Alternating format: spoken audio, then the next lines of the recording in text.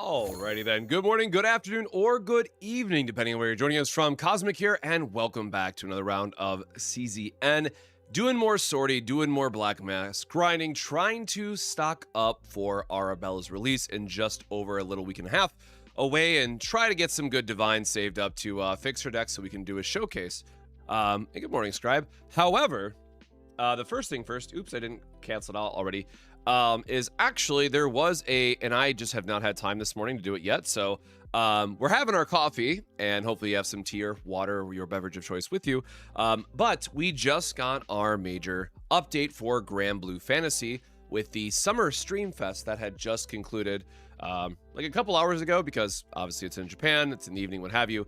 And it's usually one of the two major updates that we get every single year. The other one being a big time around like Christmas, New Year's being the other big one. So there's actually going to be a lot of like new reveals, new plans, kind of talking about what's going on between now and the end of the year.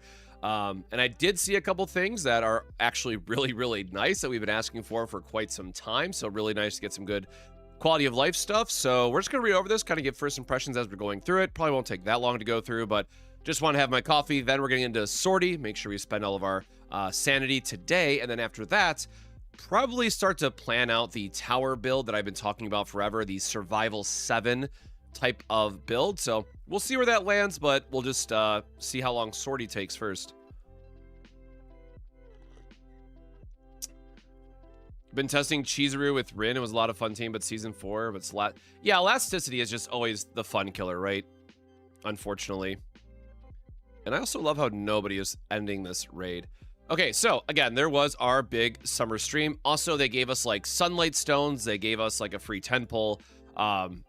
They're always very reward heavy for these types of streams, which are really nice. So sunstones, for those that don't know, it's like one of the most premium. It is the most premium item in the game because it's a thing that lets you uncap your summons.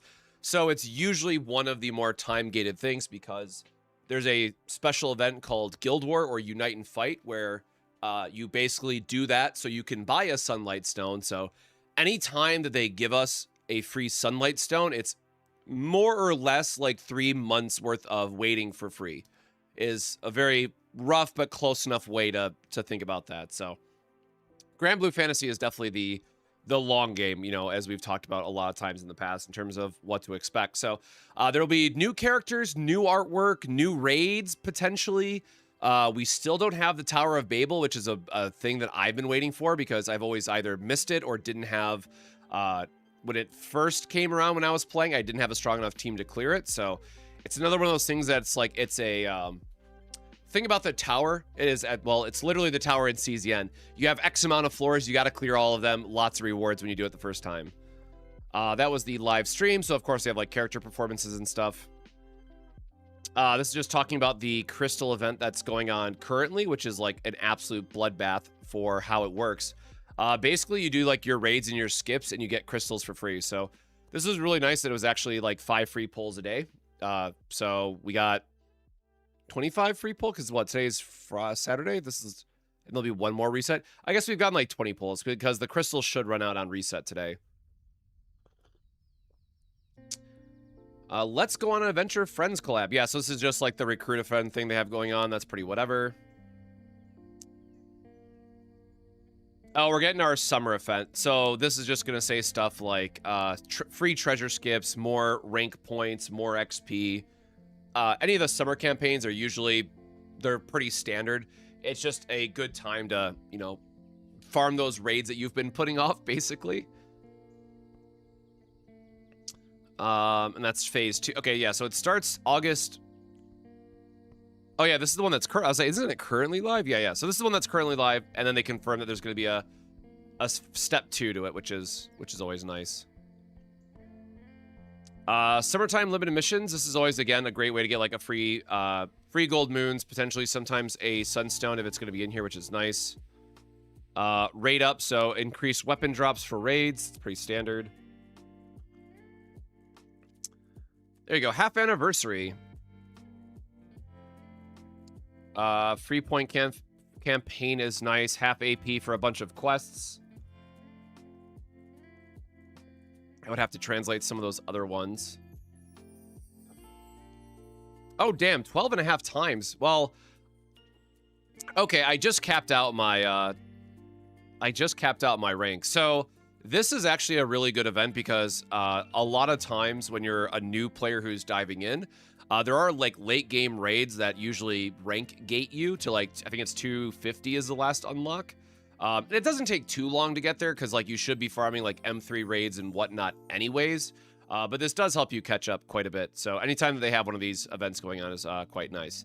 Now, the one that I'm upset about, for those that don't know, this is Pela. This is one of my favorite characters in Grand Blue Fantasy. For many reasons. She was also like the signature character that I started with, but I'm a water main. She's one of my favorite characters based on her like personality. She's very lazy. She's very relaxed. And she always has her Shikigami's doing everything for her. But every summer we get a batch of characters, and unfortunately, what we've been missing out in so far is a light character to go up with the next guild war. So there's a very real chance that they're going to element shift her to light, which would make her a must pull for me personally. And I do not have a spark saved up, so it is either going to be a pray we get lucky as hell situation, or it might be a semi-cash spark situation. And then we got 6 with his dogs out, who is Earth. We do know that he's Earth confirmed, so the only one that we don't know is we do not have her element confirmed yet, but again, all signs are pointing to light. Hey, Eco, welcome on in. Yeah, we're just going over the Grand Blue Fantasy stream notes really quick that just wrapped up, like, after I woke up, so just want to see what else that we missed out on. Tartman, so actually this is always a fun one to explain. So this and Tartman Shadow Verse.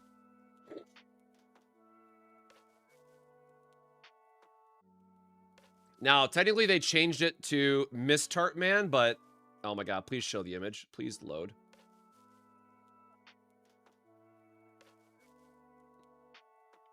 Same person, by the way. Not exactly the same, but Side Games is a little funny like that. Who knew that you could waifu up a Tartman? So this is Mrs. Tartman. But the thing that we are missing is a light summer or light summon, excuse me. So we are assuming that this is light. So it might either just be they save us in not having double light, because they usually don't do double if I remember correctly, but I'm really hoping that she doesn't get locked to light and it's just the summon. But we also have Mars summon already for light main, so I am very much dreading the banner on the 15th, or yeah, 14th, I guess. So next Friday is when this banner is going to take place. Yeah, Fracture being AoE is actually a really big saving grace, just for the fact that she wants to be more AoE focused. So I really do appreciate that you get a dot, and then that will usually make up for the lack of damage for the arrows themselves. Oh, right, and then we also get big old tits. You also do get free outfits, or free. They're called EX pose, but it's like free. I don't want to call them skins because there are actually skins in this game. That's not the right word, but you have different artwork that you can select for characters. So we have Siegfried swimsuit as a alternate art, which is really nice. We have Shalom, who I still do not have. This is, as a water main, this one potentially, not potentially, this one does piss me off because she's like, dude, when was her banner? I have been trying to do scam tickets and whatnot since her release, and I have not been able to get her.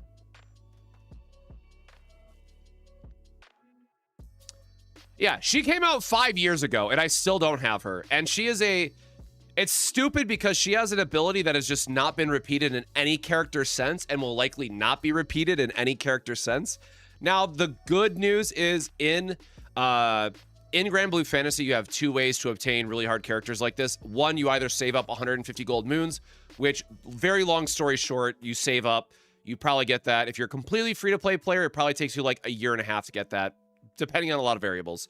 However, every anniversary, they do give us a selector ticket, which does allow you for like 20 bucks USD. You just get to pick the character, which is really good for those that are like, you know, semi-spenders like myself, that you can just find, you know, you don't get screwed over just by missing on one banner, basically. So there are higher priority characters, which is why I don't have her yet, but probably looking like my Anytix pick for this this upcoming year. Unless, again, she gets power crept eventually, because she just has a super unique skill that we'll see what happens. We have Medusa. What element is swimsuit Medusa?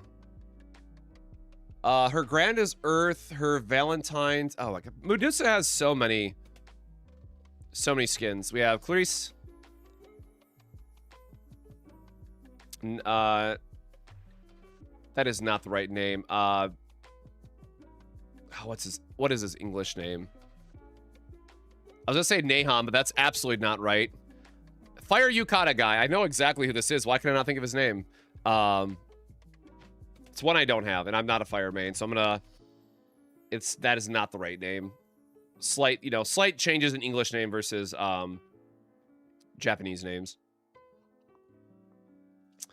Okay, so here's like the actual skins that you buy in the game.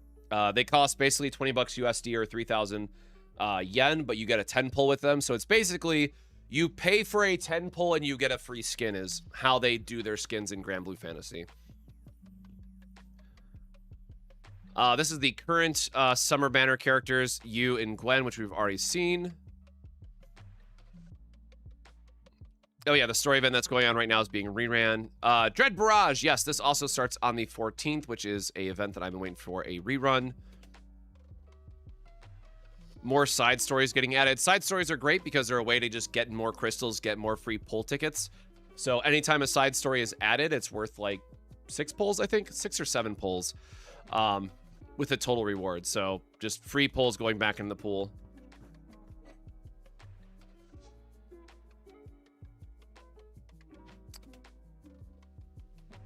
Oh, the 10 stages are coming back. This is another, this is another in-game event. This is just going to be a rerun because we've already gotten the Thief and Song skins. Oh, yeah. And this is, so this is Guild War coming up. So this is a preview of the new boss that we're going to have to face. That does not look like a dark unit, though. And it should also be a new enemy line. So in the last couple Guild Wars, there was a boss type that they eventually turned into summons that everybody got. So this should be the start of the new Guild War raid boss cycle. 4 dragons are coming. Wait, again? We just had a 4 dragons event. Why are we rerunning that so soon? Okay. That's a... I won't complain about free events coming back because it usually means like extra crystals or whatever, but okay. This just ran in July, if I'm not mistaken. Okay, another side stories. Actually, I have not read that story. So more crystals getting added as well. Yeah, playing Grand Blue Fantasy, you basically force yourself to stick to one element and then just copy teams for everything else, because there's, even on the wiki, like there's still a lot of debates going on because much like CZN, because Grand Blue Fantasy is such a older game at this point, there are just like, if you put in the work, you can make the most ridiculous team combinations that somehow still work. It might take more effort, but a lot of stuff is clearable either with completely free-to-play teams or with some less popular characters. The thing is, nobody wants to go back and test those when there's like, you know, the path of least resistance to go through. So I am very guilty of this myself, even though I am a water main. But there's still so much to learn about the game that I have not delved into this as much as I probably should, just from like the different team synergies, or the fact that your MC can be like one of 20, well, there's way more than 20 classes, but let's just say your MC can be one of 20 different classes that all have different things that they do. They all have different special abilities, like, and now we're also getting the origin classes, which add on another layer of all these new classes that you can min and max with. So it's like, if you love team building and if you really do love like trying to figure out what works best, I mean, Grand Blue Fantasy is the GOAT for that. But it is definitely overwhelming as a newer player for sure. But I very strongly recommend just going to GBF Wiki and copying teams. And if you don't have one of the characters, read through their kit, figure out what might be the one reason why they're on that team, and then substitute something else. Like the one thing I'll say is Chichiri, for example, right? She is being used right now in a lot of solo water high level raids. And personally, I use her as well because she is no-brainer, super easy to use charge attack character, right? However, you could swap in Hase. You could swap in Dog if you're not already using Vajra, right? Like there's actually, you could use Summer Fedial, right? There's actually 4 or 5 different characters you could use in that slot if you know what you're trying to do for that raid. So it's very difficult to be like, oh, here's the one character that works on this team, but then if you change this one character, okay, you could change for these 2 other characters instead, but then you might also have to change like a piece of your weapon grid. Like the amount of balancing that you have to do when you're trying to swap out teams if you don't just copy paste is it is a lot of work. I have tried it personally, and it did work, but it took me like several days, like of like multiple, you know, playing like 2 hours at a time. It took me several days to find something that like was a substitute and actually worked.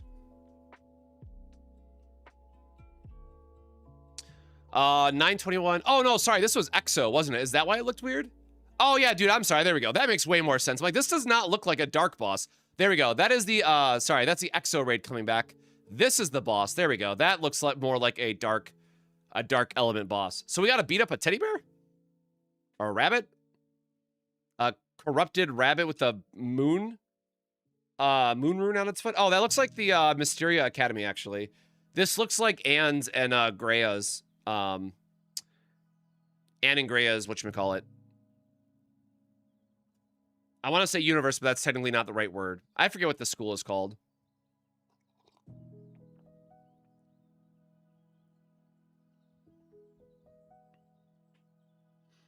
I would play this game. It's been on my phone. If you're talking about Grand Blue Fantasy, I mean, I am playing it on browser right now. Like, you can play it from any phone device. It is a browser-based gacha. So there is something called Skyleap, which, you know, you can definitely look up in how to add to your phone. But it is completely, you know, it's on Steam now, I guess. So sure, if you have Steam, you can get it. But it is, it's available on all mobile devices. Oh my God, we're finally getting collab reruns? All right. I love me my Gintama, man, so hell yeah.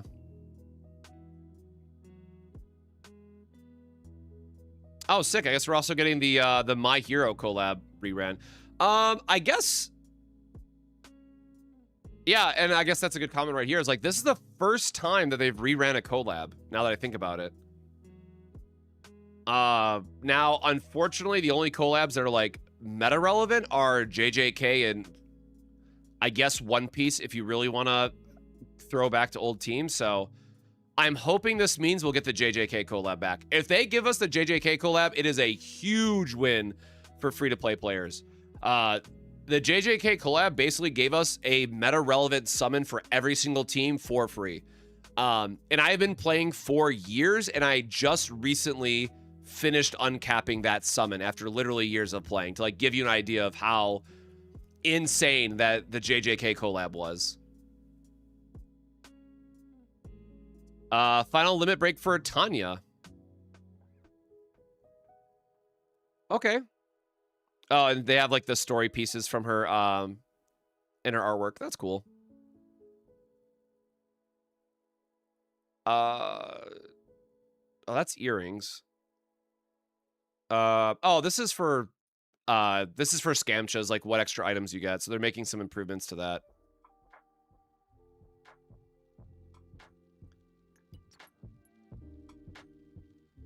So this is our summer showcase. So this is basically everything that's going to happen in Grand Blue Fantasy between now and end of year.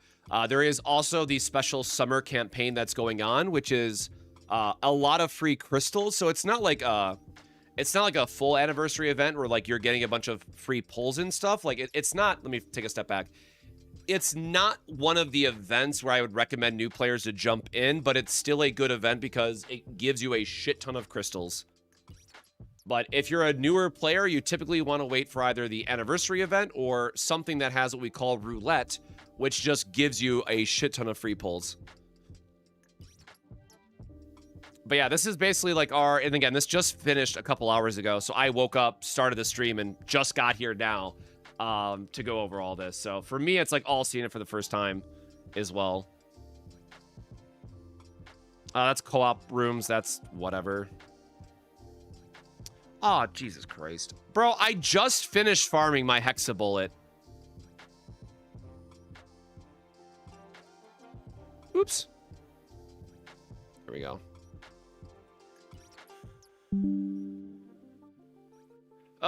So this is, as I was just talking about for all the different classes that get like special abilities, one of them is a summoner class where you get these things called Monaturas, which are, they all have different special effects based on whatever you need for a raid. You swap out your summon. Very long story short. This one drops from a endgame raid that I just finished doing like 40 clears of to get my Hexabullet. So like I just grinded the shit out of this boss to get to get something. And it looks like they're gonna add a drop to it. Now the good thing is Hexachromatic is a endgame raid that you basically farm forever because it's used in just so many things in the game that no matter what, there's always a reason eventually to go back to Hexachromatic. So like, I'm not terribly upset, but I would have really loved a free drop while I was doing all my, you know, again, 40-some free solo clears that I did. And then this is Octavia's summon, which will probably be, this is through the alchemy. So this is, I'm worried about this one because it means it's like another Ouroboros summon. Damascus crystals getting added to the boxes, which is nice that it's not just 4 anymore. This is like a very minor thing, but this is one of those like, oh my god, they finally updated it sort of things. It's not like no one's cheering about this. It's just it should have been this way from the start. Oh, yeah, this is what I'm not. Okay, so, man. Y'all, so there's some Grand Blue Fantasy drama going on right now, which I love drama. So there are these new raids that they just added. Well, the hard mode of these raids that they just added. It is a 6-man raid. It's not easy whatsoever. And it also requires you, if you want to like truly min-max the raid, it requires you to go farm their weapons on the easy mode to then go fight them in the hard mode. However, it goes from a 18-player raid to a 6-player raid. So, and spoiler, that's literally this that I'm doing on the side right now. This is what are called the forbidden raids. This is the easy mode version of it. It's 18. You can see I came in here. I have a full auto team. I did my honors, which means I get full rewards, and I died. That's how a lot of these raids are designed. You just have to meet a minimum damage threshold, and you're good. However, because these are 6-man raids, if even one person dies early, it can brick the entire raid. Now, these aren't super difficult, that as long as you have primal players, which just means you have like all the premium grids in your team, they can do pretty well.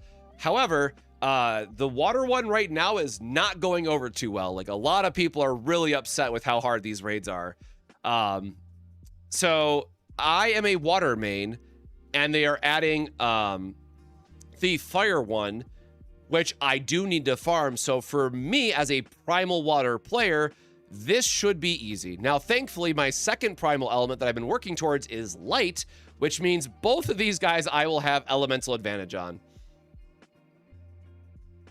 Yes, 6 people will have a team. So it is a so that is the main reason why I play Grand Blue Fantasy, y'all. Like, to show this end screen really quick, right?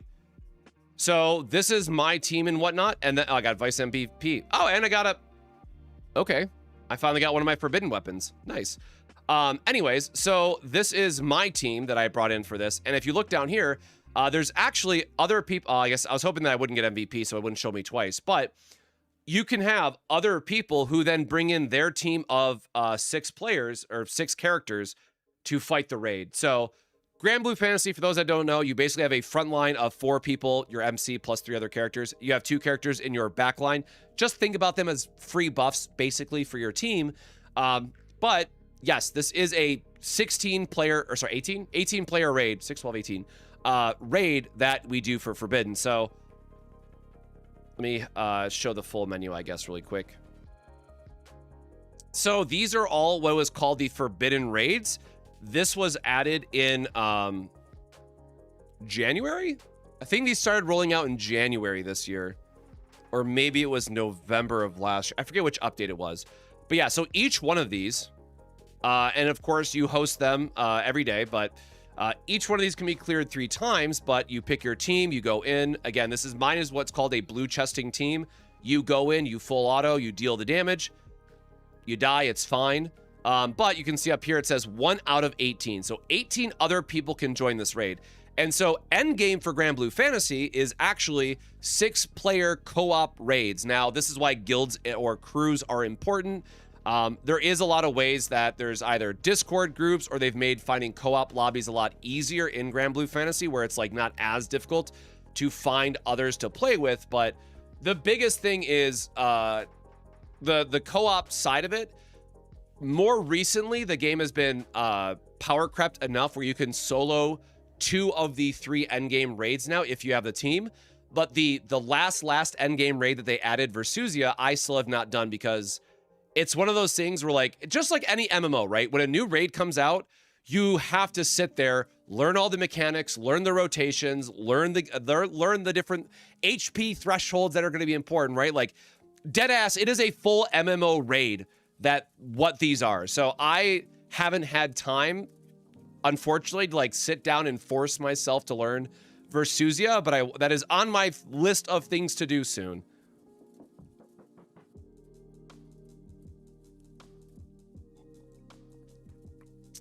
Percival is goated. So there's Percival normal and then there's Percival grand.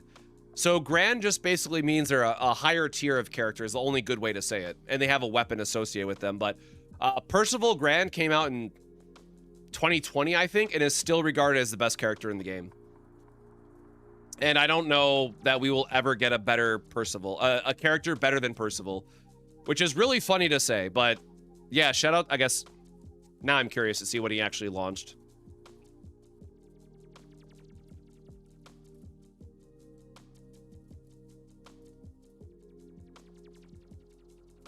Oh, no, 2022. Okay, sorry, I'm a liar. I thought he was older than that, but yeah. And what's crazy to think about is that all grand units eventually get what's called a final limit break or a 5th star. So there is some point in the future where they will actually buff this character even more. Now, obviously, they're going to probably wait until like the last ever-loving minute to give him his final limit break because his kit is just so ungodly broken, but oh man, it's crazy. When is the anniversary, or has it passed already? No, the next like big time to join is going to be December for roulette. Actually, how long is the Bubs campaign going on? Actually, hold on, I just forgot about that. Because re-rolling in Grand Blue Fantasy, you re-roll for a summon. And they just gave that summon away to everybody for free. But I don't know how long Link Games account for, was it free? I forget it was free Bubs or if you bought Ragnarok.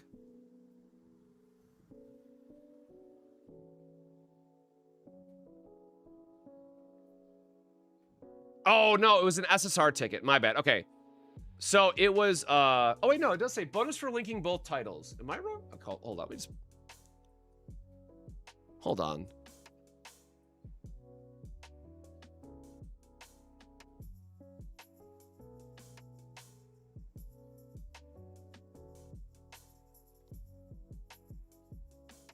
Oh no, that's the drawing. Okay, so I still have not done this myself, so I need to like actually link my Games ID at some point.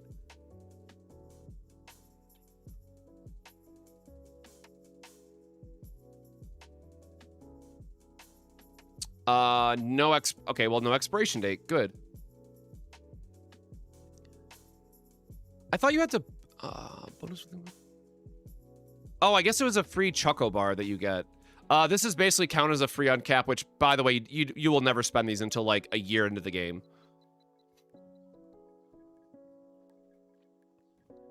Okay, yeah, so I guess it's just straight up for linking your Cygames ID. Yeah, so anyways, this right here, it's technically a skin of the summon, but functionally it is the same exact summon. So Beelzebub is, first off, one of my favorite guys. But secondly, it is like the reroll target, period, for the game, because it is something that you put on your main summon and is a one-click clear of, like, so much content. It is just, like, stupid broken for how good it is in terms of, like, what you reroll with. So now, that's interesting. So that means the best time to reroll would be whenever there is a roulette event going on. But I don't know what you reroll for that if you just get this for free while this is still available.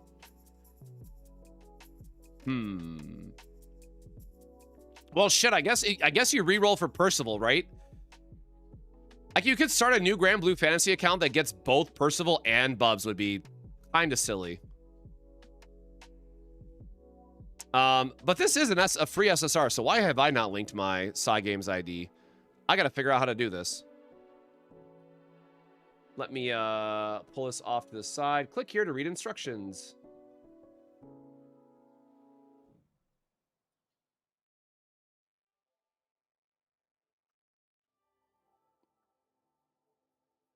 Oh, I gotta put this up on the other screen really quick.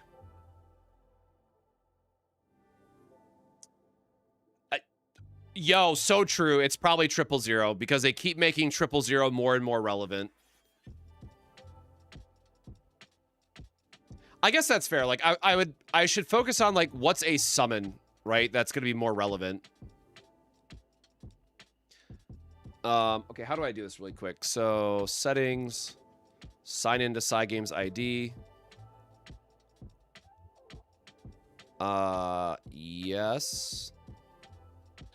Oh, damn. What account do I have under... All right, hold on. Let me make sure I'm not, like, showing my... Okay, hold on. Sorry, guys. Let me...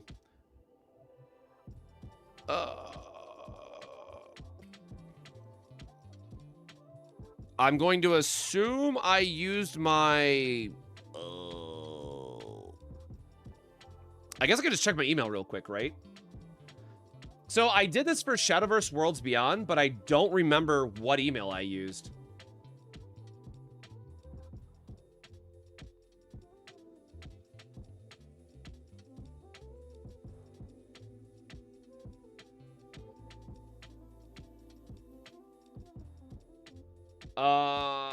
Okay, survey says I used my main email and not my other one.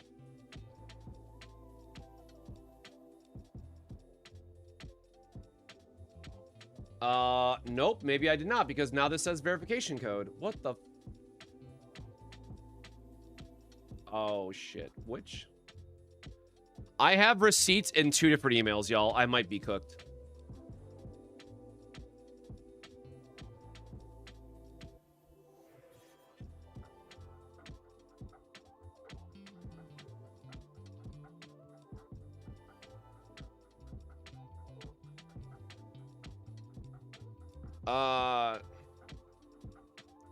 I guess the thing is I should just log in, see what happens, right?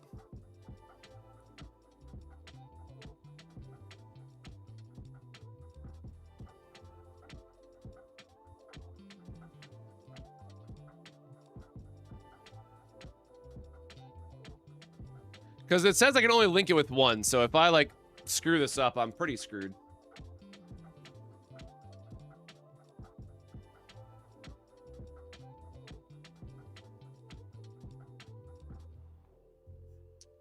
Okay, so my Shadowverse Worlds Beyond is linked to my secondary, which would make way more sense. I'm gonna log back in really quick. I'm doing all this so I can show the summon, by the way. There is a reason that I'm trying to go through all this and not brick my draws.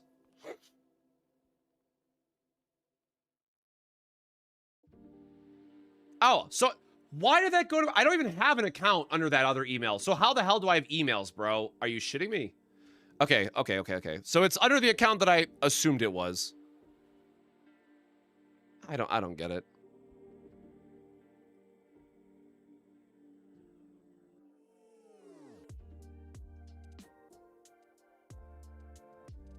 Did I do it?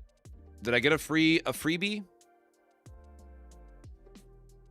Wait, no, that's only elixirs and... Wait, am I stupid? Did that not just say... Okay, so it's got to be for the relink then. I think I got that backwards. Where is my... I may be stupid. I may not be able to read.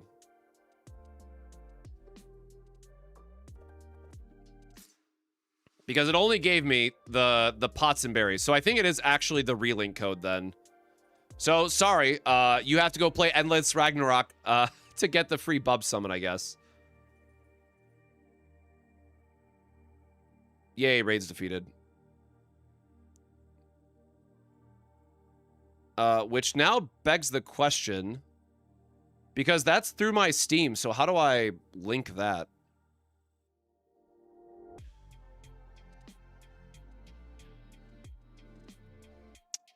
I totally forgot where I saw the...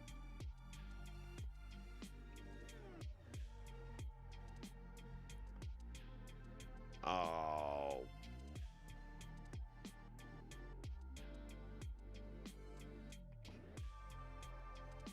Wow, if I could type.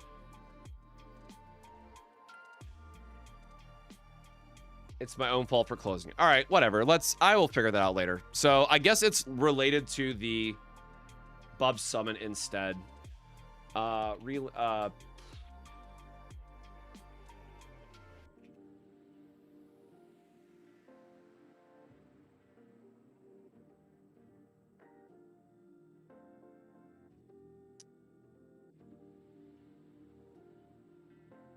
I have to do it through the title screen. Oh, okay. All right. Small pause here. I guess I have to do one more step. So how's everyone doing? How's your morning going? Sorry that this is quite a bit of a distraction here going on, but lots of news to talk about. And also, again, for those that don't know or haven't played it, haven't heard of it, Grand Blue Fantasy Relink is just a fantastic game, and I will absolutely recommend that you check it out if you like more Monster Hunter-esque style of games where it's like boss fighting and stuff like that. So I'm going to try to grab my QR code really quick here, and then I should hopefully be able to show off the summon. And I haven't streamed this game, so I'm sure the music is going to be loud, and I apologize.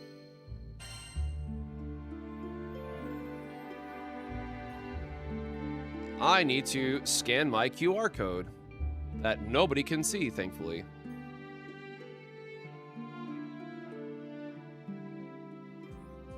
Google.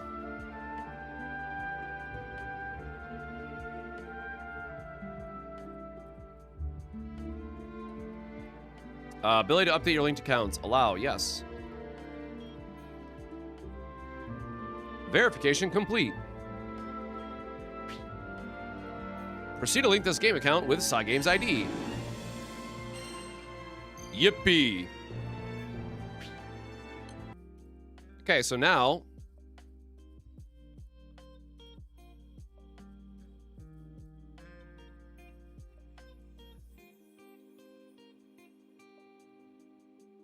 Oh my god, how do I get it in game though? Where is the... Yeah, your boy really struggling to figure this out this morning. Clearly the coffee is not kicked in.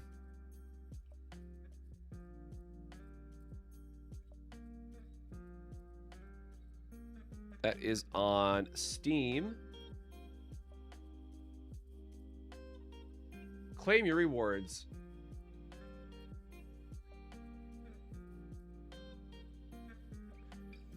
Browse a cross-link bonus site by accessing extras on the homepage. Like, there's a website. I can't apparently follow directions to save my life. Oh, there's a Grand Blue Fantasy Relink section. Bonuses. Wait, no, that's Relink, not Ragnarok. Is there a different one for Ragnarok? Oh, yep, I'm just blind, bro. We did it! Okay, we figured it out! All right, there it is. Yippee. That took a lot. Okay, so to clear up what I said. So, yes, you do have to buy the game. Okay, my bad. However, you're gonna buy what is first off, it's just a damn good game. Again, flat out, it's a very, very good game. I can't stress that enough. I think everybody should play Grand Blue Fantasy Relink. I have hundreds of hours in it. Bree and I still play it. It's great. But if you want to play Grand Blue Fantasy, the gacha, this is just such a strong summon to start with. Plus, you're getting, you know, free game out of it, however you want to rationalize it. But really, really good start. So if you were a new player and you were able to start with the free bubs for buying Ragnarok, and then if you re-rolled for 000, like, you are in very, very good spot. So let me grab these really quick. We'll do a quick pull, and then I can pull up his summon. Oh, wait, we already automatically picked them up. So we'll do a draw really quick.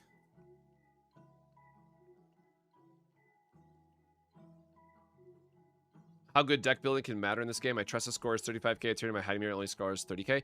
Yes, team building matters a lot. There we go. Endless Ragnarok bonus draw. Any SSR item released before June 16th, 2026. Yippee! Free draw.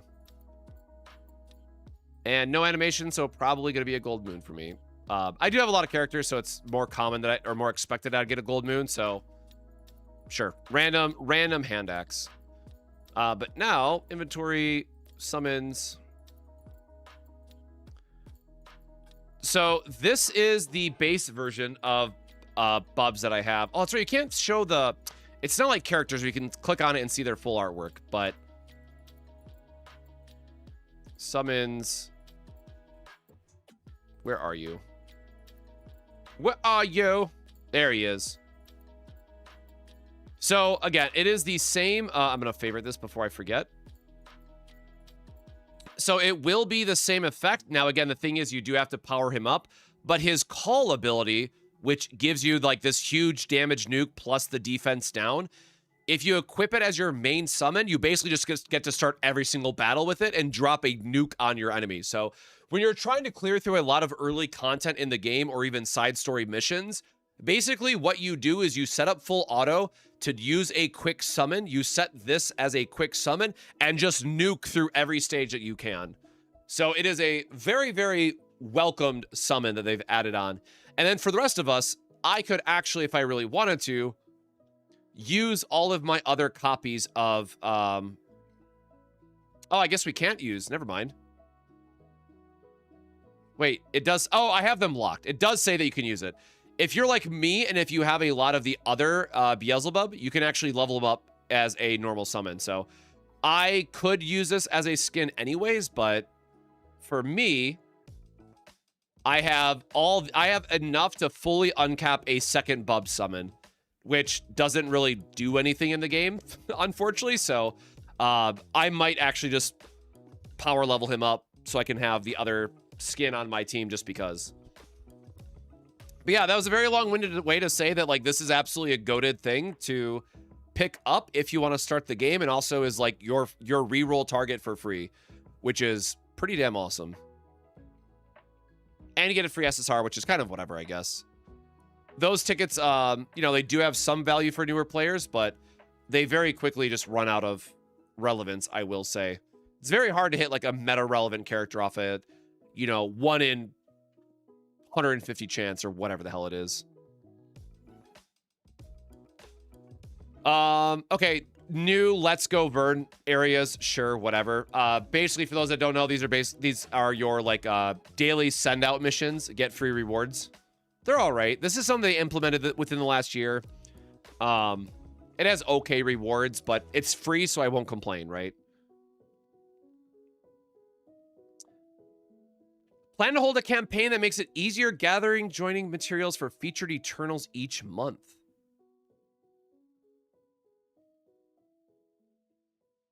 Huh. So for those that don't know, the Eternals are basically the free-to-play carries of this game. Evokers and Eternals. So the Nier and Eustace. Why does it say? Anyways, these guys are one hell of a grind to unlock. But they are free, and they're really good characters, most of them. So the fact that they're making this easier, like, I love that Grand Blue Fantasy in the last, like, 2 years in particular has basically said, like, look, we know our game is grindy as shit. Let's find ways to make it better. Which is funny because all these boomer Grand Blue Fantasy players are complaining about, like, oh, well, it was hard in my day, so it should be hard for everyone. No, shut up, Grandpa. Let people join the game and not have as much of a grind. Now, don't get me wrong. I hate the Odious raids because of how grindy they are, and I'm not even going to get into that rabbit hole of bullshit. But at least they're making other parts easier.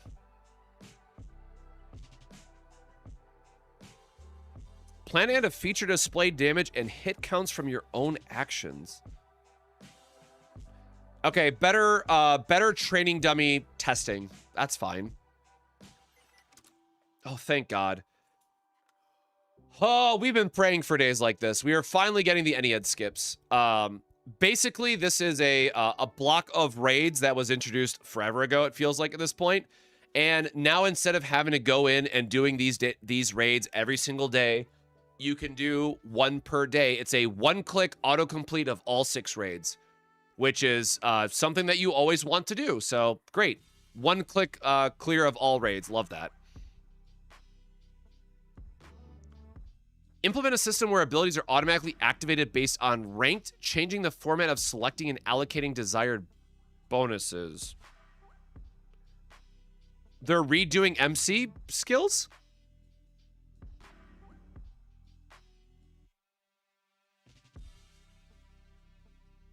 Huh. Okay. MC buff is weird, but that should be a positive. Very curious to see how that gets done. Elixirs being used in mastery trials so people stop griefing.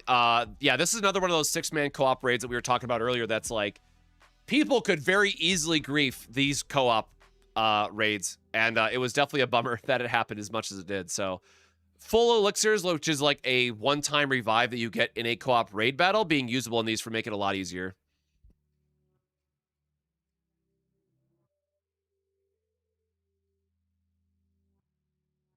Did I know that Barrel's firepower stacks? Instead of the upgrade, there's 160.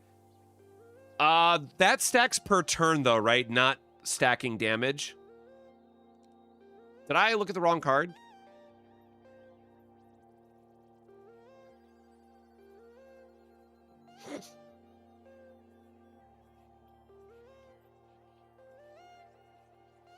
It's only for one turn, right?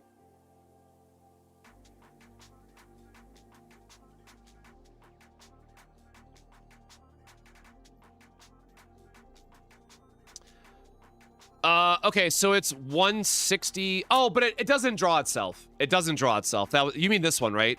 No. Yeah, you can't use this.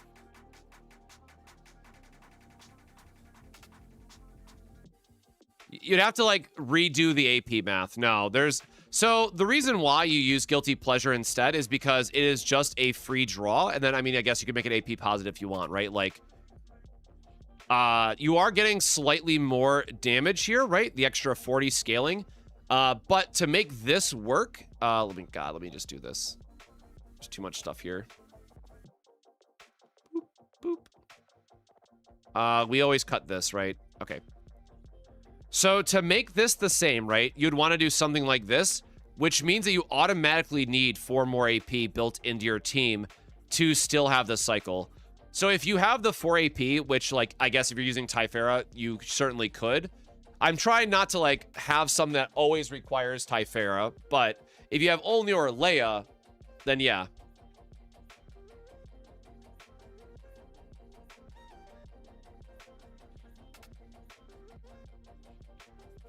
Yeah, but the thing is, like, we could always still, we still do want multiplicative factors too, well, right? So I guess it's only 30%. It's like not a full.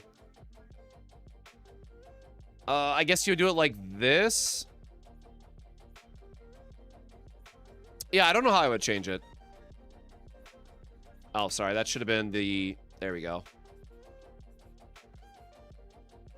Wait, no, hold on. It is more the other way. Did I have the wrong one? Yeah, hold on. No, it's this one. So it's 180 versus 160. No, I was right the other way. So yes, I guess you would do it this way then, right? And I don't think any of the other ones matter from what I remember. Yeah, so you'd want to do it like this then, sure. And then bop.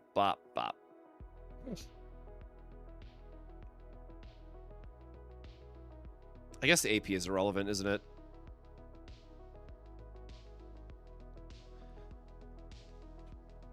Yeah, but no, you're right. This would be a little bit more optimized.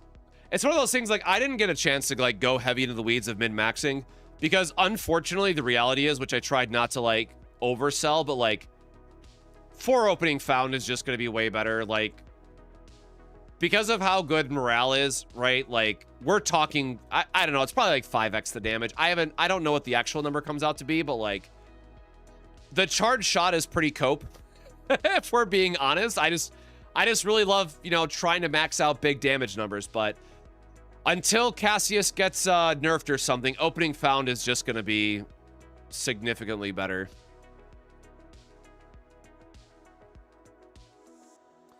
Rank buffs is, sure, that's a quality of life thing.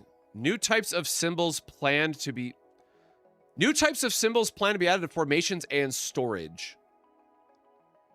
What? That's hexa, that's fa. Okay, I don't know what that last part says. What the hell is that saying? And I'm lazy, so I'll just translate off my phone. Add symbol marks such as. Okay, that says nothing. It says literally nothing. More details later. Got it. I legitimately don't know what they mean by this.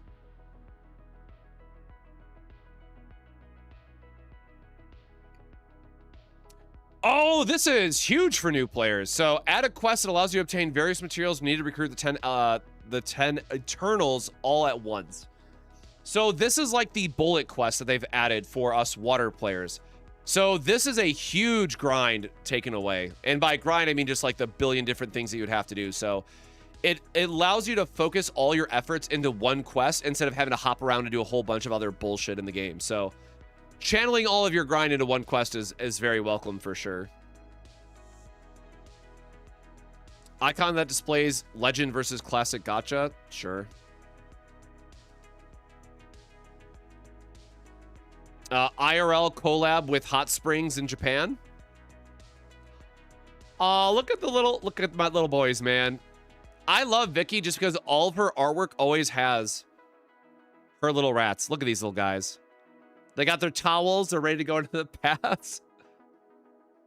Absolutely cute. Who do we get for the guys? Nice. How does Bragazzo keep getting... Why is Bragazzo just like the summer guy for some reason, man? Rings is merch, headphones, don't care, plushies, cute, whatever. Phone cases. These were the side game stores that we took a picture of these at Anime Expo.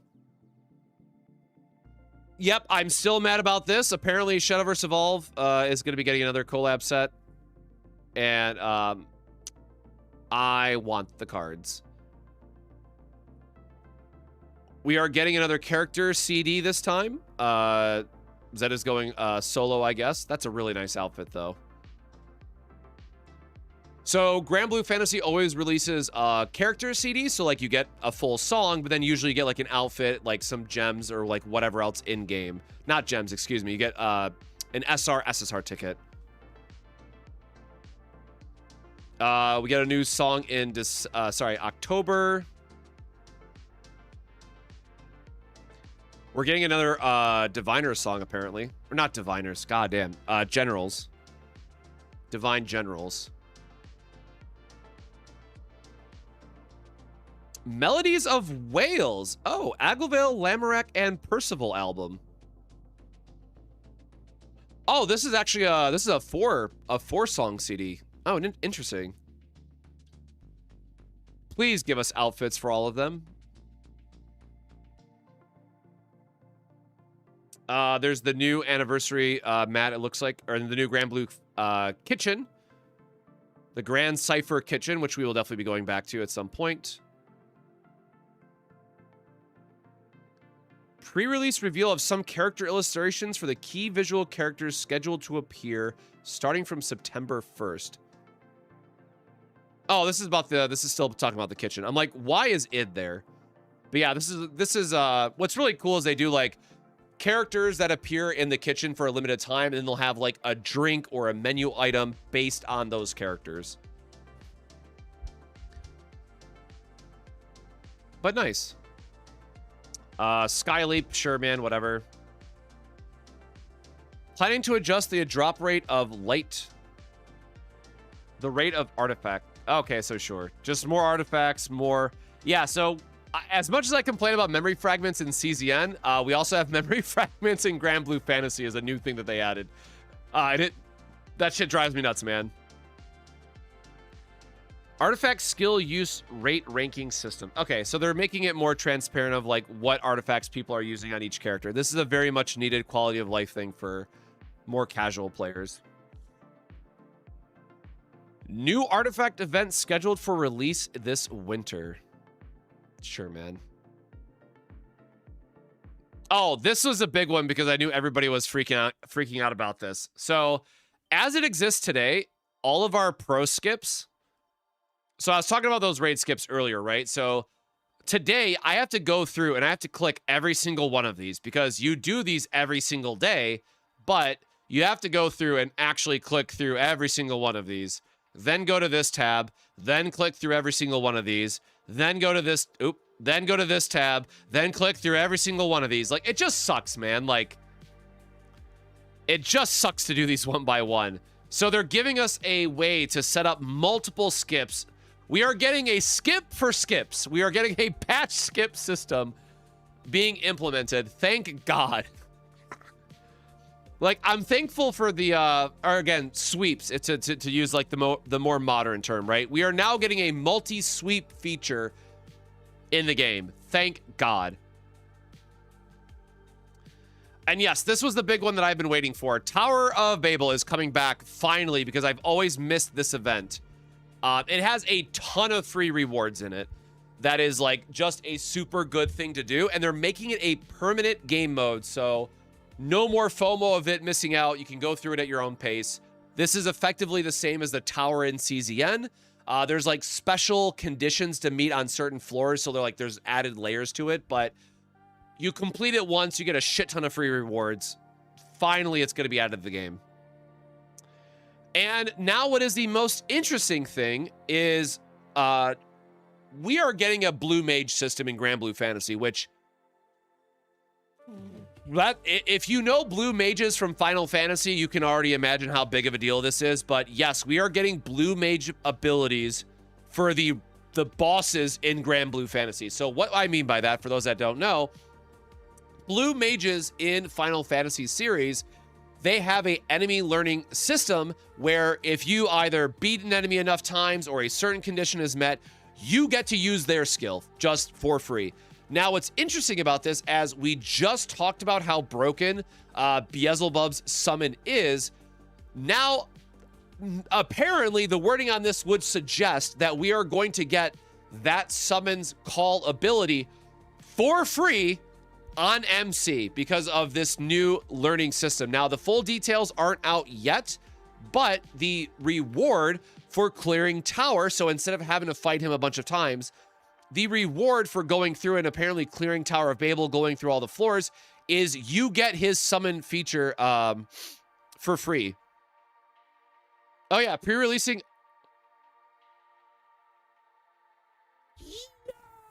Oh, let's go!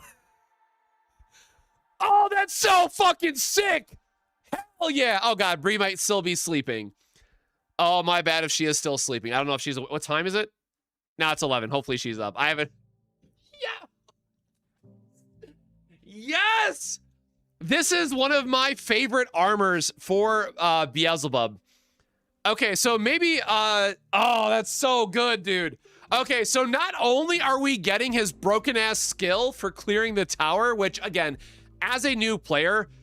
You're not going to be able to clear tower right away. Like, I was like a semi-experienced player. The one time tower was around, and I tried to clear it. Could not clear it, by the way. So, like, Tower of Babel is something that you do after you finish your M3 grids. And for those that don't know, M3 grids will probably take you a couple months of farming, unless you, like, hardcore sweat it out. But, like, a normal person probably takes a couple months to finish their M3 grids.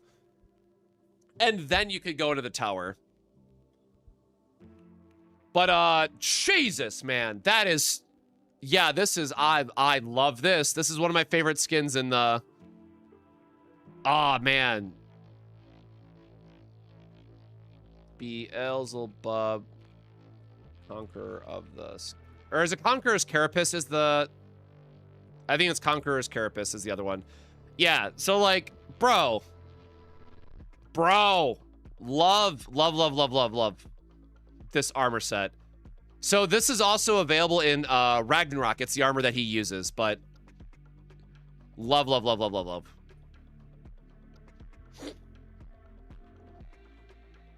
Yes, so this is the skin that your MC will be able to use. Now, again, for me personally, I have the blue wig skin, which is, there you go. This is the one that I use because it is a,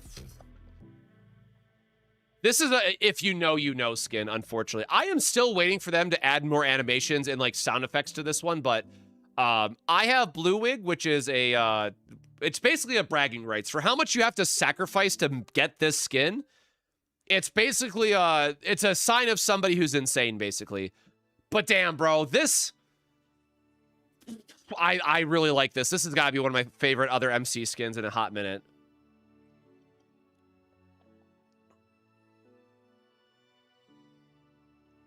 When are they making a new blue skin with the 150? Bingo. Oh, don't put that on me. But yeah, that MC skin is... Goddamn, that's fire, man. All right, well, I don't know exactly when it's going to be... Oh, do they say in October? No, it just says October. Damn.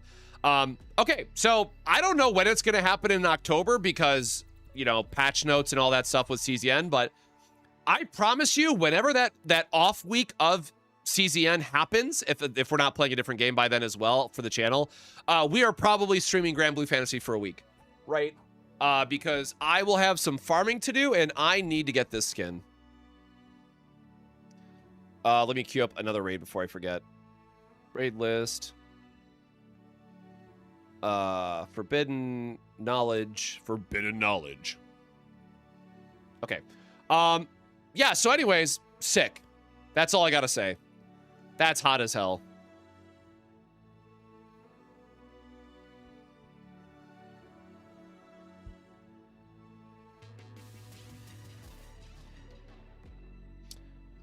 Yes, we're also getting our Evoker Transcendences right now, which is actually...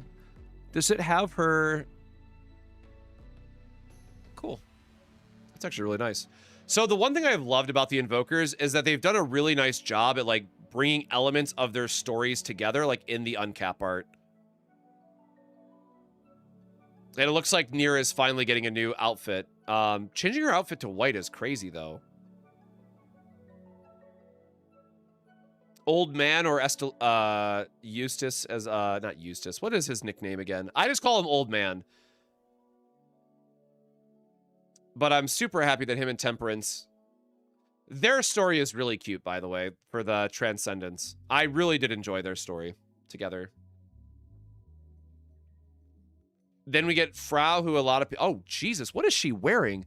We get Frau, which a lot of people might know from Ragnarok. Bro, she's getting a whole ass outfit change. Hold on. Like, okay, so all evokers are getting outfit changes, but like hers is dramatic.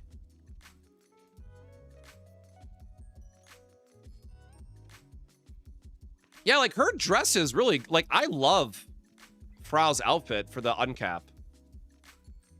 And she's changing to that? That, I'm not gonna lie, for me, that's a downgrade, man.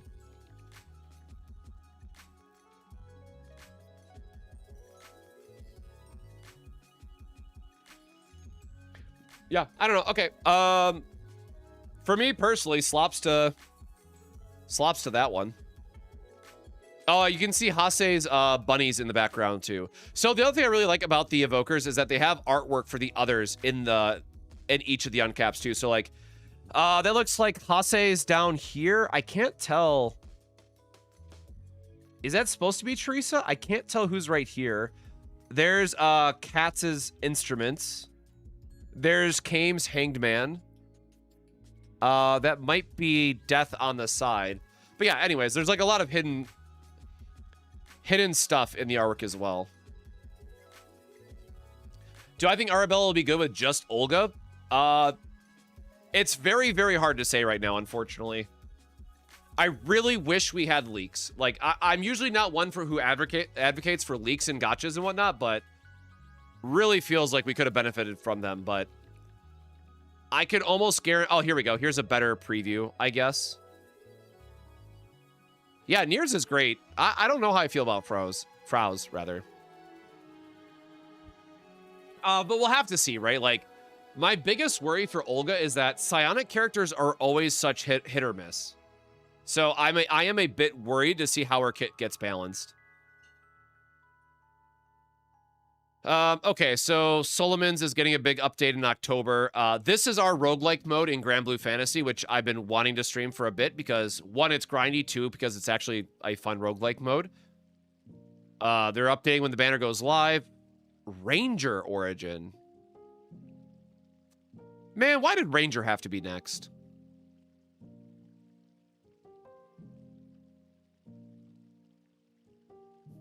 Wait, what does that say? Oh, man. I really gotta get back to studying.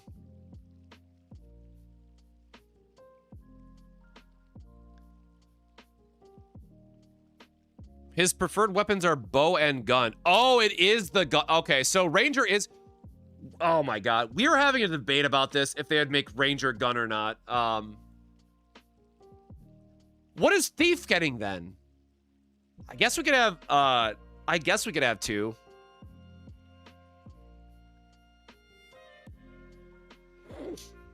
So this is a big deal for water players, because we have Hraesvelgr. Yeah, or wind characters who have their illustrious. That's fine, too. Which I heard the Transcendence for the wind bow is actually really, really good.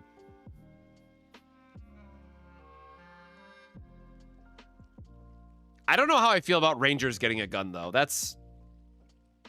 Ranger is not a class line that I've used a lot, like Deadeye or whatever the other... what is their EX2 Ranger? I mean, obviously Kengo can use bows to make that joke, but... Yeah, Bree is a fire main, bro. Like, the absolute glow-up that Blazing got is actually disgusting. Okay, so, I mean, October's going to be a really big month for the game, I guess, is what I'm picking up from this. We're getting another main story update on... Okay, I've really been wondering when the hell we were going to get our next main story update. I just want to figure out what the hell is happening with Lucifer, man, in the main story. And then they're giving us another one of the free units for the exploration teams, which is fine.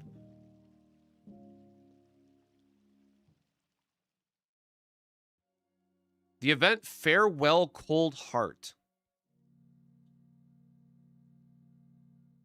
I have no idea what this is off the top of my head. Huh.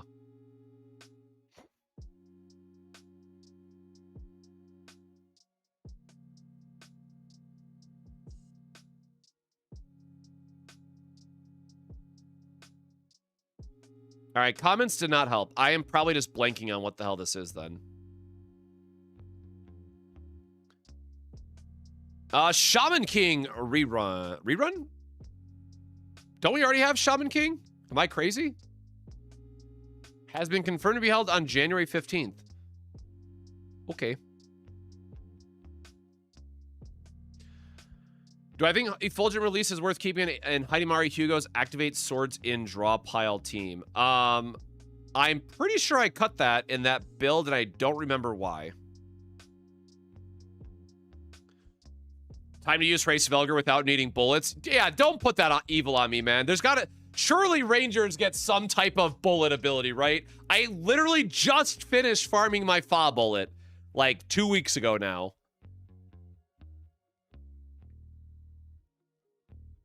Yeah, man, I really want to go to a Grand Blue Fest at some point, but it looks like the next big announcements will be Christmas or day after Christmas. It's also a lot harder to know, like, with how much my life personally has changed in this year alone with, like, the Gacha channel and other stuff, but it is my goal or my dream to one of these days get to actually spend Christmas in Japan with Bree and then go to one of the Grand Blue Fest too.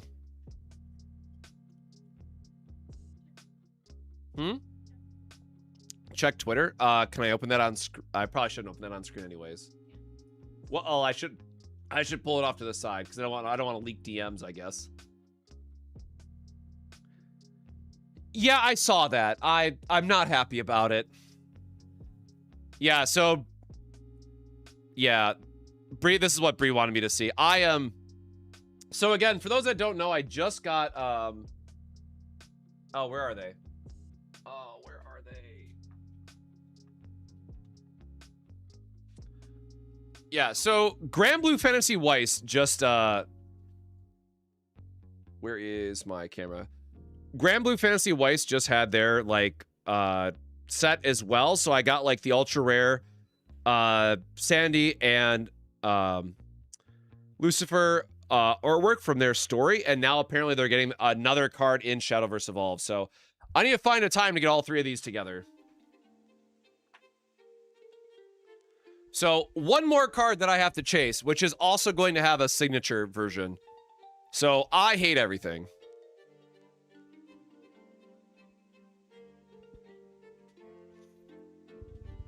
Ranger Origin is going to need insane skills, otherwise it will have the Wizard Origin issue of not having anything to supplement it. Also true. Wizard Origin, I think we all got to forgive because it's been saving our asses in Solomons, but like otherwise it's a pretty bad class. When am I doing another Mongol Stardive stream? So funny enough, I actually uninstalled it this morning because I realized I have not gone back and played it in some time. So unfortunately, it's gotten to that point where it's just like I didn't have time or felt interested enough to log in to the game, so I just uninstalled it earlier today.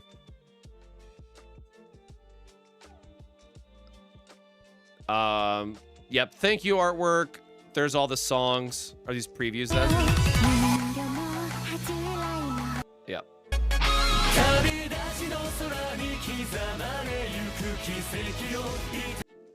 All right, yeah. I don't know. There's like probably my ass copyrighted, which I don't want to do. All right, well, that was fun.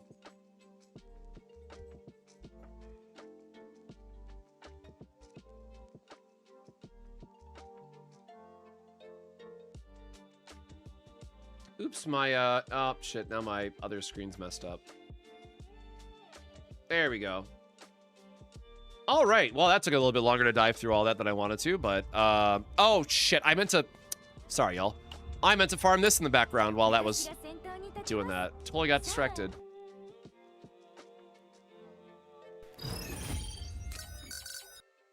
But yeah, for the you know, like the multi-hit build, right? The version that I did was with Selena, because you get like the 92 or 96 hits in a turn. I forget what it was. Which again, for how broken morale is, even with the reduction, it still becomes a point of like, hey, how many times can I attack in a turn if every single one of them is getting plus 400% damage, right? Like, think about something like Luke's bullets that start at 100%. 100%? I think they're lower than that, right? But imagine for a moment if Luke could just cast 100 bullets in a turn, right? That is effectively what you're aiming for with that style of build. What's the best overall Cassius deck? I mean, okay, so the answer for that is going to change slightly based on how you're building him, right? But like, let me pull it up really quick.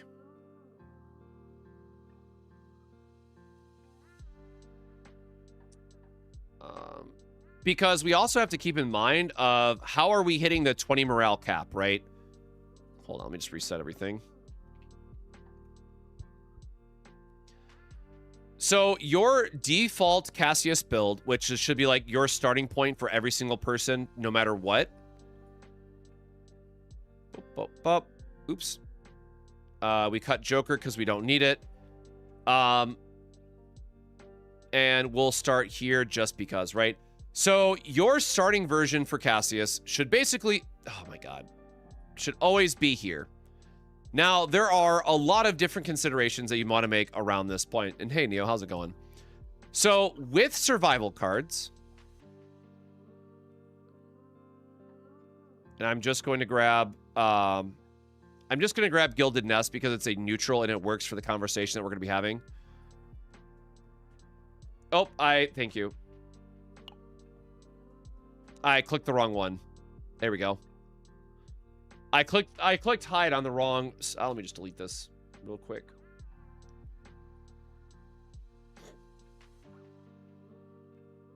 Nope.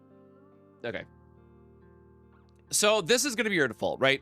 The main goal that you're always trying to do with Cassius is that you want to say, hey, how can I get enough morale? And so something you have to keep in mind is that Cassius is going to get 3 morale on quest, or sorry, 1 morale per quest completion up to 3. If you are building your decks correctly and if you're using the full house quest, it should be very easy to get 3 morale every single turn. So we're getting 3 morale from that. And then you're also considering that, okay, well, in the current season, we are most likely always using survival 5, which is going to give us another, what is it? 5. Okay, let me just open up my... Hold on. I already have this built out on an image, so I should probably reference that image again. I just don't remember where it's at. Or do I still have it on an image? This is all old stuff.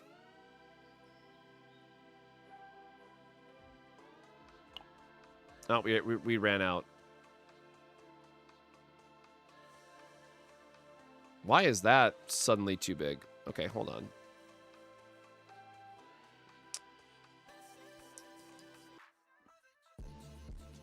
Oh, that's the old Yuki build. Oh, I guess I don't have it. Okay, so... Oh, that was for my video. I can delete all that stuff now. I guess I'll keep that. That's irrelevant now. That's done. Definitely gonna keep that for a while. Okay, well, sure. Oh my God. Cassius builds.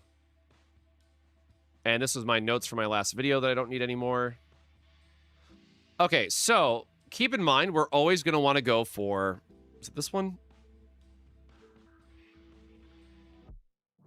Okay, no, this one.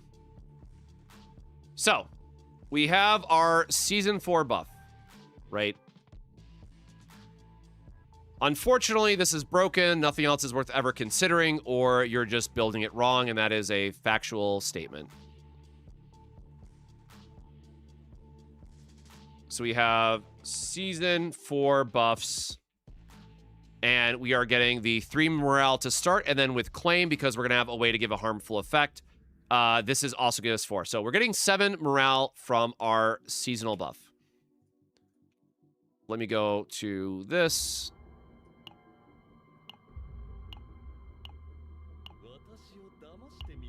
Because I feel like not everybody knows about this one still.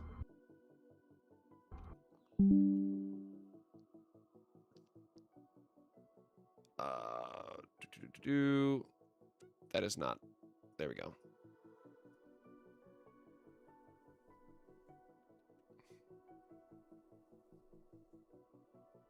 Quest complete, 3 morale.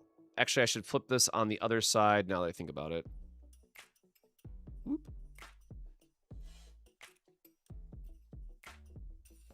My head is somewhat in the way, but whatever.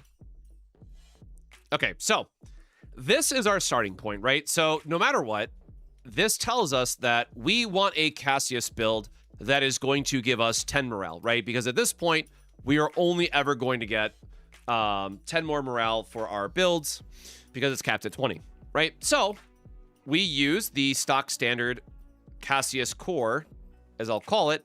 And again, we're using Gilded Nest because it's going to trigger the claim synergy for free, basically. And it's also giving us shield, so it just helps with survivability. So Gilded Nest is the best desire card for him. Now, keep in mind, you are going to be either building this, depending on how you need your points. It does give you the 3 claims, so you could just make this a claim 3 on Cassius and call it good. However, then you're going to have to make sure you get the other points of survival. I have a whole video on that. We're not going to dig into that now, but just know that Gilded Nest could be 3. So this is our core build, right? So we have 2, 4, 6 here. And then with Dice Trick, or Shuffle, sorry, can give us 1 more. So showing right here, we have 7 morale. So the question becomes of, okay, well, how can we get 3 more morale into this build, right? And so one of the easiest ways to always do this, as we talked about all last season, is you basically just want to look for any 2-cost upgrade that you can use. Where is it? So last season, it was the Explosion of Emotion, right? Which should be right here. I don't know why it's not with those seasonal cards. Damn, did I just like miss it completely? Monster cards. Okay, hold on. There you go. So last season, it was Explosion of Emotion. And this season, I totally am blanking out on the name of the card.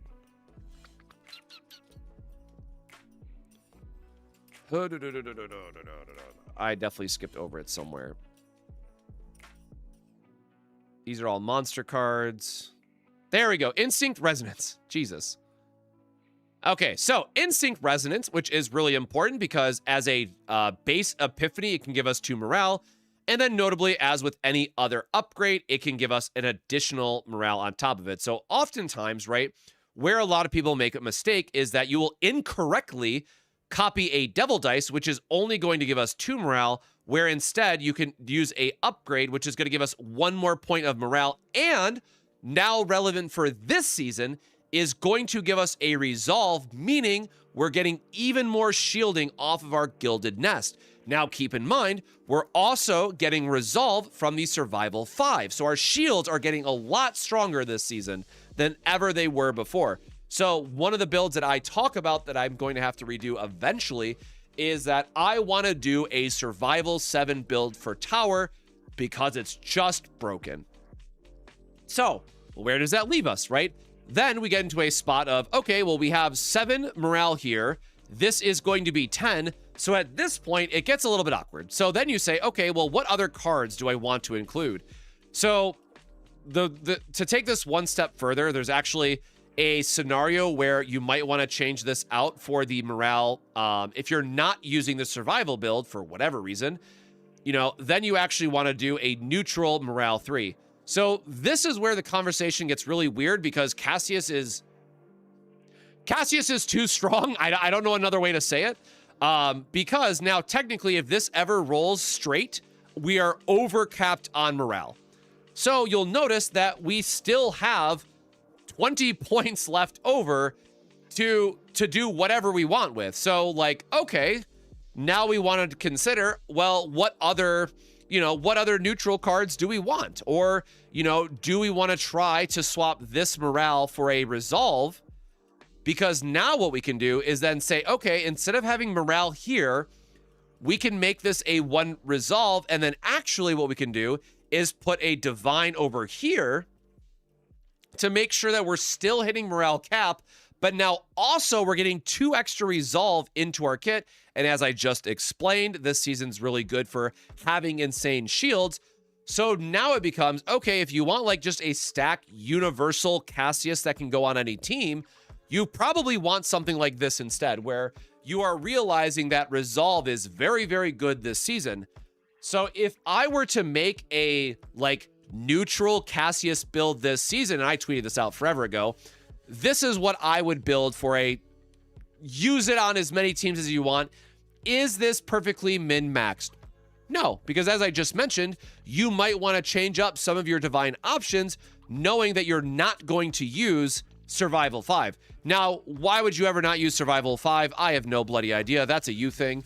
That is some other niche non-meta team for this season to call it like it is. But I recognize that there are going to be scenarios where that is technically correct.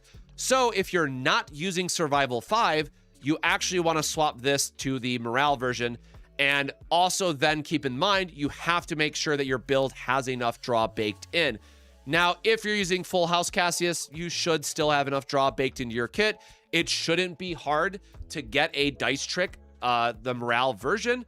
And then let's say if you really wanted to, if you need more debuffs for whatever reason, or if you want to use him as like a vulnerable target, sure, you could add a vulnerable divine on here to do a setup for your main damage dealer, but then that means you lose out on the morale and resolve on this side. So again, this is where you have to get a little bit more careful in how you're planning it because, okay, sorry, we'd have to add this back to, boop, there you go. Okay, right, so this is how you would change this back to if you're not using Survival 5, but we had some other team that we were trying to min-max out on Cassius. So again, I could talk all day about min-maxing Cassius builds because other than the morale slop that this season has become that I will forever complain about, he does have some interesting choices in his kit on how you would want to min-max his build. However, for again, like 90% of people, what I would recommend just doing is you do this build. Oop. I just like clicked out of that somehow. This goes back to this, right? If you're just doing a, hey, I'm not going to sit here and farm 20 different Cassius builds, right? You farm this and you're done for the season, right? Now, conversely, where this gets really interesting, and this is the broken build that I talked about in a video already, but sorry to repeat myself.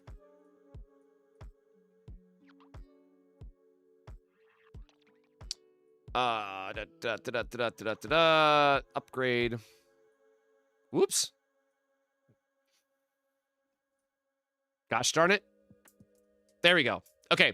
So now the interesting point where I had just previously talked about saying, hey, we don't need more morale. Because like previously, right, you would put a divine on this and say, hey, cool, here's one more stack of morale for our team. But if you're pairing this with Cassius, you no longer need that extra morale. So actually, our Mika build is going to change for this season to then say, okay, well, hey, if we are going to cap morale and we don't need all those stacks anymore, sure, dude, give me four more resolve, because why the hell not, right? So we are getting 4 AP now with Mika with 4 resolve. And so if we put all of this together, right, we're getting 4 resolve from Mika. We are going to end up getting 7 up to 7 resolve because we have the shuffle as well that I forgot we min-max and change this to this. So that's 7 resolve base in our kit. And then don't forget, we're also getting 3 more resolve in our desire synergy payoff, meaning we are getting a build that every single turn in the game is getting 20 morale and 10 resolve. And when we factor in, right, if we go back to our seasonal payoff, and if we talk about like the one time where this is relevant, oh, look, we have a card that says double shield gain, which, as you know, is going to amp this up to like a 600% shield. And then, oh, by the way, we're also getting a shield retain for the turn. And don't forget, we're also getting a triple hit, which is going to be a 800% times 3 attack for free. If you make this build and if you cannot clear tower, I don't know what to tell you at that point, right? the devs really said, like, hey, we're sorry for... So the previous cheese strategy, for those that don't know, and basically I'm the reason why it got nerfed.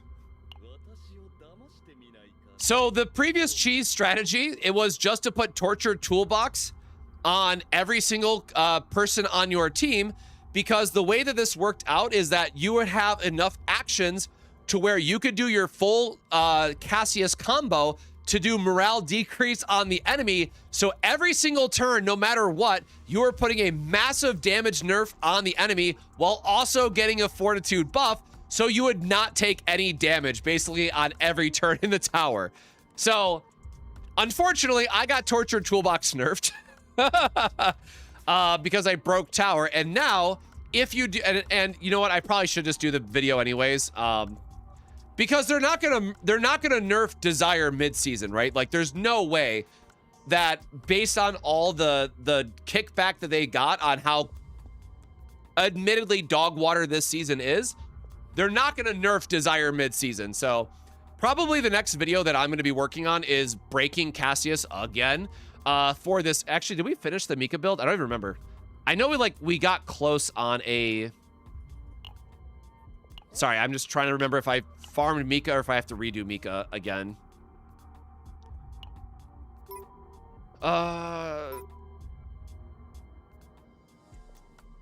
Oh, right.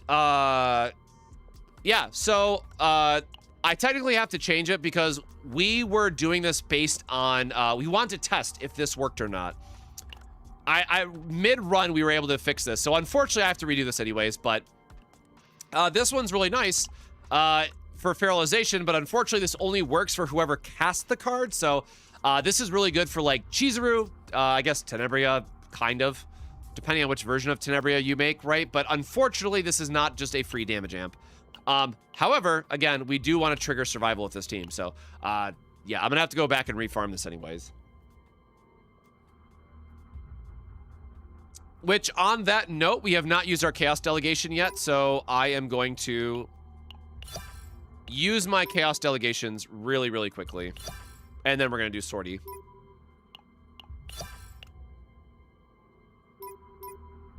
Yeah, I have so many just, like, whatever old builds.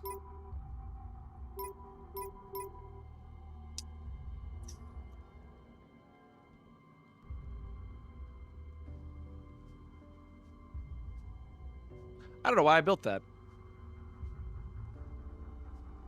That's season 2. Yeah, I think this was just like we accidentally got a build during a run and just ran with it. And then, yeah, that was the one that we had for the previous season. Which was fine. Man, I missed Torture Toolbox already. But while I'm thinking about it... So what this means, we're going to need a survival card on Mika. All right, hold on. Whoop.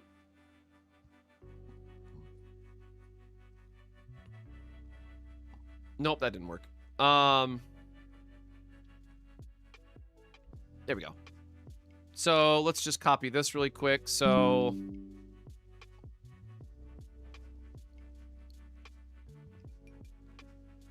because if we do 3 claim, it'd be a 1-2. No, we can't. Oh, yeah, right. That's why claim 3 is bad, because the other 2 would be 1-2 splits, which isn't enough points. So we do need 1 point of survival off the claim card. How do I want to build this?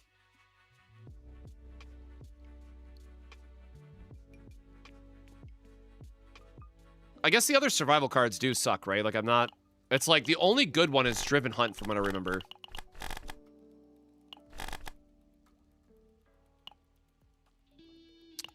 No, we don't care about that. You know what? Sure. I guess you can make a case for Harrowing Rain, because it is going to do a decent amount of damage in healing. But I feel like we're going to have enough healing where it does not matter.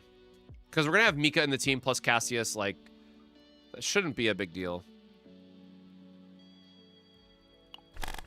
Yeah, honestly, I think we're just going to do, like, double Gilded Nest into... So we want to build each one of these as 2 survival, 1 claim. Right? Because it would be...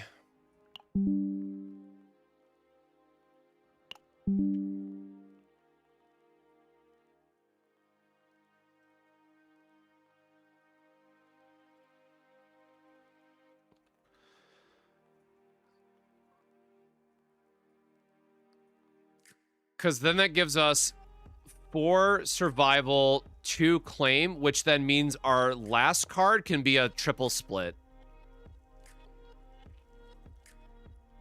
Which would give us the most amount of flexibility for our main damage dealer, for like whoever we want to bring through on the run. Right? Because the last point would be 1 survival. It would have to be 1 survival, 1 claim, 1 anything. Okay, yeah. So if you're building this out, I would actually recommend 2 survival, 1 claim, gilded nest, because... Okay, yeah. Forget what I said about 3 claim naturally. If you are running double support, 2-1 splits are going to be better for fitting them on more teams.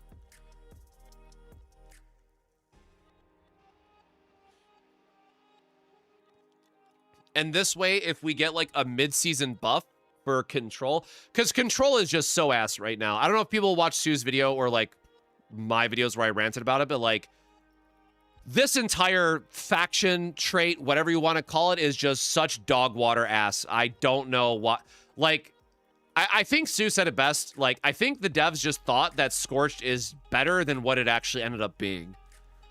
But the payoff sucks. The traits suck. Like, no part of this makes sense. Like, this is dead-ass F tier compared to all other Desire cards. And I remember when WG tried to defend these, man, but like, no, it's not good. So yeah, I think this is where we're at. It's got to be 2-1 split and then 1 of anything. Which, like, you can't even make a case for like a 1 of control split, bro. Okay, yeah, sure. Like, if you want to, yeah, man, whatever. Like, if we're making like a super generic response, there you go. There's your, like, blanket template for the last card, I guess. No, because Bella doesn't care about Scorch, right? She only cares about Fracture. And so, again, like, the whole reason why this mechanic is just, like, so wasted is that Scorch is only going to work when the enemy is, like, decreasing their effects, right? So, like, there's going to be turns where you do your big combo, you play all of your cards, and then you end the turn with this card in hand, and oops, the enemy has already done everything. So you just, you don't get any value out of your payoff, right? Like, so I've already said this on record, and I'm going to say it again on stream for the sake of it. The way that they should have fixed the payoff cards is that if you meet the condition, at the start of every single turn, you should just manifest the payoff cards. That is the only way to, like, save the 7-cost payoffs, because otherwise, all of them are just so damn clunky and, like, are so irrelevant to the vast majority of team builds. Now, again, I am talking strictly from, like, what is the, like, average use case scenario and how do these fit into, like, meta combinations with teams like Cassius.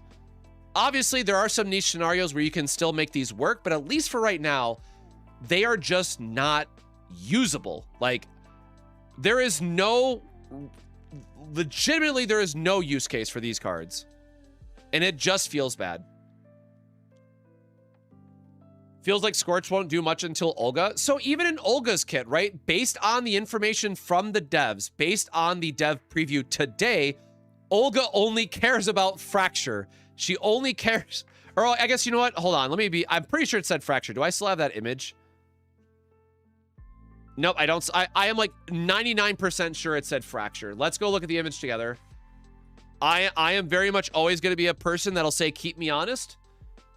So let's pull up the image. Where was their live stream? With Mika.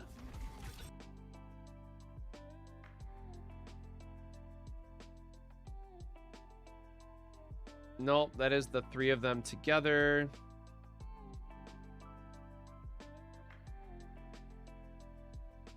Okay, we hope so. That's good in a way. It's Olga's. Portion of that damage. In short, this is a composition where the 3 combatants There we go. naturally. Thank you, G-Clef.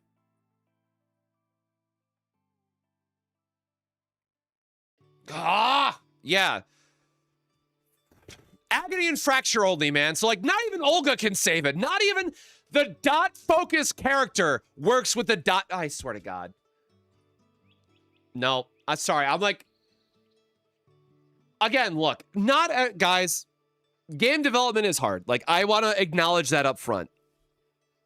Game development is difficult, in trying to make a compelling design every single season that is unique and interesting and engaging is very, very difficult. But the fact that we went from Persona cards to how much of a holy airball Desire cards are fills me with such rage. So yeah, not even Olga is good with Scorched. Because again, you have to recognize that Olga is going to be around the same vein as Tressa, where she is a build-up character, right? So Tressa and Olga both care about spamming a lot of cards, which Scorch does not want you to do. So, like, it's so bad, man.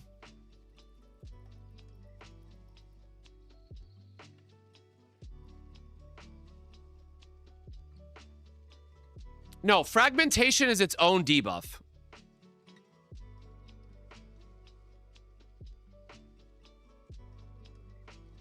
When dot is taken.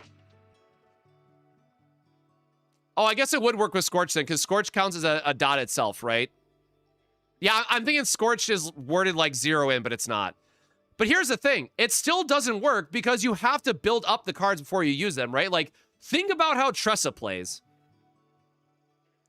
Think about how Tressa plays, and then also recognize that we need to spam the control cards to actually manifest this card. So we are burning through character or enemy actions before we can even apply Scorched. Like, give the card retain, right? Like, holy shit. Give the card retain, let it activate at the start of the turn. There is so many ways that they could fix this. But as it is today, it does not work. It is such dog water for how the actual teams fundamentally function.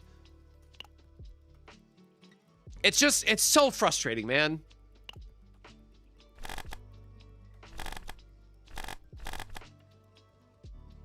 Yeah, again, it just goes back to the fact that the Desire payoff cards are fundamentally broken, and not in a good way.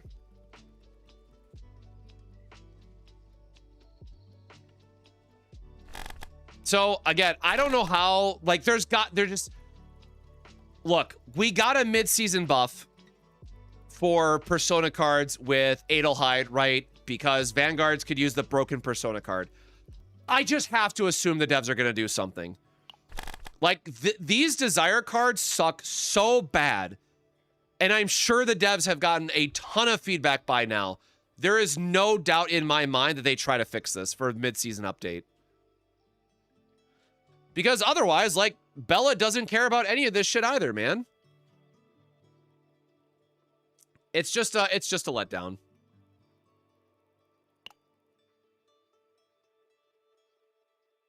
Anyway, so this is what we're doing. This is the most game-breaking meta build of the season now. So I need to burn some Chaos Delegations really quick before I forget and ramble anymore on this. But yeah, the fact that she can only detonate, like... Nope, sorry, I'm still pissed off. We're gonna go back and finish this thought, right?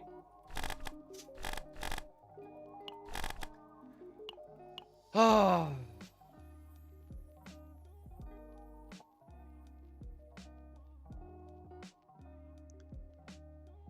What game is this? Chaos Zero Nightmare. So the challenge here, right, is that if you look at... Do I just have, like, a... Whoop!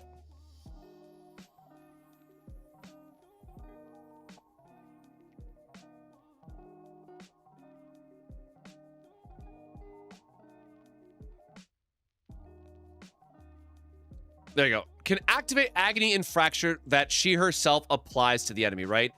They could also just buff this to do Scorched, right? So she has her own regular debuff, whatever, but like, again, her whole playstyle is going to be building up Agony and Fracture, spamming daggers, spamming Scythe Strikes is probably what it's going to be. And then at the end of your turn, you're just going to be sitting here with like all these Scorched abilities. So like, sure, you're going to get the 4 Scorched, but that's not doing a lot of damage itself, right? Like if we want to have Scorched do relevant damage, you need to actually have a way where you can build this up through multiple effects. So all of these are just going to be so lackluster because, right, the whole thing is, oh, well, let's get random Scorched on defeat. But this is going to be after the enemy has done all their attacks, right? All the other base control cards are just not good. Or the decrease action count by 2, right? Too bad. The enemy has already done what they're like. We're already spamming our other cards that we don't need to ever care about decreasing the action count. So all of the value is going to come from the end of turn from Olga getting her effect. And then it's like, okay, do we really care about 4 Scorch damage every turn? Not really. Like, it's still pretty weak. So you're never using the desire payoff because even under the best case scenarios with Olga, to get all of this ramped up and to have some type of trigger payoff, they're basically saying all you're ever getting is the second half of this card, right? The first half of this card is irrelevant. The second half that says, okay, start a turn 4 Scorched. Great. Is that a lot of damage? Not really. Like, we would be better off boosting our dot damage normally based on the 5 survival, right? The value that you're instead getting from this split greatly outweighs, right? Because it's not just the 7 morale that you're trading off on the Scorch value.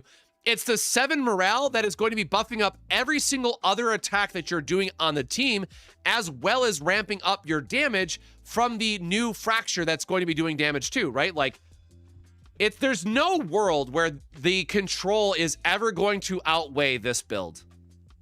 All right, that is enough ranting. I don't want to be super negative on this otherwise, but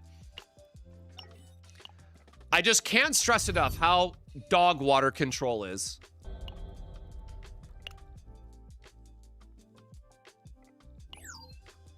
Chaos. And again, because we're lazy and we know that we're not going to get our divines anyways, I just look for a tier 13 and call it good. I mean, even tier 12 is 140 points, right? Oh shit, I did not know that this could go up to tier 14. Well, we don't need that. Okay, whatever. Doesn't matter. We'll have enough points. Oh shit, we already have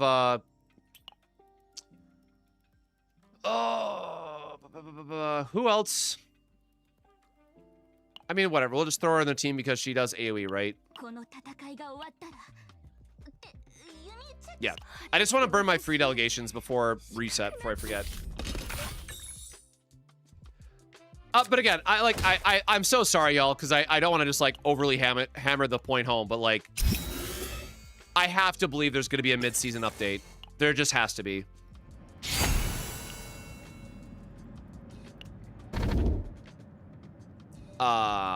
Sure, more money.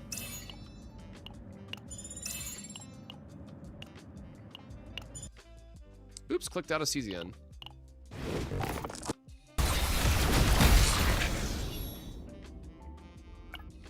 And okay, so let me say one other thing too, is that like, I think we also have to recognize that the devs had exactly 3 days to rebalance the season based on the negative feedback from all the balance changes that we're going to do, right? So the reality is the survival buff definitely, what did I say?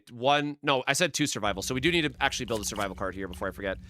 I am dead convinced that the devs were like, oh shit, we have to buff something. And they buffed the 5 payoff of survival way too much.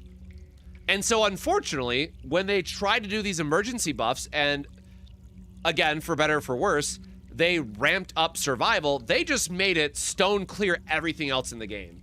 So on one hand, yay survival, but on the other, like, it just completely overshadows everything else that's out there.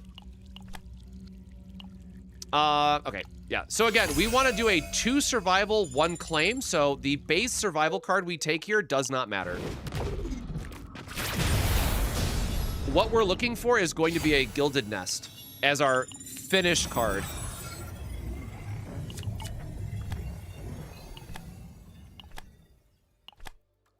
There you go. So now all we need to do is find one more survival, and we will have that card done.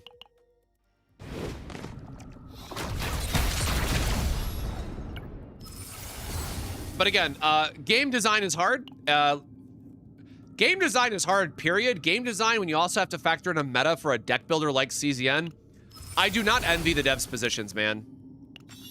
Like, coming from the TCG side of the house, and like, so Sue does as well, but I think Sue and I also, as much as we criticize the format and how bad Desire cards end up being, Sue and I both appreciate and understand where the devs are coming from and how difficult it is to make actual interesting seasonal mechanics season over season.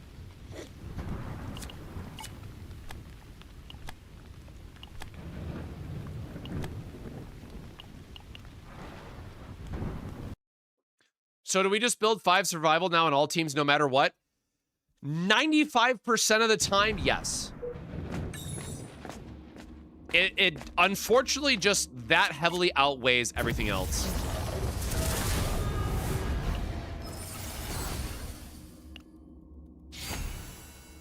I think if we get in a world where they make Scorched, or if they make... So again, like the two main things that I want to see happen is that I either want to see the payoff cards get retained so that you can actually keep them in your hand and use them when you want to, or they make it where you automatically spawn with the card every single turn at the start of turn no matter what. I think if they implement either of those arguably very small changes to the Desire payoff cards, they instantly become way more competitive from a, completion standpoint.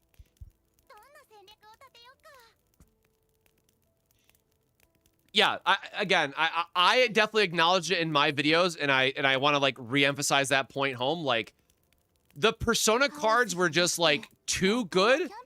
I almost wish that they would just keep that as a permanent thing that we can have in the season, because from just a overall game design standpoint, and for how much Persona cards added to the wider roster, like, we got to see so many cool like niche builds that were competitive from a damage standpoint, but just also allowed players the freedom to build out some super crazy synergies. We just don't have that with Desire cards by comparison. So I'm really hoping that Desire cards come back in a big way. Or sorry, Persona cards come back in a big way after Desire rotates. You know, I should have probably thought about what neutral stuff otherwise that we need. We need to remove Blessing of Waves, so before it gets a Epiphany, we're just going to nuke it from orbit. We didn't Source of Water yet, right? Nope, it's still neutral. That's fine.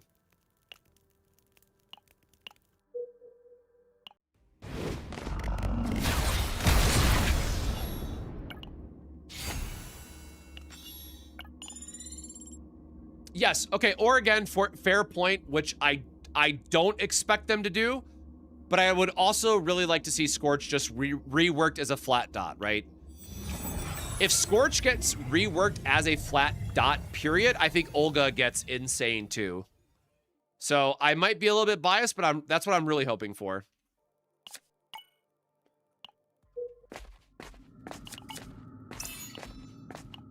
Sure.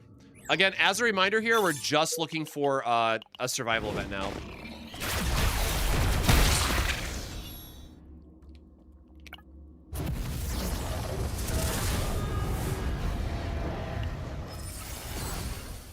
Okay, well, so engravings are an interesting part. Why do we get Fortitude? You know what? I guess we could just use Fortitude, right?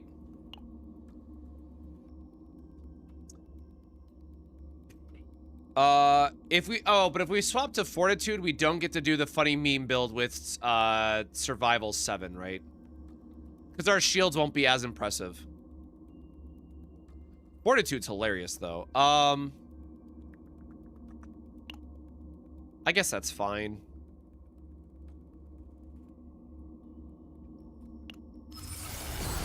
I might... No, because there's actually... never mind. This is strictly worse because there's not all, like, multi-hit characters in the tower. There is, like, those one, like, the heavy-hitting nuke guys, so you still want resolve. Never mind.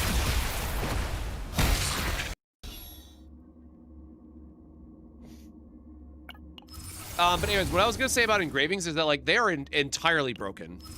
But also, equipment engravings, like, push things a little bit too far where it's, like, you have to attach that to a seasonal mechanic because otherwise that, like, takes the focus and, you know, adds almost too much RNG, right? Because if you were to farm the extra attack engraving of Season 3, that's still technically better than anything in Season 4. Like, extra attack teams are the one team that is still stronger in Season 3. It also prevents you from adding a similar mechanic in the future. And again, we're just looking for survival. But I think that there is a way where Persona cards could be a neutral addition to Seasons without distracting from it too much.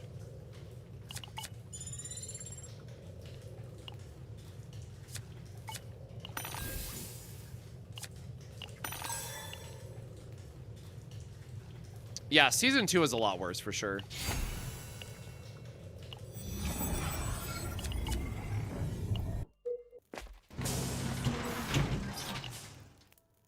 I guess we're gonna try anyways. Oh, wait, this has to reroll to... Okay, this is more important to reroll. Yep, there we go. Upgrade.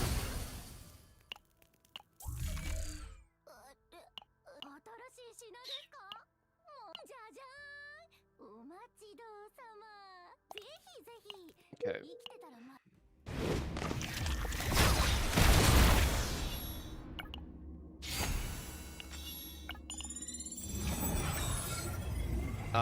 We don't need this. Again, we're looking for a survival card. Yeah, like, I guess there's always the argument of just, like, making equipment engravings permanent and then, like, cycle out some number of engravings every season. That could work, too.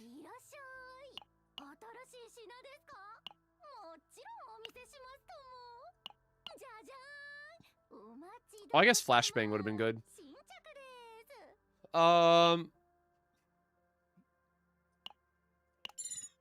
Yep, move that. Before it gets an Epiphany, Meditation.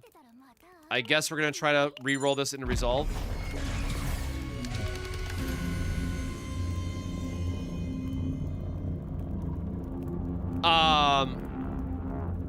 I mean, I guess that's good, right? Because then we just have to change... Yeah, I guess that's perfect because we just changed the base, Epiphany instead, and that's, yeah, great. Cool. Great. Lovely. We might get this done in a single run.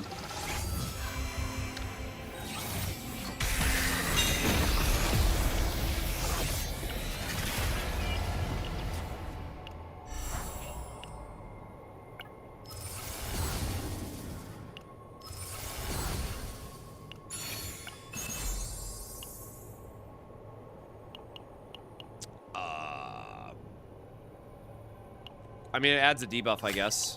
That's relevant.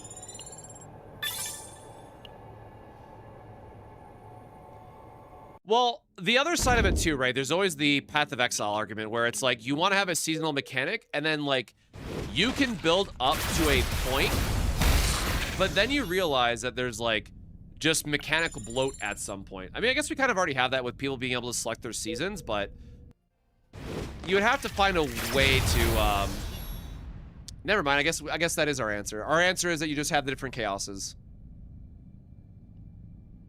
Yeah, I guess we are. Now that you phrase it that way, I think we are just going the Path of Exile route with it. Right? Because you can always just go back to, like, the theater and then apply a different... You can overlap theater with a different seasonal buff. So you do have a way to select which seasons you want to interact with, right? Because like Path of Exile, like, there's just so many... There's so much bloat in the game that it's a good thing because it allows the player to then decide which seasonal mechanics they want to interact with without having to go fully in depth into like one thing or another.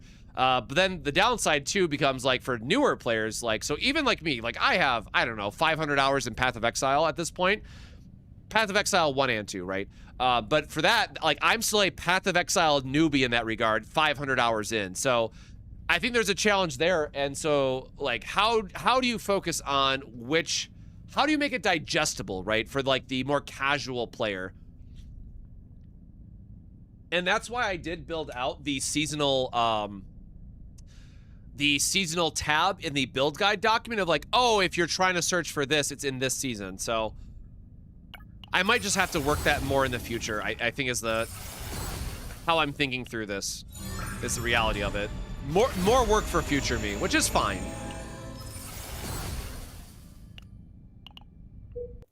I don't know how you make that approachable for newer players. Okay, so we have to remove one card. This is done. And we are just praying that we get the copy event. Okay, yeah, so this is good. So now we are just looking to buy neutral stuff if we find decent equipment. We are kind of broke, though.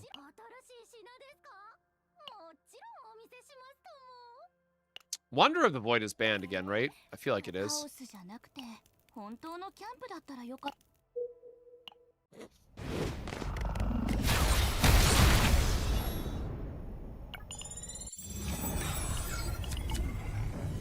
That's true. I mean, there's probably a couple different ways to solve it, right? We resolved everything. Again, I'm gonna keep saying it because I feel like I might have ranted a little too hard earlier, and I feel a little bit bad, but again, I want to stress that game development is difficult, man. It is a, you know, ever-moving target that you're always trying to solve for. Are we just not gonna get a second survival event this run? Okay, we did get the flashbang. Cool.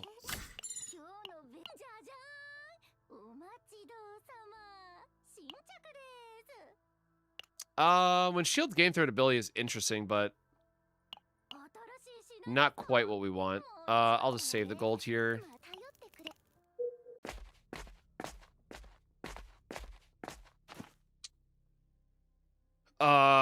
We don't need removal. We don't need the epiphany. We will just get more money here, I think. Oops. I just realized this stopped.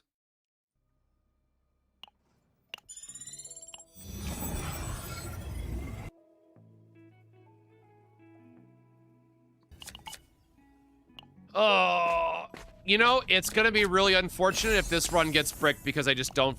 You know what? Sure. In case there's ads in the rift, right? This one's fine.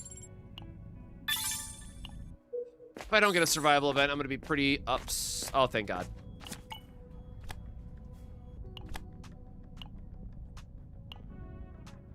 Okay, never mind. Everything's fine. We did it. Really making me sweat for it there until the end, man. God damn.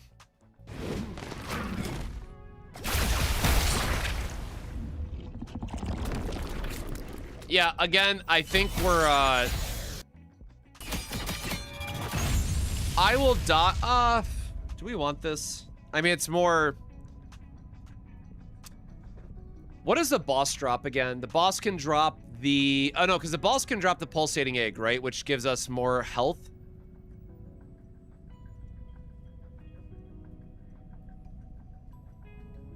I'd rather just take more health. Like, attack boosting doesn't do anything for us, but more health to work with is always nice if you're trying to build out a survival team. And, like, you never get stressed out in tower, right? So I like, yeah, sure, the health is great, but I don't think we need the defense increase for extra healing. Like, we already have so much healing in this team. That shouldn't be relevant.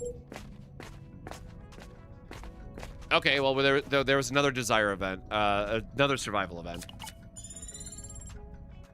But yeah, for as long as I live, I will always blame the Cassius getting to keep being Cassius, unfortunately.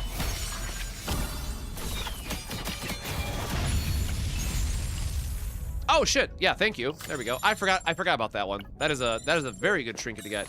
Again, we probably won't need the. Wow, dude, what a run! What a legendary ass run that we get the copy event too. Are you serious? Hell yeah! I was worried about having to burn a duplicate there, man. But what an absolutely blessed run. Free divine, we get the copy event. Let's go. Oh shit, you're right. I'm gonna be over cap now. Oh my god, you're so right, bestie.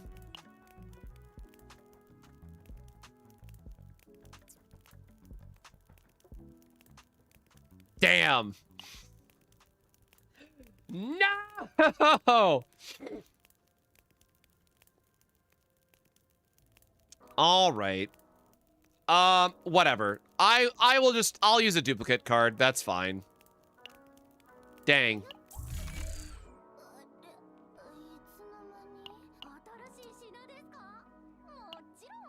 Oh, sick. We actually got the full build otherwise. Okay, so we don't want to copy the card.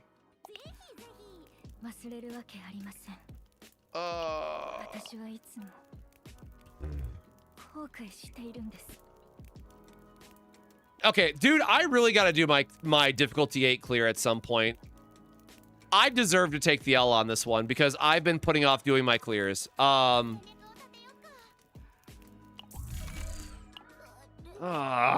yeah, all right, yeah, it's fine.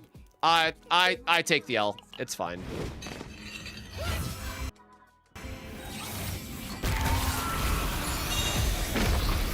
So short answer, yes. Monster cards are still quite good in a lot of situations. Bro, whoever wants immunity to, are you kidding me? And we already finished. Okay, hold on. Because it would be 180, right? Because it's 40 plus 20. Everything else is done, right? Yep, everything else is done. Ah.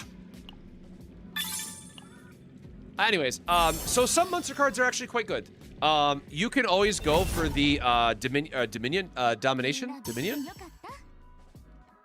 I forget. The one that gives 2 morale every turn. If you don't have Cassius, right? And if you have like a Ray build, it's very, very good for tower, right? There's that option.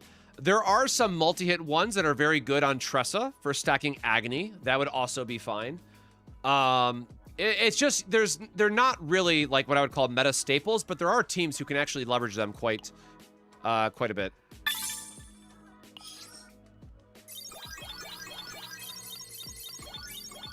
Why not just use remove core in editing? Isn't the removal core more expensive, or is duplicate more expensive?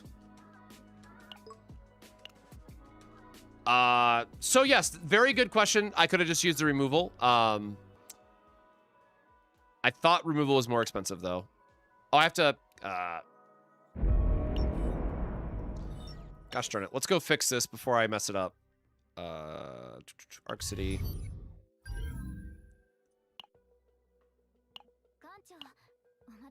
Counseling.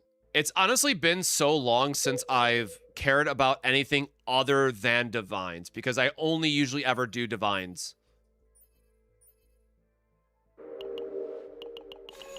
Remove is 600, duplicate is 800. Okay, so objectively, I was wrong. I'm an idiot. Objectively, I made the wrong choice.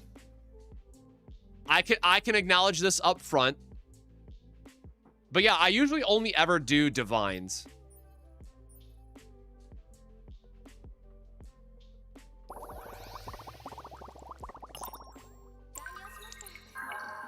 All right, and I want to fix this before we get too far and I forget.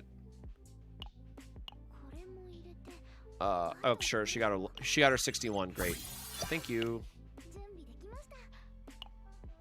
Okay, so this will be our new seasonal.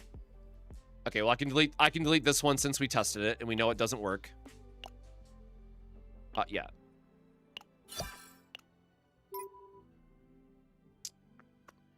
Yes. Lock. I should probably do one for like season 2. Whatever. Okay, so edit. We want to... Ah, bro. Damn, I even had more removal anyways. Oh, God, no. I'm such an idiot. I forgot. So if you buy the monthly pass, they also give you 3 removals. Oh, I'm so dumb.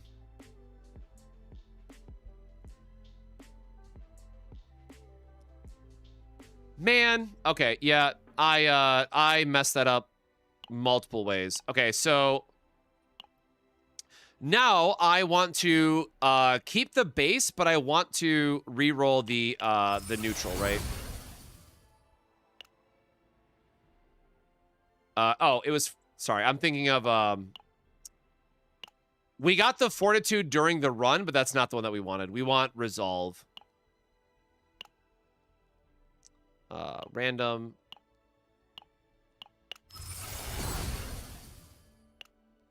There we go. So now we copy this one, so we don't have to waste another neutral, and then we have to fix the other ones really quick. So morale. Not Fortitude, man. I love how this is just going to keep flip-flopping back and forth between the two. Love that for me.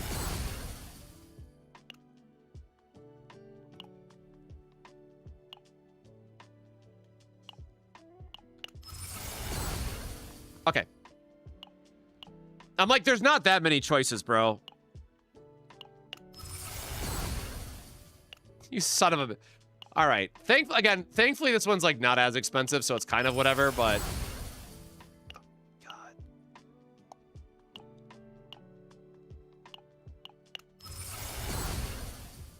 Okay, there we go. It's done. Let me... Customize. There. That way I know it's different. Okay, so that is part 1 of our tower build done. Now, again, I still wish Torture Toolbox was insane, but, like, okay, so technically this is tower / potential Great Rift shenanigans. And now I need to bulk delete, like, everything else.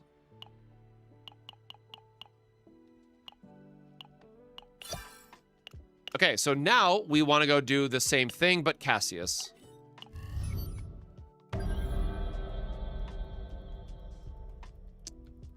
Well, no, not the common ones are not bad. The common ones are a lot cheaper. And again, I still have not done a full clear of this, so I am a bad person. I will do that eventually. I just want to grab these before reset, and I want to do my we were definitely supposed to do Sortie today. So now this gets swapped out for Cassius. Okay.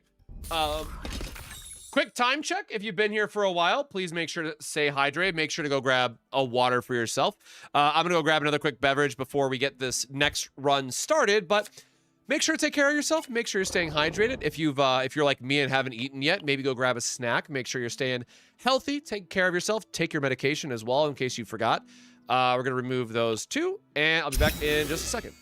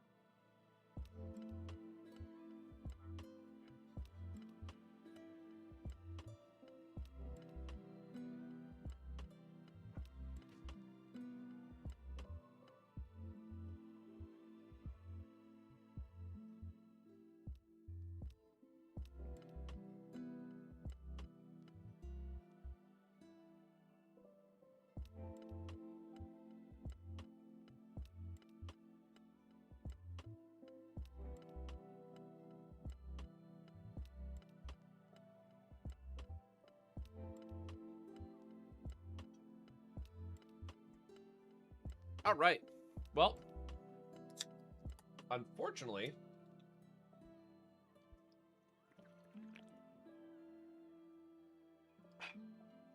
out of my Fresca, but a cool crisp Dr. Pepper goes a long way.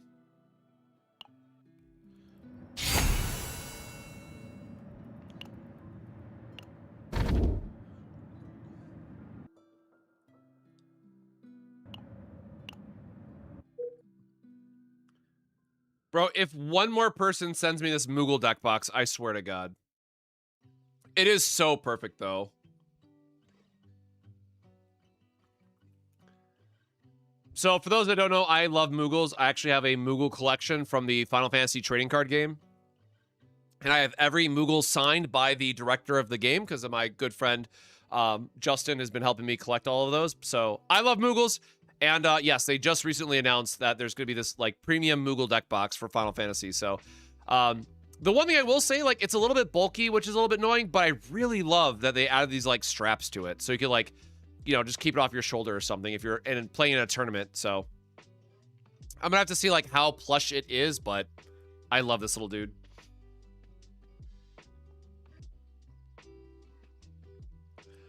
Moogles are super friendly and super awesome, and they've never done anything bad ever in the series of Final Fantasy. What are you talking about? No, Final Fantasy 14 Moogles are my favorite, man. I love those little shits. Free removal.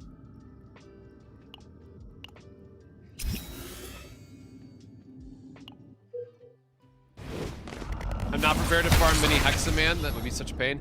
Yeah, good thing you didn't just finish farming for your Hexa Bullet or anything, right? Like I did. Like, goddamn.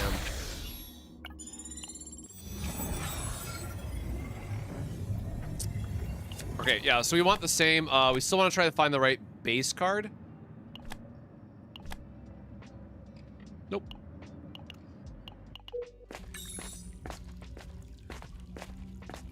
Thank you, survival card.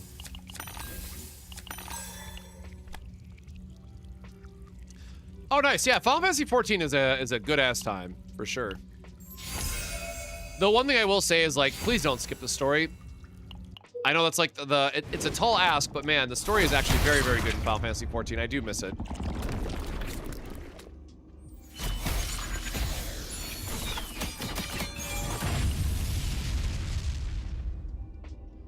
I mean, okay, I still don't think we're ever gonna break down in tower though, right? Like, unless you try to do a all support team or like don't have a main damage dealer, like you shouldn't need the breakdown stuff.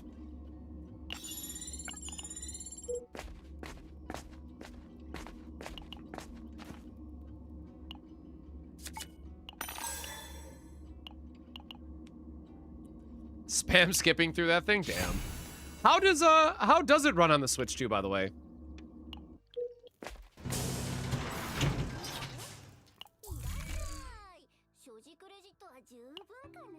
I don't know why. Oh wait, yeah, because we want to try to find his upgrade, right? Finding the upgrade is the shitty part for Cassius. That is like the one thing you have to be aggressive about when you're doing his runs.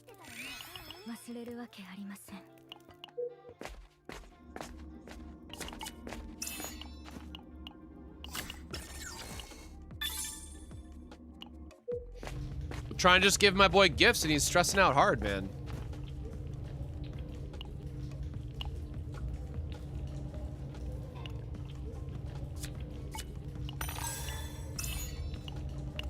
I guess just get a little bit more money for the sake of it. All right, trying to find our base card that we want. I mean, as long as we find, like, it should not be hard to find the base card between now and the end of the run. So, like, I'm not terribly worried about it. And again, for those that don't know, we're looking for the upgrade. I guess if I remember correctly, this one also can get a morale. No, it's not morale. It was result. Oh God, hold on. Because I had this card in a different build, and now I don't remember why.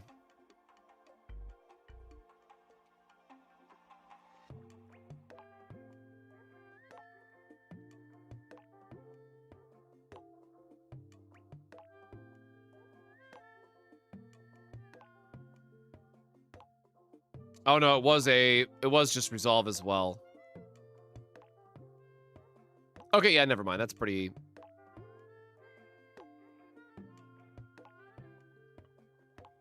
I guess you could trade one morale for another resolve if you really wanted to instead of going for the upgrade, but nah, the upgrade just easier to recommend across the board, so never mind.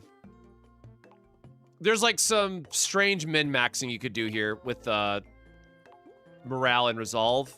Going back to what I said earlier about the dice trick, using the morale neutral instead of the upgrade, then you could start to do weird stuff like this where it becomes another like morale plus resolve stacking, but again, that's level of min-maxing I know the vast majority of people are not going to care about.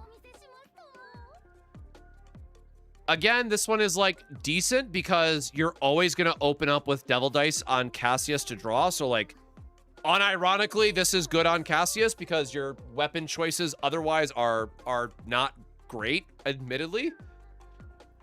So this one does actually work for his build in particular.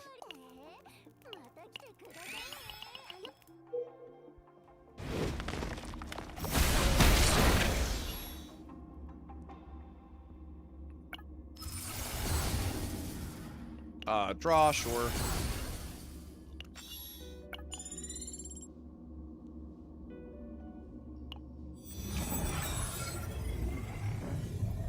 We need a U2s for the little guy Cassius carries around on him.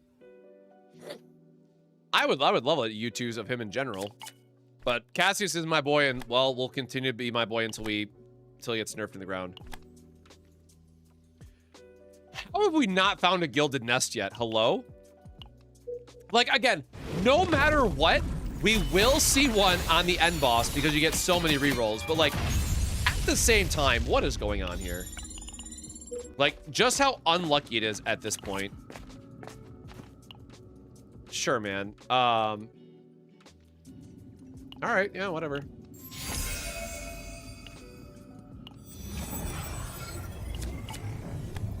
Literally just need to find the claim card. Thank you. Okay, now it's done. We did it! Yay!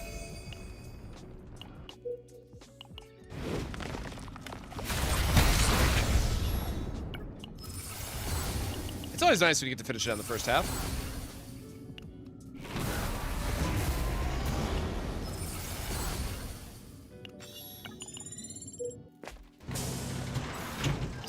We still have not gotten his trigger yet, right? Oh. That's a little bit of a feels bad. In that case, we're just going to try to keep fishing for the upgrade. Because again, unfortunately, the upgrade is like the hard part to get in all this. Can we afford? Yeah, we can afford a training, I guess. Nope.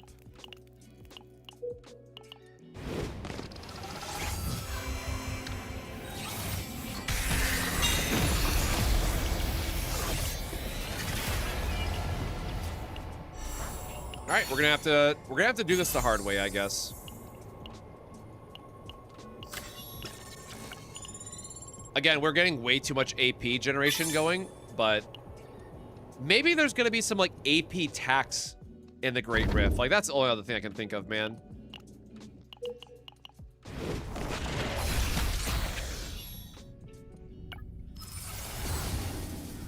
There's gotta be a reason for making that card or making that gear as good as it is.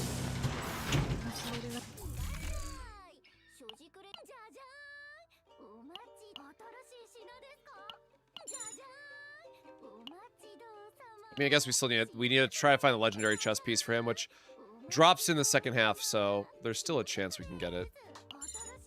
Thank you. Let's go.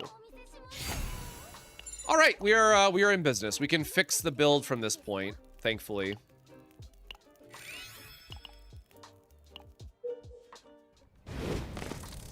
Like, trying to build this deck without Black Mass editing is... nightmare.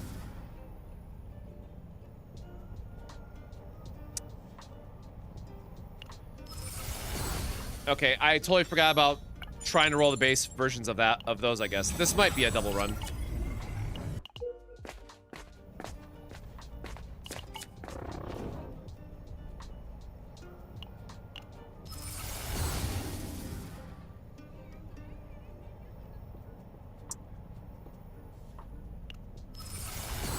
All right, well, at least we got our dice trick.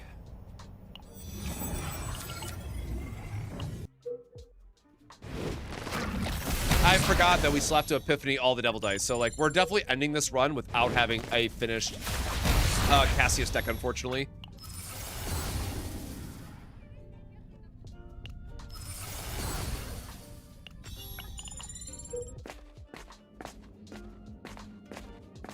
That's the... Yeah, that's fine. Or wait, do we have anything else we have to remove? We already removed all the stuff, right? Oh, nope, we gotta remove Joker. But I think we haven't used all of our removals, so actually I'm gonna just take the money here and then use the removal at the next shop.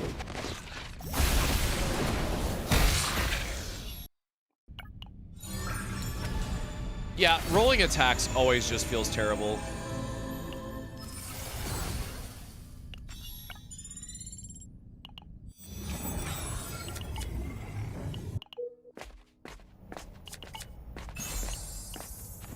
I tell you though, I do love my Chaos Delegations for how fast it made these runs.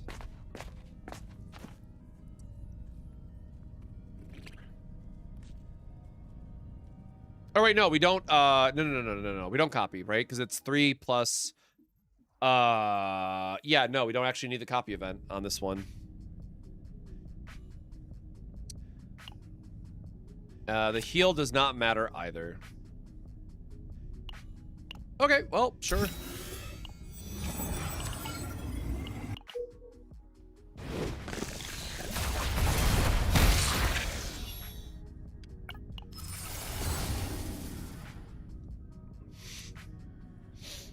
I mean, sure, if we want to go all in on Resolve, right? Again, at least the common ones aren't as bad to reroll because they are so much cheaper.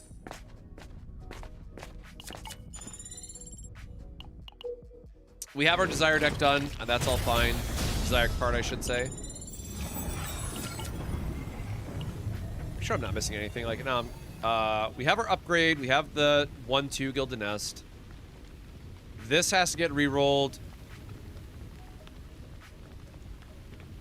Yeah, because if we use the common on this one, I'm pretty sure it just erases it, if I remember correctly. So it's only the Pop-Eyed Popper that we have to fix. And fixing one's, like, not the worst.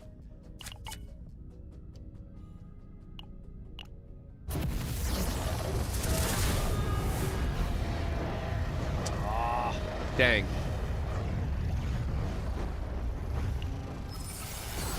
I mean, I guess we could just keep this as Resolve too and just not care about that level of min-maxing, but...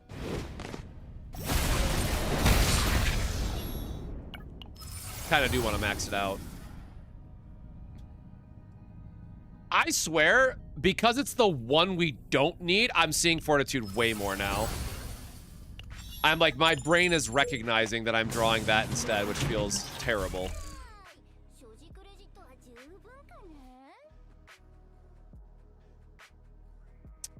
Yeah, nothing to remove. Everything else is good.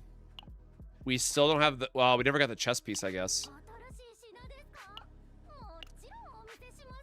Swarm is good for the Agony, I guess. Just to be safe that we have something, I guess. No, we will definitely have shield at end of turn for the build that we're going for. And then we do have to waste the meditation so we can look for a... Or I guess we already have our card. Yeah, but never mind. Doesn't matter. Nice, nice, nice, nice, nice. Save a potential flash. Hell yeah.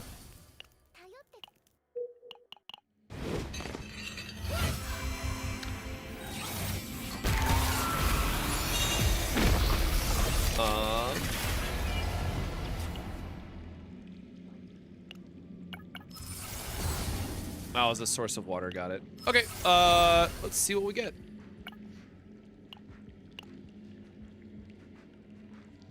Yikes. I guess it doesn't matter. Like we're gonna have to reset those anyways. I mean, we definitely don't need the AP, so like more team HP, I guess. Like, sure. We definitely have way too much AP on this team. Okay, so what do we get? We have to fix the double dice. I think this is good. Otherwise, right? Like, we got... Yeah, we got everything else. This is good.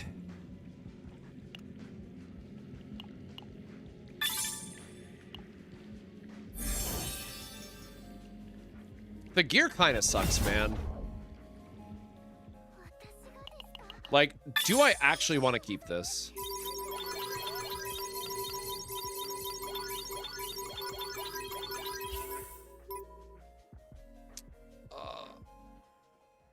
Let's see. Man, it really is just the pulsating egg, right? Like, that's the only good thing. Like, I haven't actually started fishing for Instinct Resonance. I've just, like, accidentally gotten it the couple of times I've wanted. So I don't know how hard it is to actually get the Resonance or not. Like, it's in the shop, so I feel like if you focus that and fix the rest later, that's fine. But, like, I would have really liked the debuff chest. Pulsating egg is, like, only okay. It's, like, pretty whatever. Probably should have gone for the Agony on hit because it synergizes better with what we're doing, right? It makes our Gilded Nest get more buffs on it. Damn, good question, good question.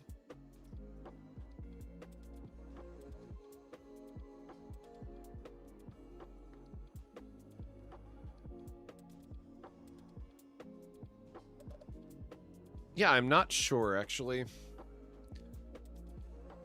I think I do just run it again. Like, I think the Sanguinate is, or Sanguine? X-Sanguine? Anyways, I think this is fine, right? Like, you're gonna always open up your turn on Devil Dice, so you're always gonna get Scorched, but then the awkward part here is, like, you need this to decrease, but then you also want to make sure you're casting Gilded Nest to get the full effect, because you get the shield, then you get the effects, right? But, like, Gilded Nest into Gilded Nest will also give you a lot of shielding.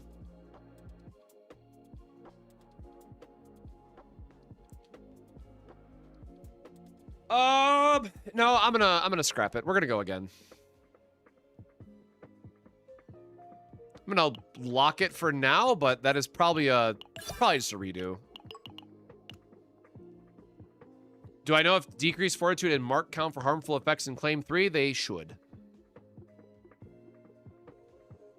I forgot which ones we've tested, but I'm pretty sure any debuff works for claim 3.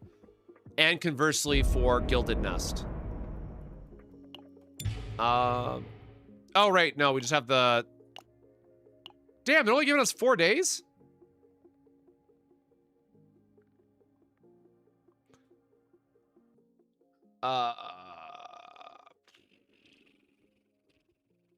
That'd be the 10th. Okay, hold on. I'm gonna forget about this, so I'm just making a note for myself to do that these reset. Chaos Delegation Day 14? Oh, there's a... Oh, God, I'm dumb. I read this and then looked down. Okay. Okay, 14 days, I guess. So, 10 days from here. Thank you.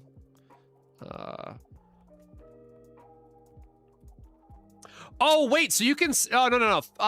Hold on, no. Save him for Bella then, right? Because it's 14. What's today's date again? Hold on. Save him for... the 22nd? No, hell no. I'm saving him for Whip Lady. Never mind. Chaos. Delegations. Delegation. Scribble this out. Is Yuki any good? I've been wanting to go back and test her after all the... Oh, I just got ink on my... I just smeared that. I think that she got really good this season, but we'll have to see how much damage she can actually do. So there is a world in the future where I go back and build her deck. out. I did. Somebody was asking me on stream. Yes. I don't know when it was. Anyways, somebody wanted me to fix their Yuki build, so that's what we did on stream. So like, I have this one, but the issue I have with this build is like, I don't recommend people ever chase the weakness attack based divines. One, because they're hard to get. Two, because they don't work in all content. And what I mean by that is weakness attack forces you to go into an enemy that is of that element. So for Yuki, you could only ever use this build on element or on order weakness bosses, which doesn't feel great. Now, in theory, because of the decreased fortitude and whatnot, you should be able to do like really impressive damage. But I was working on something like this from like a theory crafting standpoint. I think her Trickery Strike is better though, if I remember, because this is what 220 by.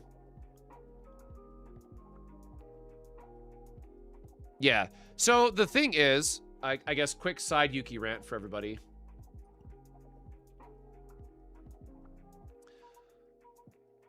The whole thing about Yuki now is that we have a single card from Hilde who is able to fix her build, right? So you want to do draw and release, right? So you have this, right? So you have draw and release, and you want to then see of like, okay, if I have full build capability, if I can do any combination of attacks in Yuki's kit, like what should I be focusing, right?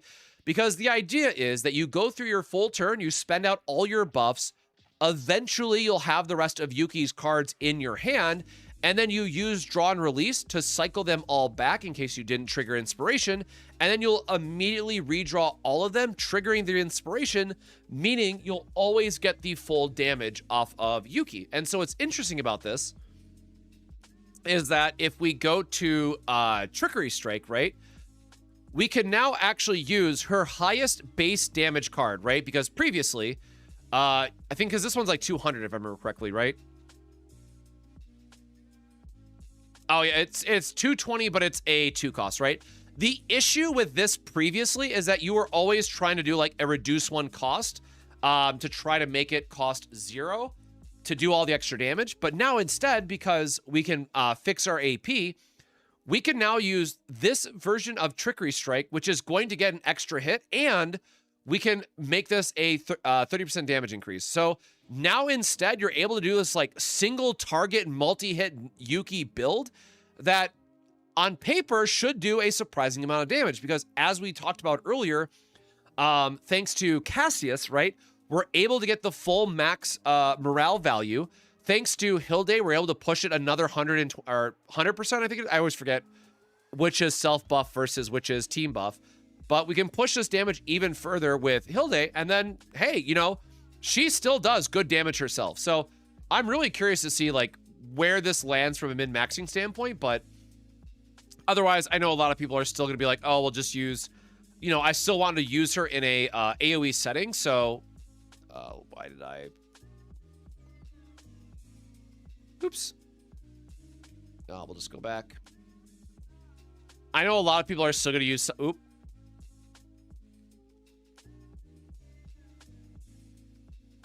There we go. I know a lot of people are still going to try to use this one instead. You know, it's just unfortunate that it costs 2, and then you probably have to, like, do the reduced cost, whatever, right?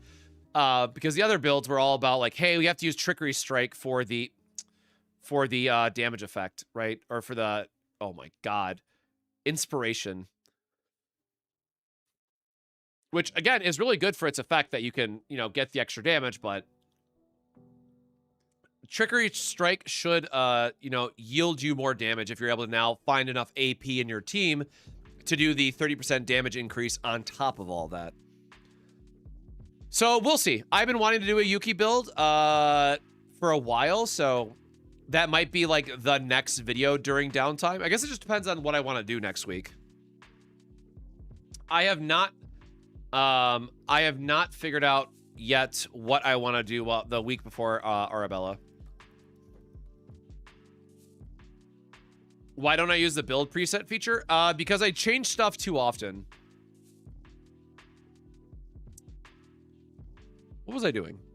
Oh, sortie now. Yeah.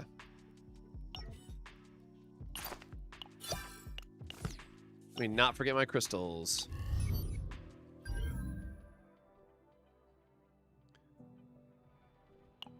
All right, and Kalipe is still buffed. I mean, the real answer is just play more Grand Blue Fantasy, right? That's... The grind is always ongoing. You know what? Let's just YOLO it up with Haru again. She was kind of fun.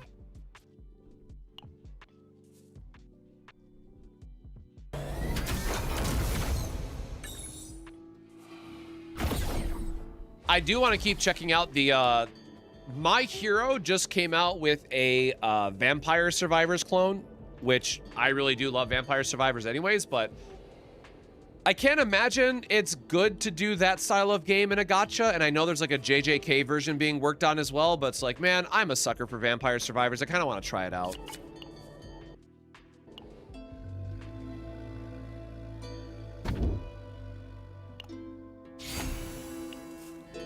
Don't act like you aren't playing GB at the same time.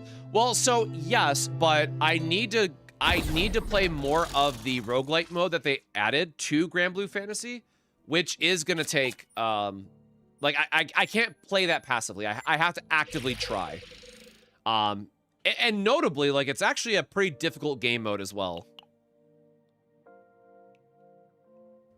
I definitely don't think we want double attack. I mean, Ray's fine. I do want to get her to 61 though. There's no way we can do double attack. What am I talking about?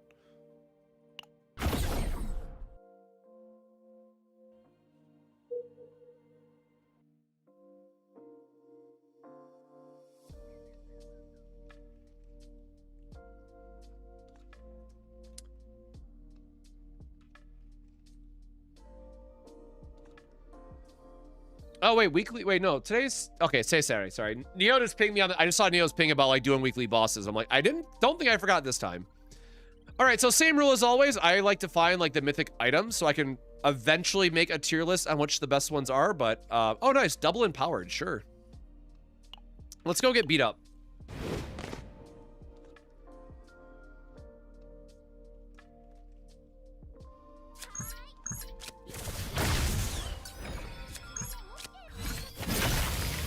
Really? You couldn't do 15 more damage for me? I see how it is.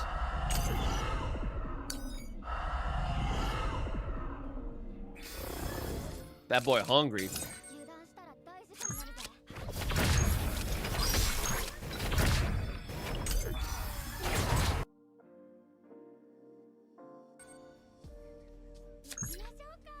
Do we have a heal? No, we do not have a heal, damn.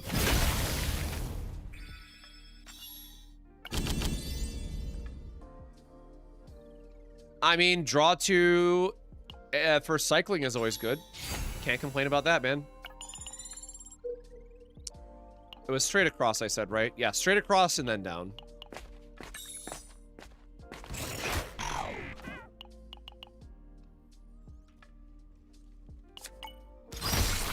No idea what this event is.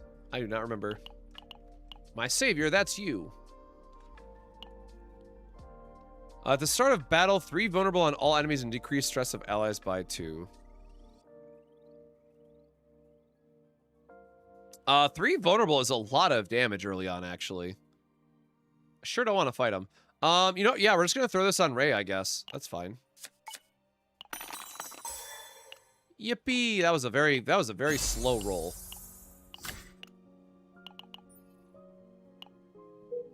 So again, if we had someone like Luke in here, that wouldn't have been that great of an item, but because we have Haru, right, we're able to just do big bonkies.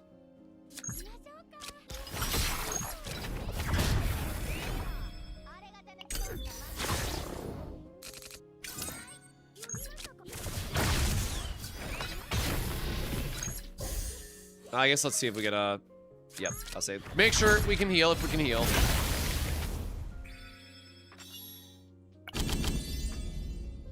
You know, I will say that I'm happy that, you know, they buffed quite a few characters. I think Ray is definitely one of the bigger glow-ups, but who do y'all think should get the next buffs in CZN? Like, what older character do you think it's time to have them shine?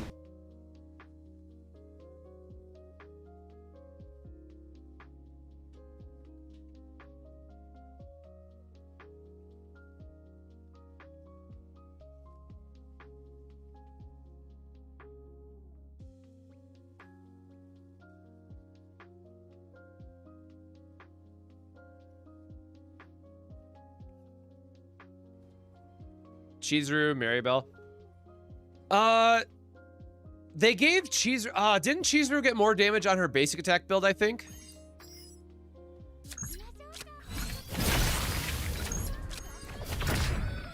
Surely won't complain about more buffs, though. I would say, like, I will, I don't know how, like, real it is. Like, obviously it's not intended, but it would be really cool to see more, Shelter Strike style of gameplay for Maribel, right? Like, if we're gonna start getting more of these easy ways to retain shield every turn, Maribel's Shelter Strike should be able to stack up quite nicely. Again, I know she's supposed to be more counterattack focused, but, you know, whatever.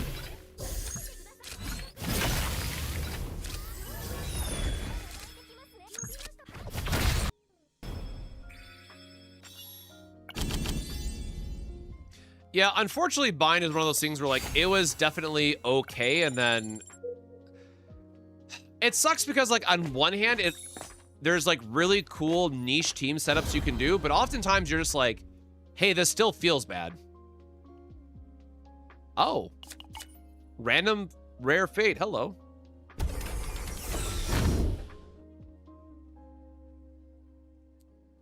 No, at the end of turn, no.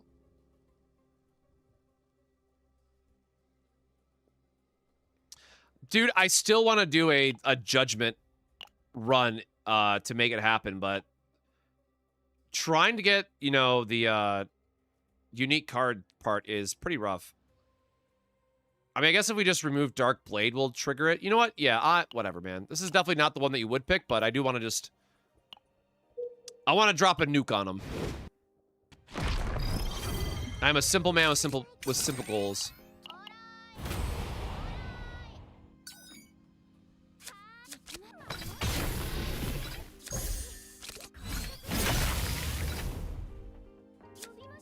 All right, we'll just do the...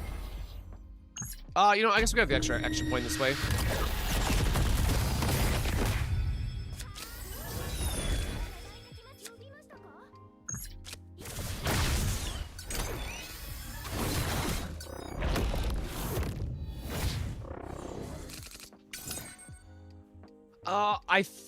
I think, if I remember correctly, during one of the streams, the devs have mentioned that they have no plans to update it further, but at the same time, it's like, okay, well, I'm gonna keep getting research notes anyways. Like, that's where I'm at with it as well. So I've been stocking up personally. I don't trust nobody.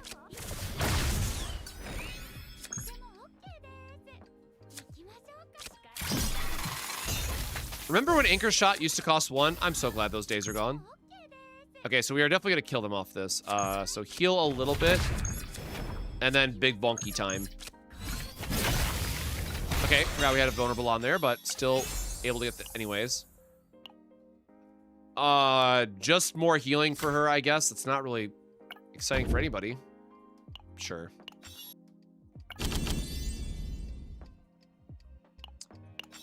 Don't love any of those. And then over and then down.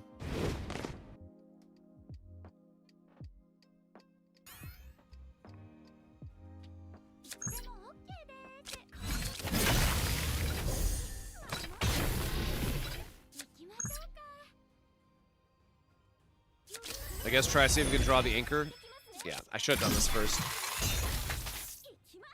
Definitely little oopsies on the sequencing for me, so yeah, I could have likely killed him this turn. Or I guess no, it would have had to been double crit either way.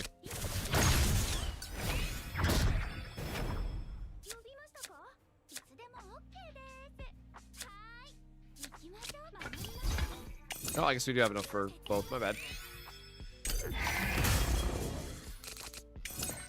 All right. Oops. See if we can get our heals, cycle back to our heals just to be as healthy as possible. We did not, so we're just gonna do big bonkies.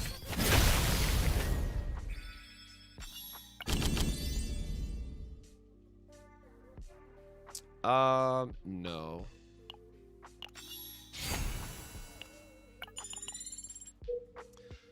Need to remind myself we just need the removal of Ray's card, and then we'll be balanced across the board. Yeah, fights like this are always unfortunate because we don't have her not power charge. I forget what her AoE one is. Okay, well, just getting to charge up and dunk on people is always nice.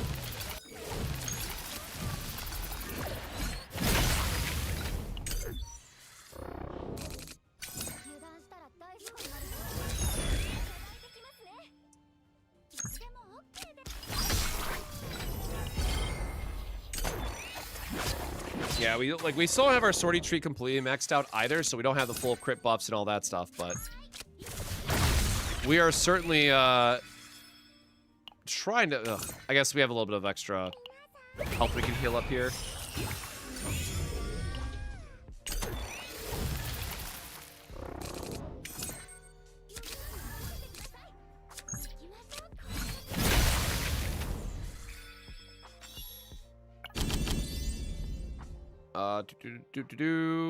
I mean, all basic cards in hand doesn't really do anything. It's like we're eventually going to get away from this anyways. Yeah, I don't really care for the glorious resistance. Yeah, it's fine. You know what? Yeah, we're gonna YOLO it again. I think I think we're strong enough still. Oh boy, that might have been. Maybe I talked a big game here. I mean, that's not true. The vulnerable should definitely help carry a little bit of damage for us.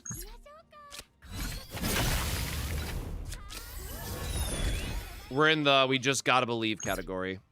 Yeah, I'll just nuke one from orbit. That's fine.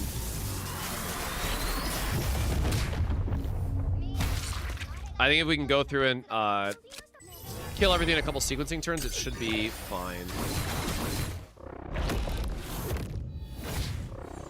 I just know our hand's gonna get stuck very quickly.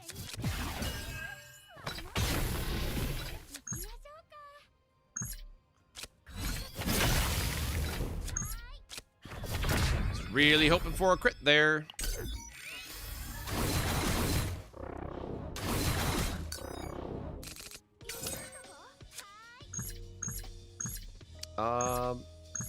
Feel like we should be able to do enough with the anchor. Yeah, so put the damage here. This will do enough here. And then we probably want to focus on healing. And now we can clean up our hand a little bit.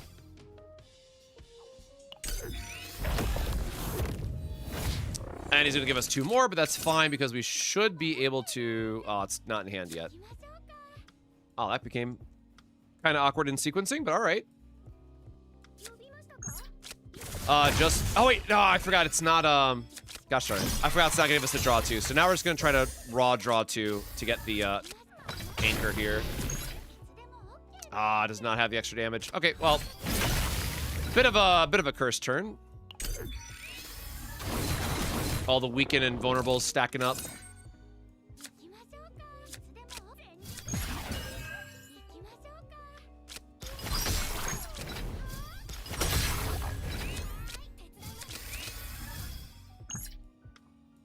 Sure. If it crits, great. If it doesn't, we get one more of the debuffs out of our hand. Or, sorry, counts as a hit anyway, so we get both of them out of our hand. Okay, not the cleanest clear on this, but it worked. Maybe get something cool. What don't you like about Sortie?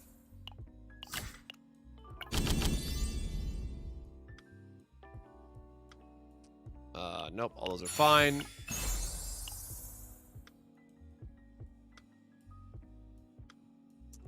I guess because we're gonna keep her basics, right? If we're gonna run Judgment, this is fine. Bit of an awkward situation that we're trying to force ourselves into using Judgment, so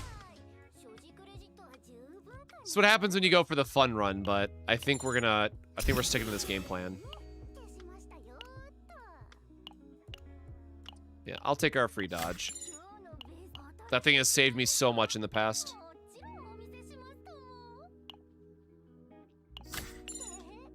Okay, adding more than 3 stacks of vulnerable is really only helping us on boss phases, but at the same time, I think that's a good spot to be.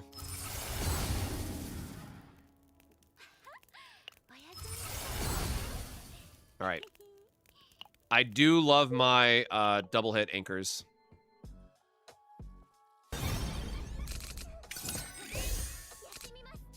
Yep, and there it is. Yeah, that is pretty damn satisfying, I gotta admit.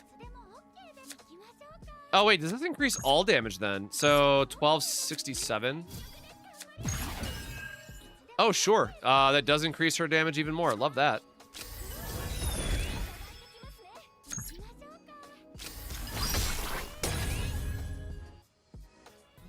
Aw, boo, we don't even get a special animation for it, huh?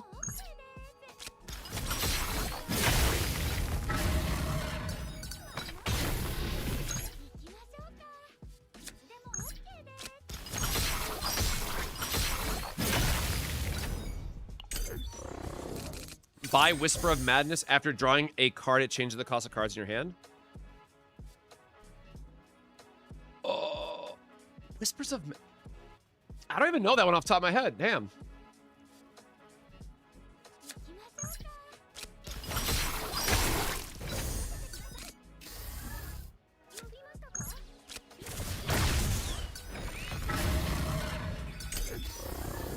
I will say that that judgment damage was a lot lower than I expected for whatever that's worth.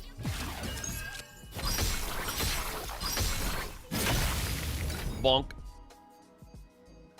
You know what? Just to get this out of my hand, sure.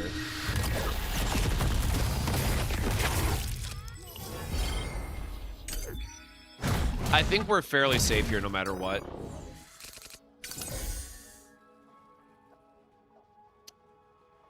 What card just got activated? Oh, rude. Well, maybe I talked too soon, y'all.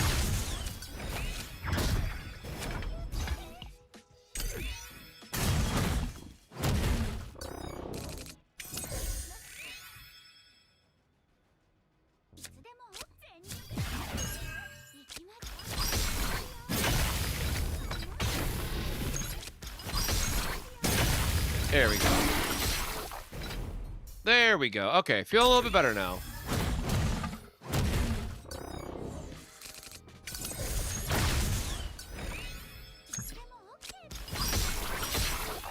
Okay, well,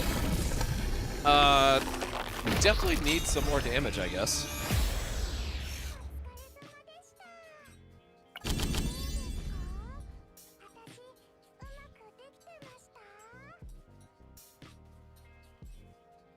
So we can't get another lift anchor if we're going to keep down this route.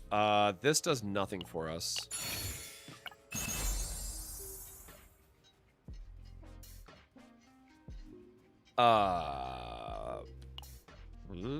What open slots do we have? Neither. Yeah, that's fine. We're just gonna... Oops. Just gonna bag that for the next one, I suppose.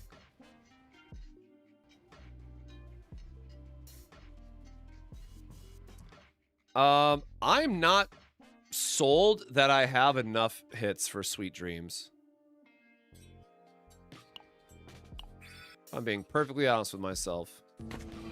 Yes, there is a secret boss they've added.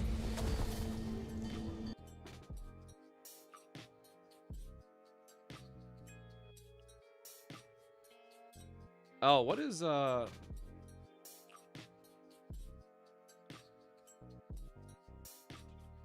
what this mean? All right, so rare fate. Let's see what other random RNG fun stuff we can get in this run.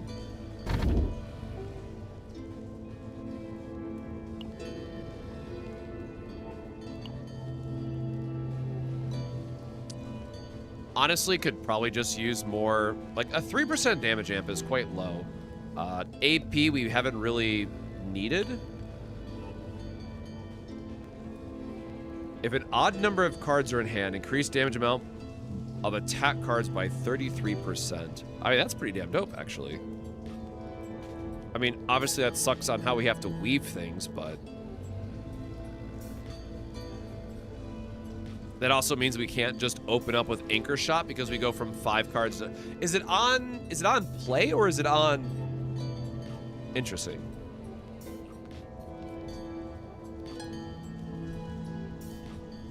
Yeah, rejecting I also agree is nice for not getting burnt. We don't have any, right? Currently, I think we've gotten pretty lucky Oh, I guess the... Or actually, how does it interact with penance?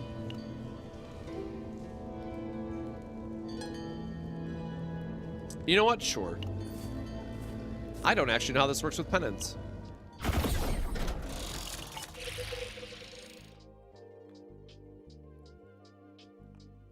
Recommended Mika. Well, it's not Narja, that's for sure.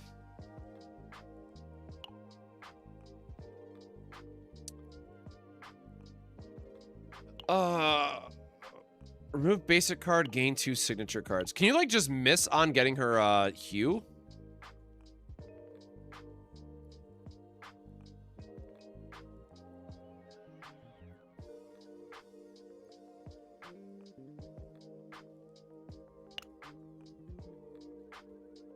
I guess Mika with only 2 cards is not good either. I definitely feel like we're on the side of needing damage here, so... I believe in Ray.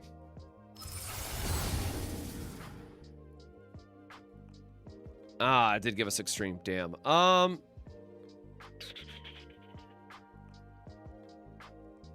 I don't think there's any cross counterattack synergy. I think we just do it as a slow build up with extreme, to be honest.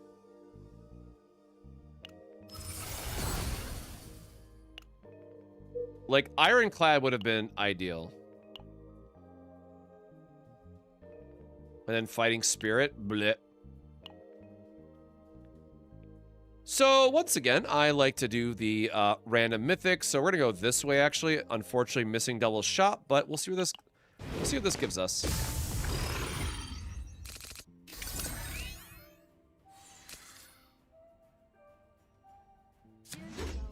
Oh, then she created the judgment for this one.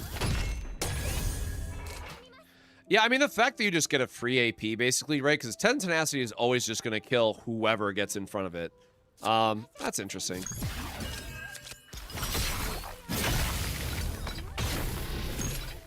Bonk.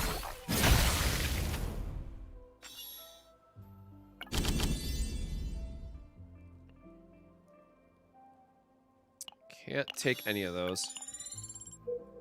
If I remember correctly, the 4th boss is all about if you hit certain events during the run. I know somebody explained it previously.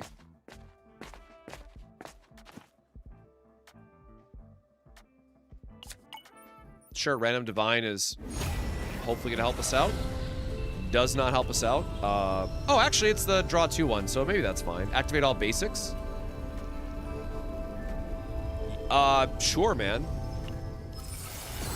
Yeah, why not?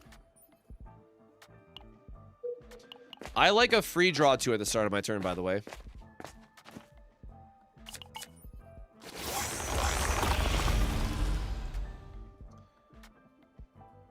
I don't think this gets anything relevant. I actually don't know which one's better Divine here. It's been so long since I looked at her stuff. Ooh, and crit. Okay, never mind. And crit chance is very, very good for sortie mode, right? Because your crit chance is so much lower. This is actually goated. You need to win 3 Burning Elite bosses. Oh, okay, that's what it is. Well, we will definitely be giving that a try then, I guess.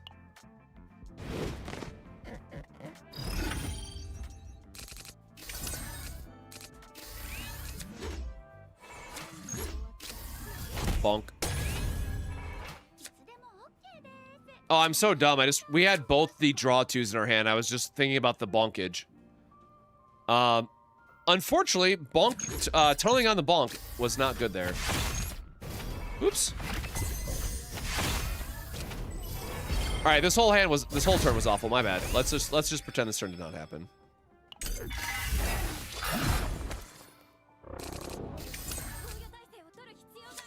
Okay, because what we would have wanted to do, trigger this as the first card, so we get a draw 2. Drawing approximately infinite cards.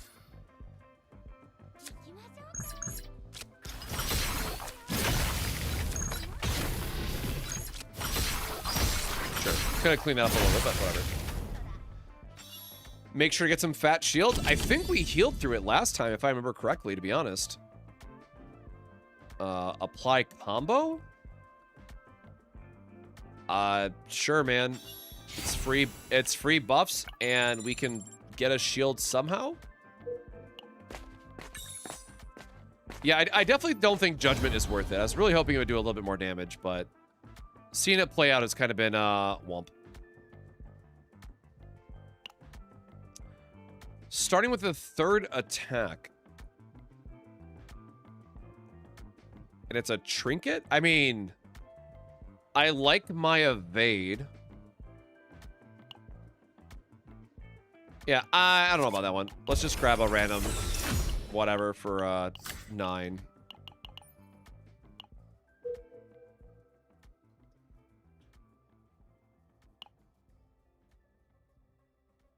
Oh, thank you. Yeah, here it is.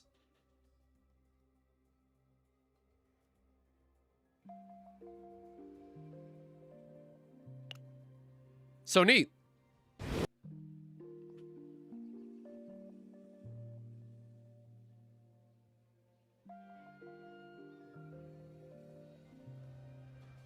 Oh, boy, howdy, do I hate this guy. Okay, do we have the draw card before I screw this up? No. No. Dang. I mean, he's already going to go infinite, so I guess it doesn't even matter here. Do we have no draw? Wow, we don't have no snack time? We have nothing to get us out of this turn, so to speak.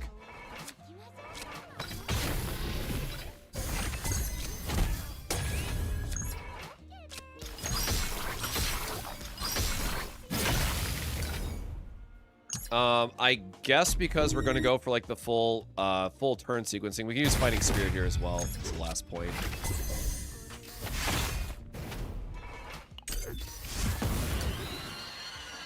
And then this way we don't have to eat like a gigaton of there you go.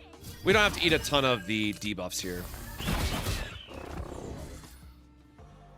Boy howdy.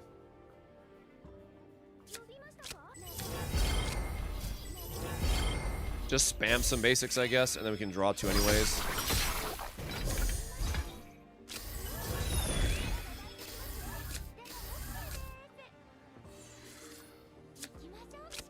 Okay, we're gonna use the combo here to draw 2 and hopefully dig us out of this into any attack card. Thank you.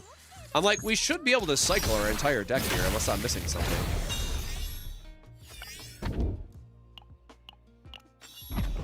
Sure, man. Free divine, right? Okay, common card does not do anything for us. Increased damage amount, critical chance amount, or, well, treat it as common card. Okay, I guess. Or no, this is the retrieve. Move, move, move. No, let's do the damage amp, I guess.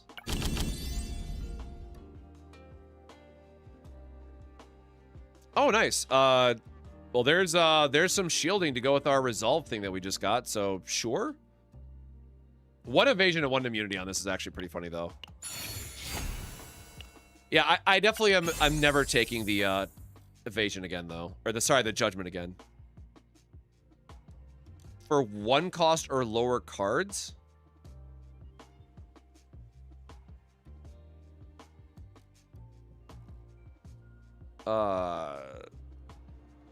Like, Haru almost wants the extra attack, but, like, the fact that I can just keep looping vulnerables, like, the vulnerable is going to give us more damage than this, right?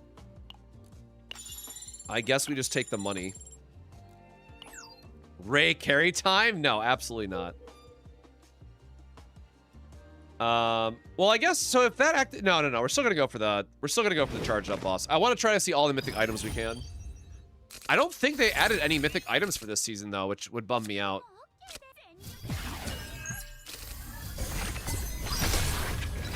I do love just dropping an absolute nuke on him, though.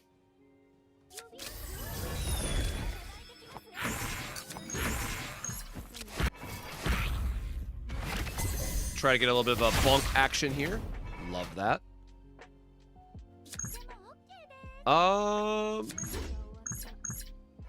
18. Whatever. Sometime in your heart of hearts, you just want to bonk it out, you know what I'm saying? Activate all basics so we can get our extra draw 2 while doing some free damage. Love that for us. And then we can just use our anchor shenanigans to do more damage. So increase the damage amount, which is going to trigger Streak for the anchor shot and do a Bajorian damage. Bonk.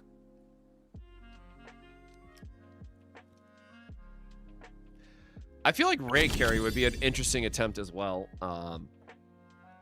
Oh, sick. Counterblades. Okay, cool. Another upgrade for her. Decreased cost of basic cards by 1. We don't have any other... I guess it's a little bit unfortunate we don't have a way to capitalize on that, but that was a unique choice. Upon...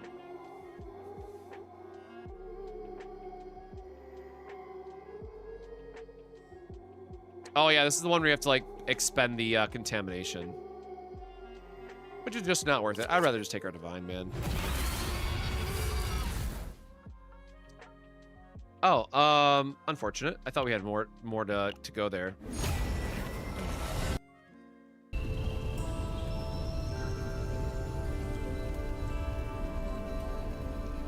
I mean, there's no... Okay, we can't... There's no world where we have only 4 cards in hand, so sure, whatever. Unfortunately, a little bit of a waste of a Divine for us. Oh my god. This... Bro, okay, so quick rant.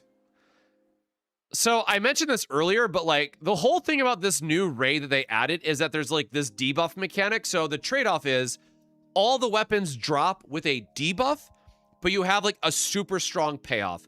The downside is that with this mechanic, you have a scale of 1 through 5 and how intense the debuff is.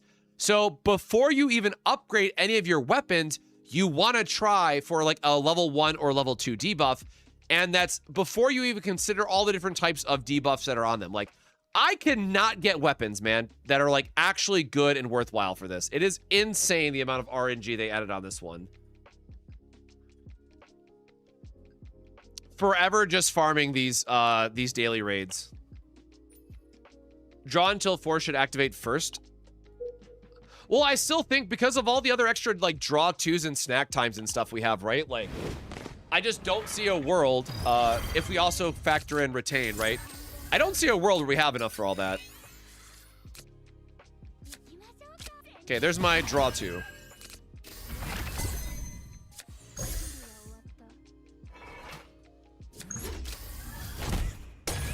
Man, would have really loved a little help on this hand. 740. Yeah, so Haru's still doing more damage than 9. God, none of these drawing a card is painful.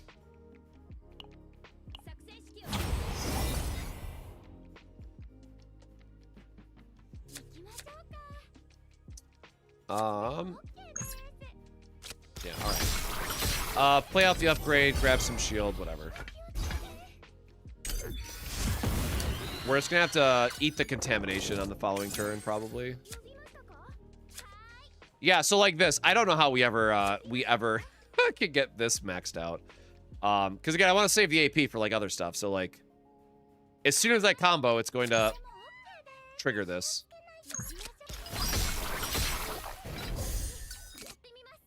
I guess the contamination also holds us back, right?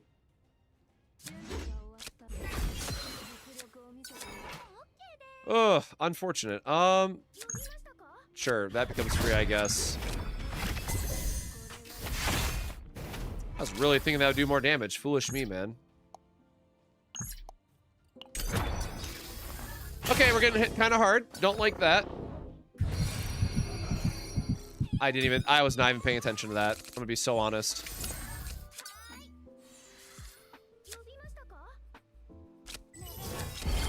Draw more cards just to try to get Haru out of breakdown.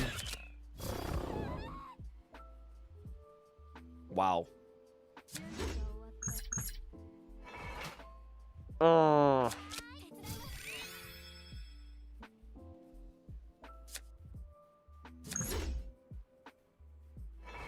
Bro, I'm doing like negative ass damage.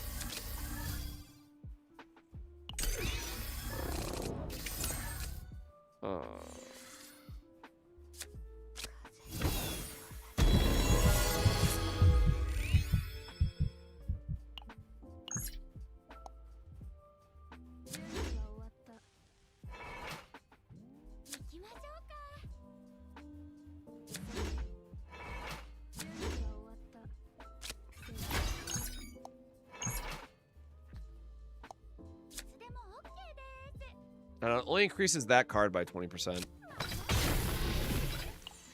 Okay, so get the morale buff, which is going to boost her damage a little bit more. I don't think we're below 50%. Oh, we are below 50%, but we already have a morale buff. I don't think there's any other buffs we can get here. Oh, shit, we need Streak. Okay, Streak is active. Yeah, we're just going to try to bonk our way out of this one, guys. Oof.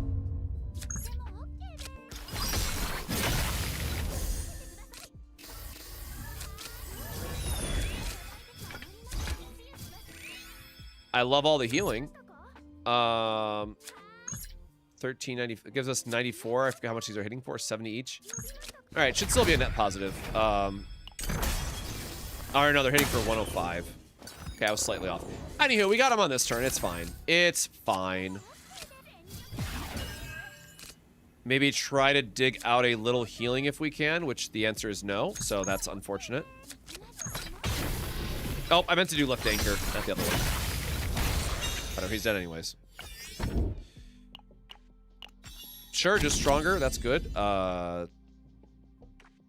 We don't have power charge yet, so that's safe to get. Increase action counts, whatever.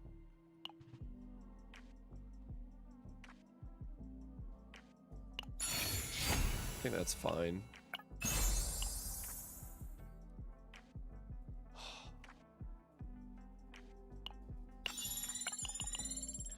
Hey man, our shop buying power here is real good. Also, again, all things considered, we were able to reset the stress, which was good. Okay, so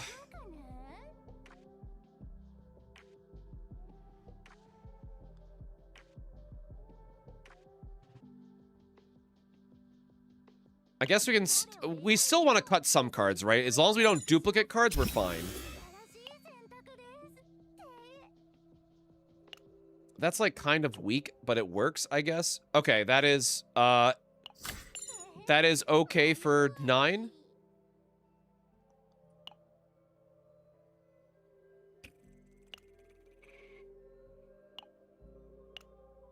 Man, we're really trying here.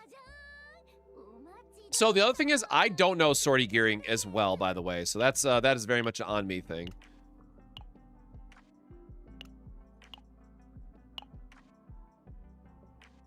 Or no, because the lead would break our start of turn draw too, so we cannot take Nexus here. Recovering some health would be nice. We can't grab another snack time.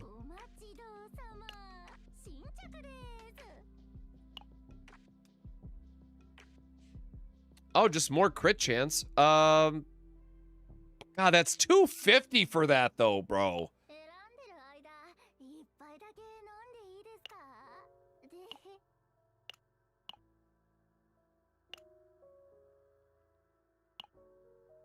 Oh, no, I don't think we picked up any of the distortion fates for the gearing stuff.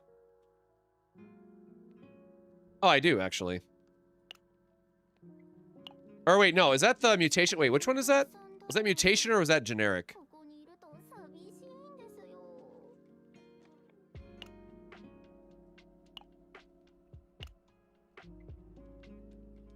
Or wait, no, is distortion a separate one? I don't remember now. I do not know the factions as well.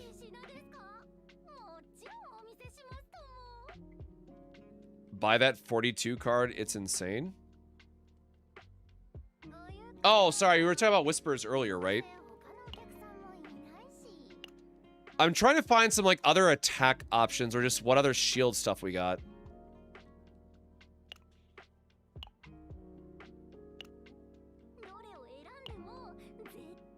Yeah, this still sucks, man. I hate this card so much.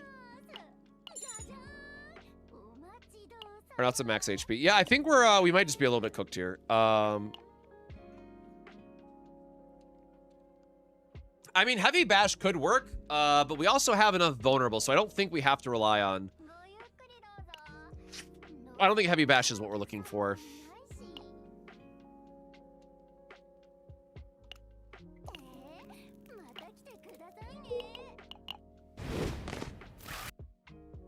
Oh, I gotta do my my world host while I'm thinking about it. Let me start that. Okay. Yeah, so we got our draw to it start. Love that.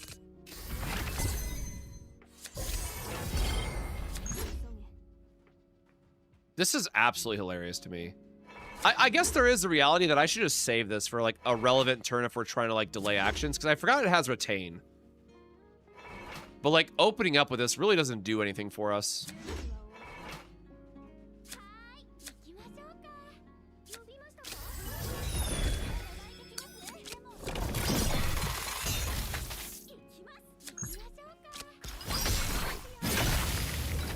That was a pretty damn good hit.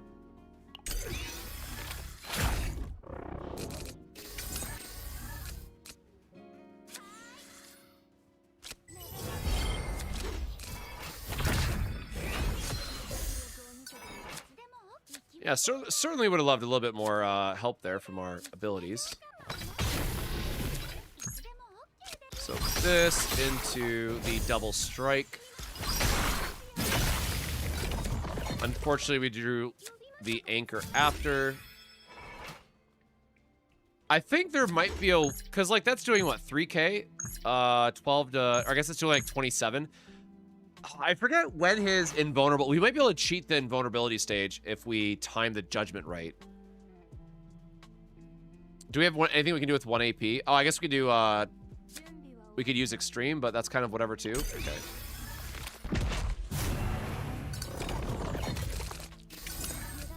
Holy hell, do we love cards in hand. This is a little unfortunate. We're not going to get the full value of draw 2, I guess. Do we have basic cards in hand? We have 1. So, no, we want to do this. Play this out.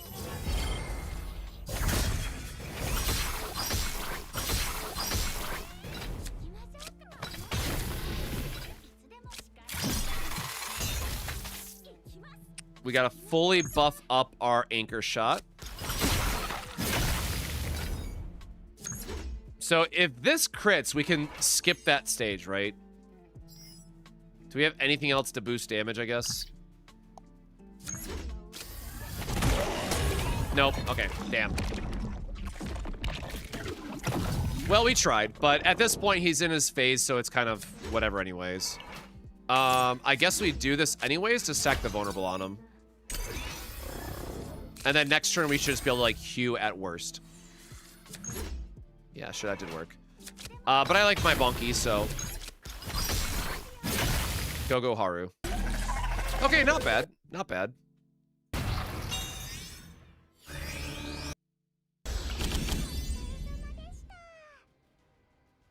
Oh, didn't we have something for counterattack? Destroy, added hit. Dream World. Man, good old Dream World. Welcome back, I guess. If HP is 80% or higher, decrease by 3. I mean, I do love just getting free and for... Yeah, you know what? Actually, this might be goated for us. If we can divine that up, I'm feeling pretty okay.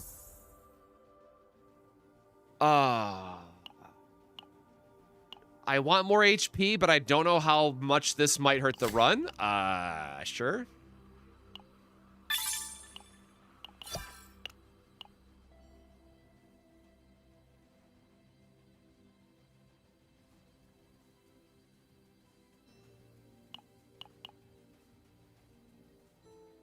I don't remember. When hit creates a thought fragment, and if hit less than it... Oh, it's the multi-hit dude. Yeah.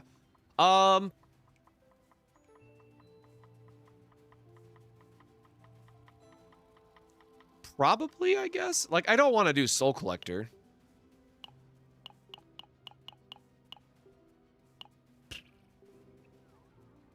It's like, even she has an attack at least.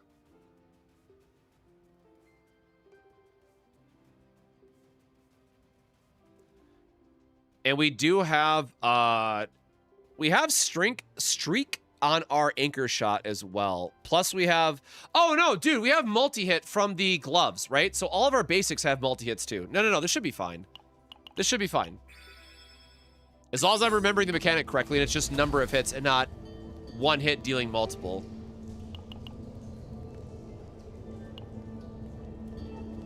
Oh shit, hold on, I forgot about this part.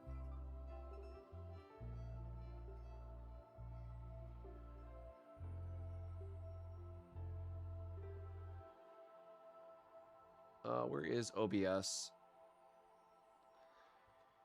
I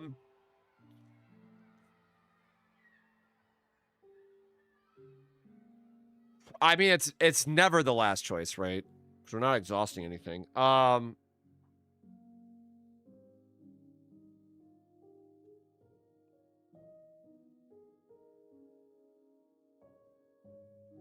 I don't think we want to do any, or no, we took pilgrims, right? So sorry, we're on the bottom path, not the top path. I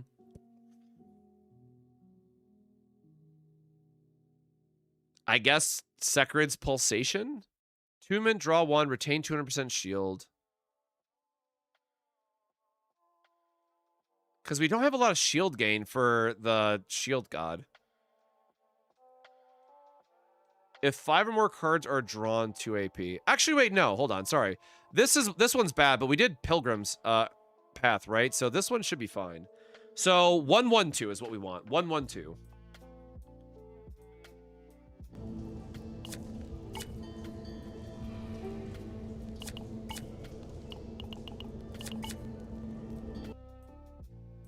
It's not treated as a curse card, no. Booba.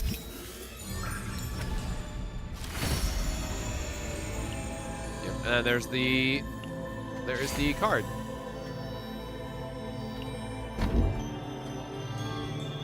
Select and duplicate up to 2 basic cards. We can't do that. Remove all basic cards and curse cards.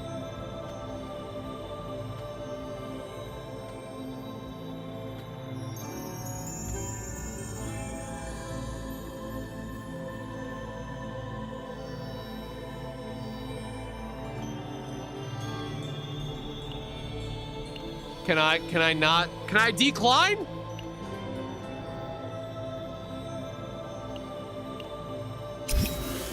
No!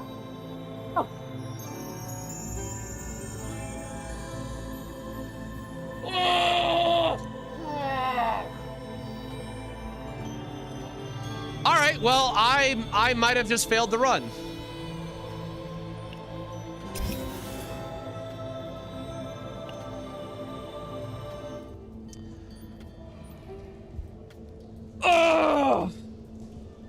Well, there goes our whole strategy for the final boss. Okay, so we need a shop. We need a shop really bad.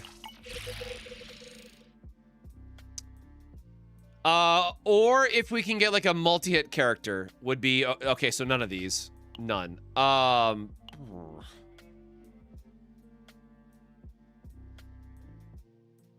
Ooh, it's any attack card. So, yes.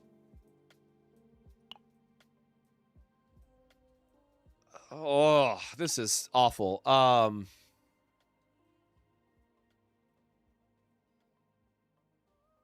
Glacial Iron Fist always being free is dope, but that's not.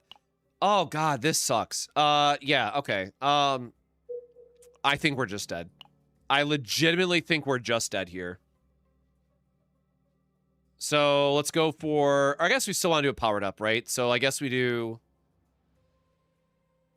because we want double, we still want double elite. We can do like this and then hit double shop. Okay. Yeah, we are banking heavy on the shop at this point. What the hell? Oh, dude, I forgot we have the common card. Yeah. Jesus, what is our hand at this point?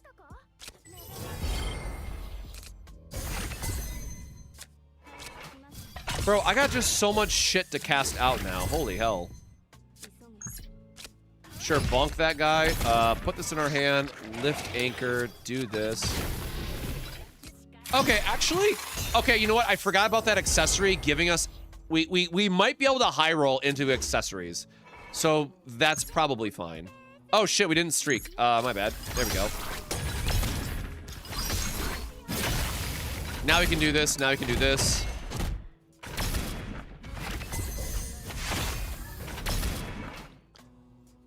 Shout out Selena, bro. Holy hell. Saving our ass.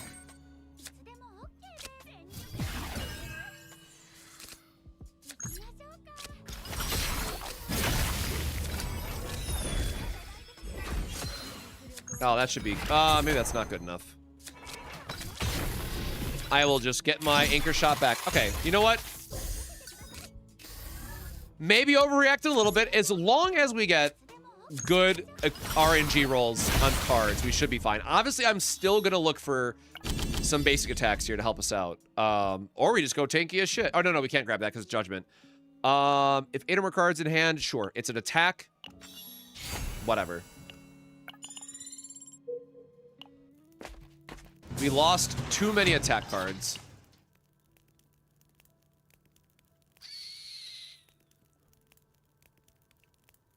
Oh, we could, sure. I don't know what divine we could probably pull off on this. Anchor shot not having a divine feels a little bit bad though, right? Like extra damage here would be nice, but I'm greedy and I love seeing what happens. So probably like both these are probably pretty decent. Yeah. Sure, free counterattack, man. I guess. Okay, what do we got?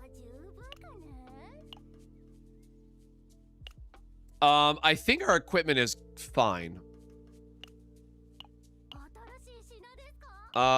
We can't afford to remove anything.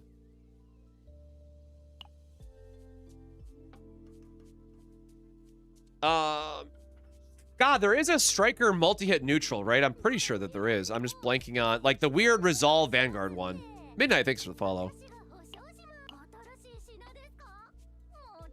Right, hold on. We have 2 shops, I said, right? Yeah, so we'll do, like, 1 reroll, I guess, but we want to save our gold for the second half.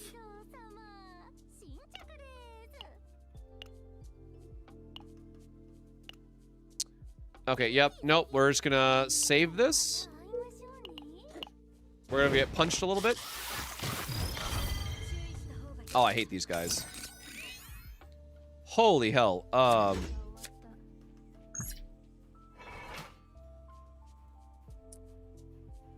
Okay, so we can't draw anything anyways. That's fine. Who's the powered up one? You? Okay, you can get bonked. We are going to do some stuff for free.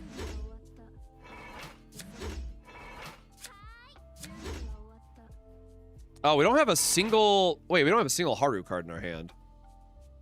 That's awkward. I guess free draw 2. Oh, there we go. That should help. Why is combo not activating?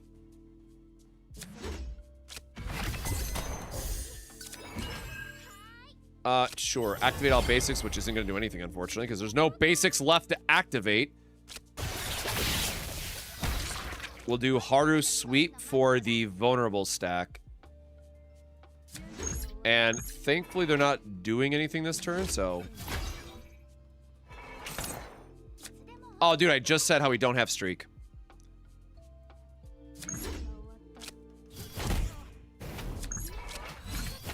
Alright, well, we can at least knock out one of them. Was that not Ray's card? I might have just been totally colorblind there for a second. Alright, big bonk.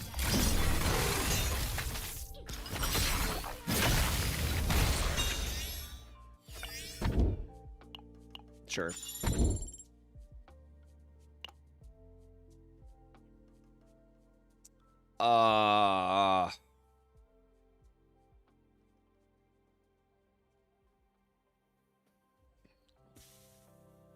I mean, we don't really want...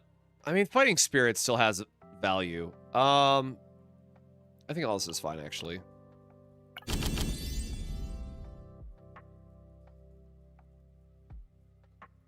We do not care about initiation. We have too much Too many attacks.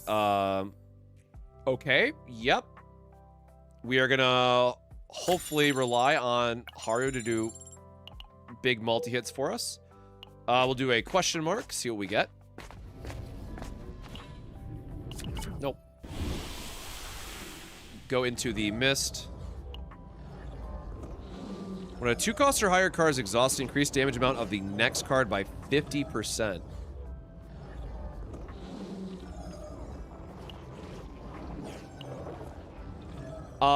Obviously really good for 9. Oh, wait, but she has to be the one exhausting it, right? So maybe not good, because Ray looks like she's about to have a breakdown, man. Oh, crap. Can we force a breakdown before the boss? Probably not.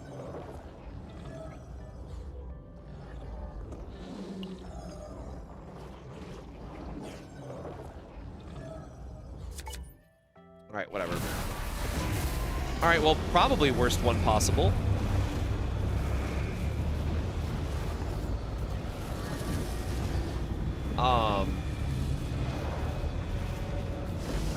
I mean, I guess just a flat heal. Honestly, sure. It's not like we're really activating a lot of one-cost cards, right?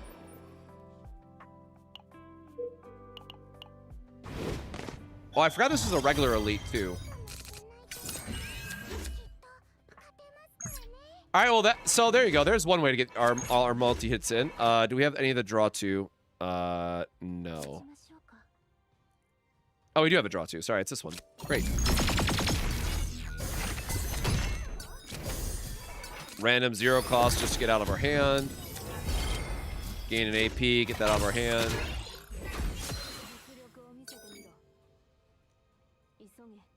Sure.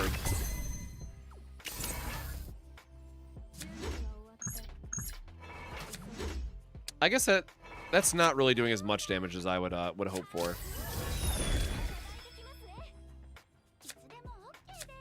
Yep, sure.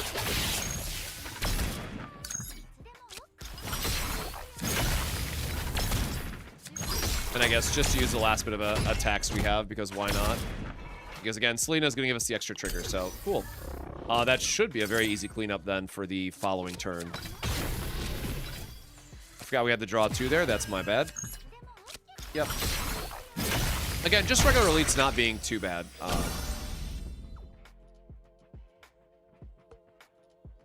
Damn, 10 mark? Holy shit. It's free damage, yo. We don't want to duplicate. Can't duplicate. No, I always just do stage, I do it level 80 on 0 because I like just doing fun, weird shenanigan combos. Like, I like doing all the weird fates over just trying to min-max Black Mass farming, particularly. Guys, I love all those basic cards that we have. Love that for us.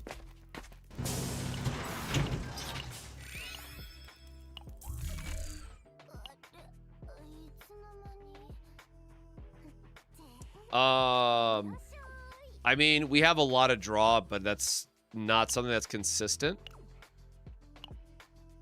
No, our removal is fine.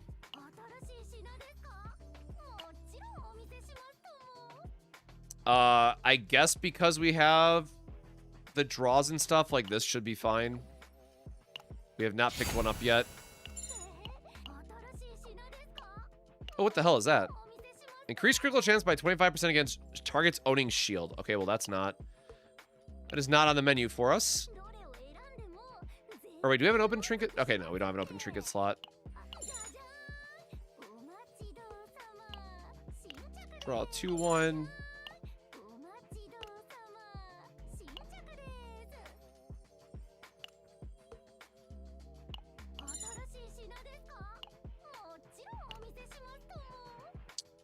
Yeah, okay, not really getting a lot of help from any of the other items. They changed Sortie ranking reset to monthly, so it'd be fun to chase the top 100. Oh, I mean, yeah, sure. I know that they were adding that eventually, so I didn't realize it was live already, but yeah. Again, could not Couldn't be bothered because, like, for me personally, Sortie is just for trying to min-max the other builds so I can make random videos. Like, I want to do the Survival 7 team for the tower. But I do appreciate that it was added. All right, how bad did we get screwed over? Okay, we did get a bloom pulverize, which is really nice. But that does nothing for us. And we did not get a draw. Oh, boo hiss, man.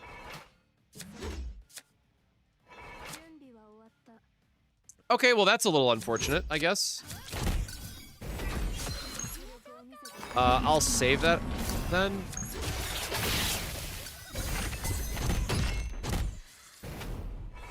Yeah, so we gotta hit 9 times. We don't even have a good way to maximize on our... Okay. Yeah, as long as we have Selena, right? Like, that should save us. No, that's not the draw 2 one. Where's the draw? Okay, we don't have a draw 2 in our hand either. But this will work.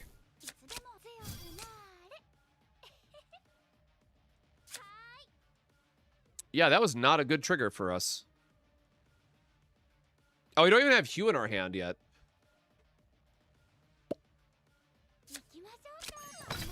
Okay, well, we can always anchor shot because this is still going to be a double hit.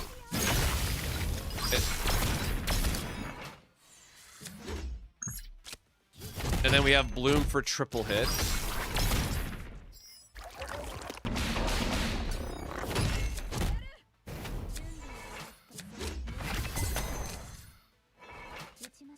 Oh, well, there was the draw, too, that we were hoping for. And now we do have Hue Extreme as well. Okay, so if I remember everything correctly, that should have triggered everything to put us in a better spot. Oh, you know what? Just to get the snack time out of our draw pattern. Sure. Oh.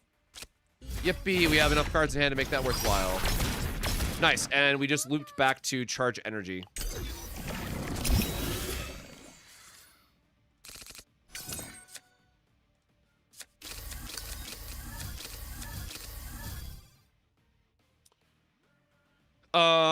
Okay, well.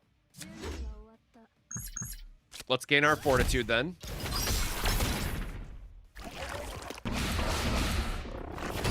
Yeah, it turns out fortitude's very good on the multi-hit bosses, huh?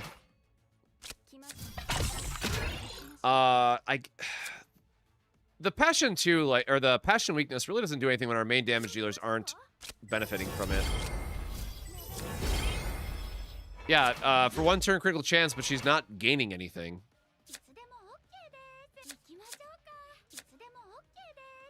I guess we just keep the retains for the next turn and try to do a little bit of damage.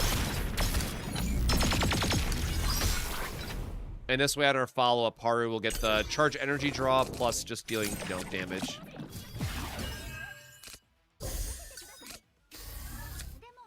Oh, nice. We actually get full combo of our anchor here, which is really nice.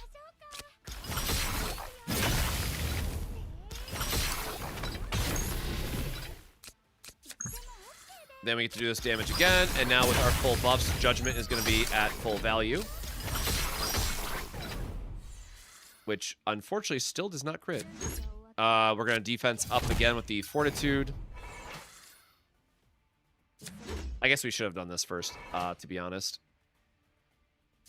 And then hopefully he just dies to the multi-hit. So this didn't have haste, unfortunately. No, boo. Okay, fine, dude. There we go. Change the 0 cost. All right, not bad.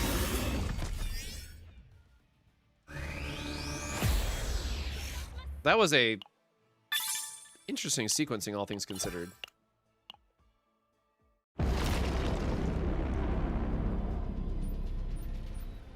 But yeah, if I was gonna do 30 out of 30, like I want to make sure that we do our like Heidi Mari and stuff. Oh, you can't even full break it on the first turn. Crazy. Play out some of the other stuff. It's not really what we want there, but...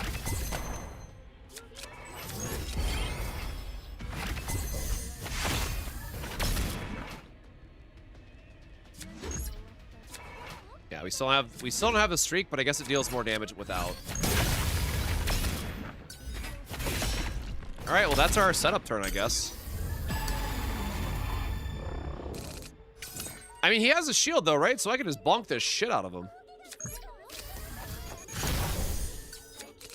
Oh, I should have done the draw that way. Woo, that is a lot of damage, brother. Holy hell.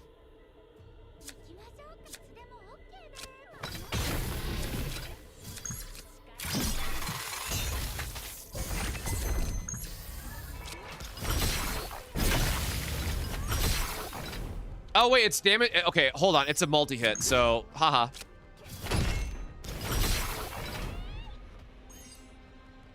Yeah, doing way less damage now. Love that for us. Oh, I forgot to use the charge energy. Not bad. I guess try to see if we can high roll into that being at reduced cost. No? Okay.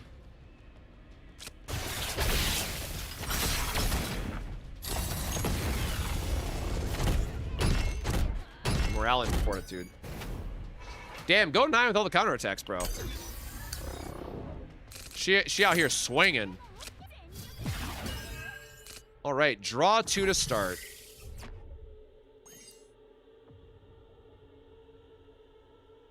Oh, right. When a card is used before acting, absorb that card. After one turn, at the start of the turn, move up to 10 random cards that were exhausted to hand.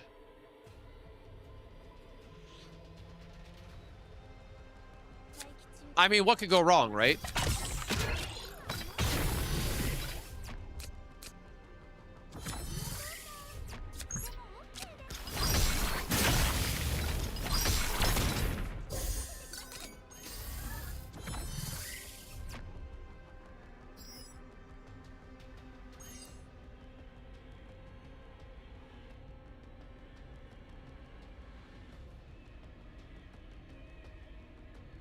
Off topic, but did I pull anything for Riftbound? I mean, my pre-Rift hits were pretty hot, but no, nothing, nothing otherwise of note. I'm still waiting to, I guess I could check that today. I do have a Soraka signature that's off to Beckett for grading that I was hoping to use as a way to fund my trip to Tokyo Game Show so I can do more coverage. But unfortunately, they just, like, made a tweet that, like, hey, we're, like, way overbooked on orders and stuff, so... I try to, like, pay for priority and all that stuff to, like, try to get it back so I can actually, like, book my travel. And, yeah, it's still just stuck, it looks like.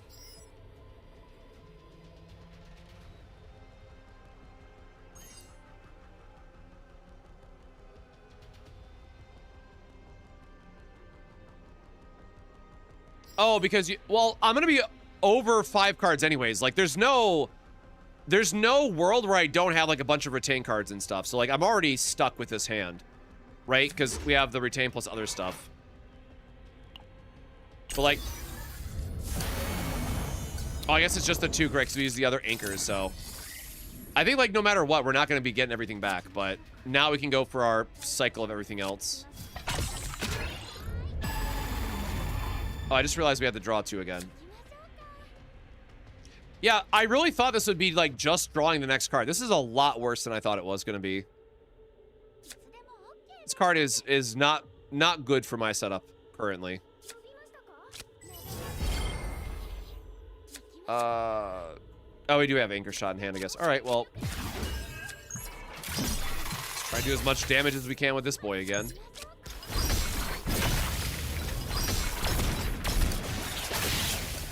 So it's like play out everything and then pray to all that is good that these get reduced. Okay, or sometimes you just high roll like a guy. See, it heard me talking shit, and it was like, listen, man, I got you.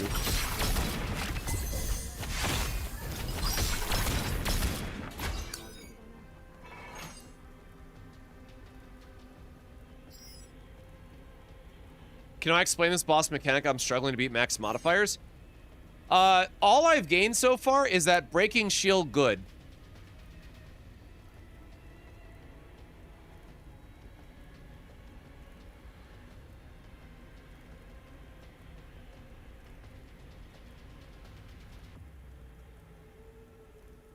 Oh, the increased damage amount of all target attacks. Yeah, I mean, like, Huh. It is definitely an interesting one, and I keep forgetting to cycle these, man.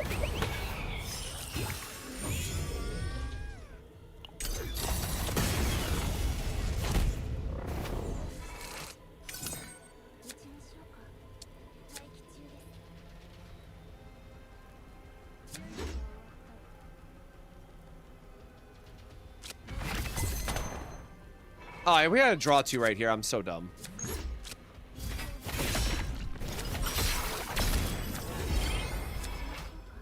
Okay, I horribly, you know what? Just because I can.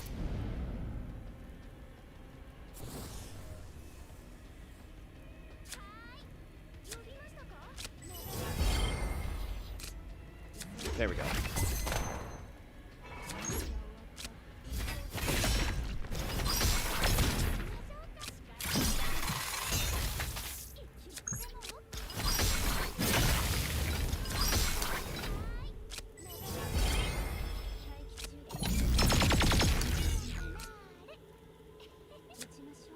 Aw, boo.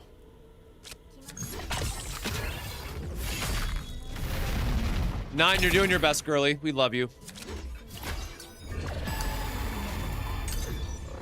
Oh, damn. How come you get 5 morale, bro? Rude. Oh, that is a lot of damage. Okay, Haru big bonks for the win, hopefully, here. Maybe not. Get myself a single point of fortitude if I can. Holy shit.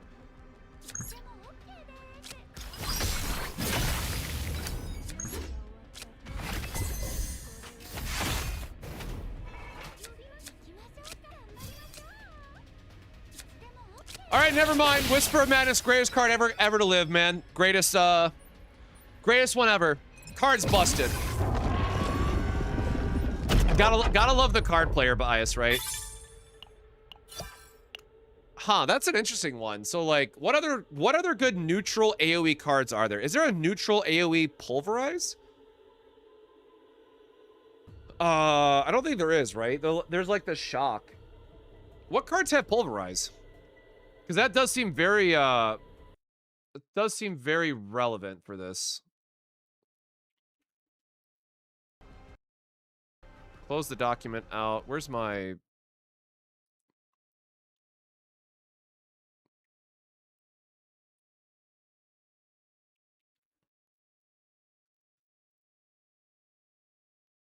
Okay, that did not work. I was hoping I could just shortcut by keyword.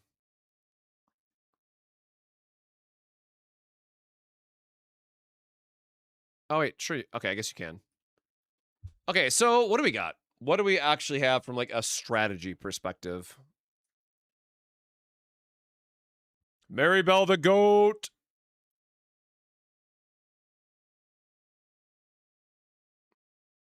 Oh, I guess it was Tackle. I forgot. This card was like Yu-Gi-Oh! Ass size text card, brother. But yeah, I guess Harmonization Tackle is Striker Vanguard. Or no, it's just Vanguard, right? Because defense-based damage. So, okay. I guess Vanguards plus Haru, I guess, are relevant for that. I mean, Bloom Beam Shooter is also relevant, too. I don't think it's realistic to try to build out the pulverized OTK. But that could be something.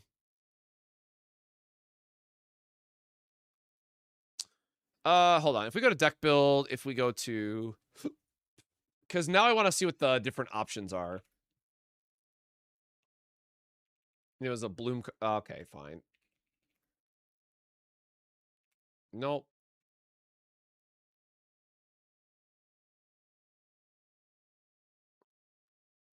Where is the Sortie version?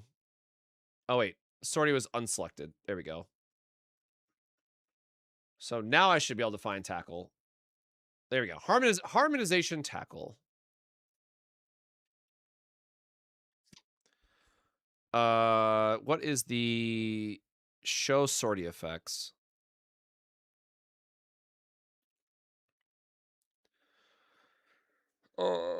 Guaranteed critical, I guess, is cool. Increased damage amount's probably relevant. Jesus, 100% critical damage. Crazy.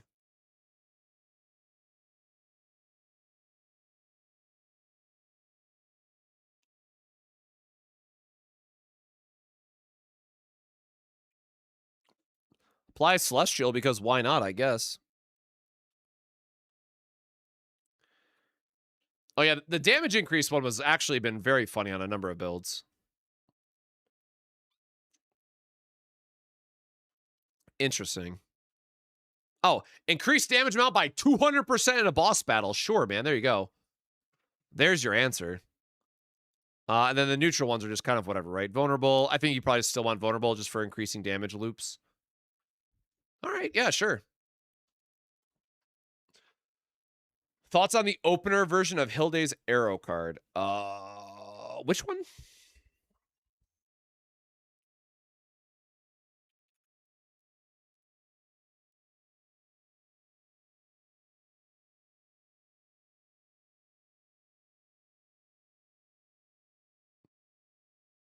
Wait, opener is just initiation, right? Or no, opener is the removal one. No, yeah, I think this card's fine. Like the fact that it always draws a card is good.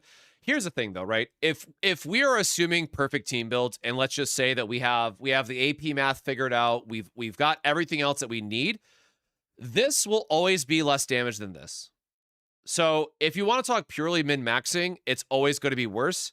And then the other consideration is actually this one, because when we wait to see what the Great Rift has, there might be some stupid nonsense of like unlimited ads works, right? Where we're suddenly killing 5 ads every single turn.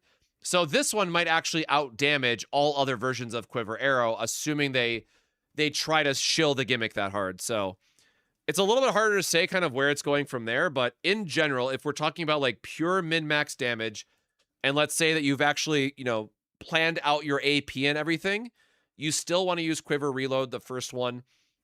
You only use Fracture if you care about the stack, and then this one's only good multiple ads, but I think this could be fine too if you don't have Cassius, right? If we're talking about Cassius and if you don't have the morale capped and you just are trying to find another value of morale for your team, then sure, losing 1 arrow can definitely be worth the 20 morale because then you're getting the damage back in other ways, assuming that you're spamming out her arrows. So there are, certain situations where it might be decent, but from a overarching conversational standpoint, I would still recommend the arrow. But again, the 1 AP might be annoying to plan around. So sorry that was the longer answer, but it's a very interesting, like, min-maxing deck building point.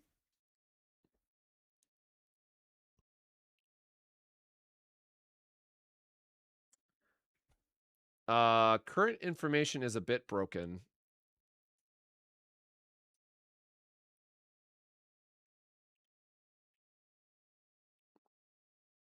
Where is my email? Oops, wait, nope. Nope. Which one's, oh, hold on, I just clicked something I shouldn't have. There we go, okay. What broke?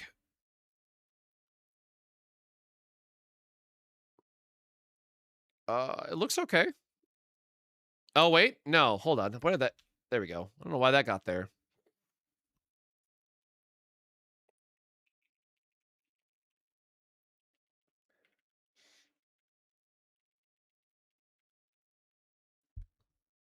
Also, sorry, y'all. I still have not moved the... oh, wait, where's my...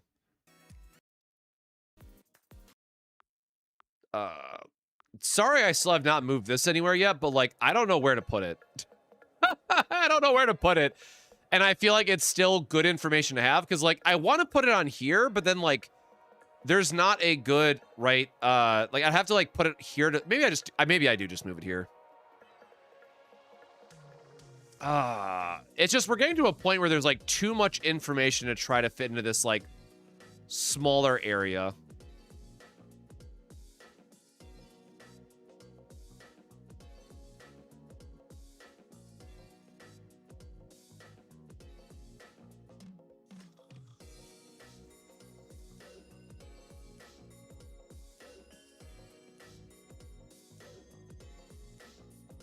All right, yeah. I guess I just talked myself into just moving this.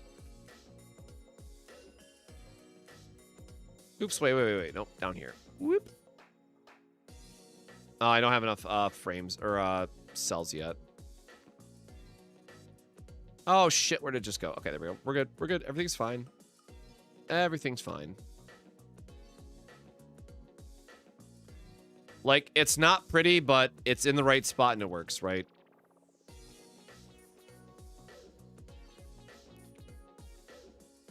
Which now the realization is that like season 4 is just better because like now the only reason that you farm this one is for the extra attack engraving. Oh yeah, they nerfed this. They nerfed this, so we delete it now. Damn.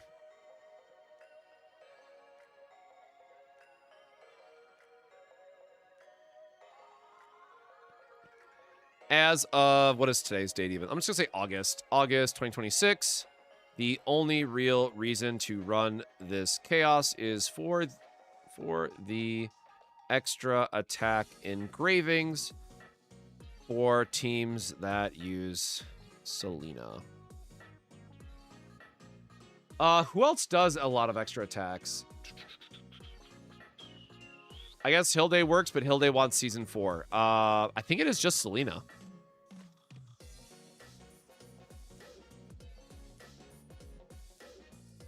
Ooh, that is too many. That is too much space. Let's do like this. Let's do, how do you do text wrapping again?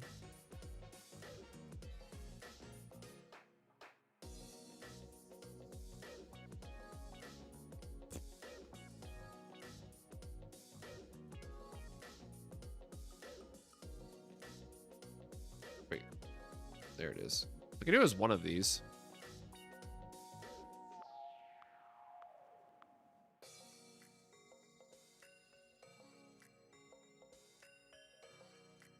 Oh, I forgot we had all this extra room down here still because I like ran out of room and trying to fit all the laboratory 0 stuff. Okay. Okay, this is like more in the weeds of min-maxing that I don't think is super relevant, but at least we got this tab cleaned up. Which I think is more relevant.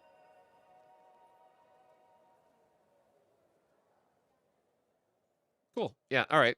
That should work.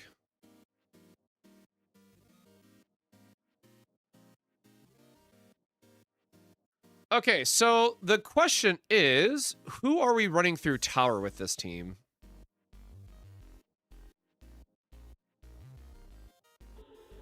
Continue. Oh, true. Residence counts as extra attacks as well. Okay. Not, yay, we got her to 61. Cool. We are slowly but surely working through our list of getting everybody to 61. But again, we're still like pretty far behind otherwise on, we're only like 44k. Oh, so yeah, this is the one I was talking about earlier, right? Like it's only 650. So like setting up a Cassius deck, or setting up Cassius or Mika is really not that bad. I will buy this while I'm thinking about it though. Oops. I do not buy Annihilations. Yeah, Core of Phase, I really feel like is not worth it. Common card, again, kind of whatever. Like, these are easy to fix. Now, mutations, that's like their whole big focus now. So yeah, I guess get your mutations. But like, even then, the mutations are not good, man. Like, the only good mutations have like a 0.3% chance to drop. Like, no. I am not wasting 2,000 black mass per roll to try to get that, right? Like, I am always just focused on loading up on our divines and making sure that I can get these. And I think we still had enough, yeah, we could buy 42 right now. Damn. And then, sure, there's other stuff, like, if you really love Sortie, it's nice that you can get the MAMs, but... Oh, what was perfect? Wait, what the hell was that? What was... Claim victory in battle without losing any health in the boss battle on hardcore.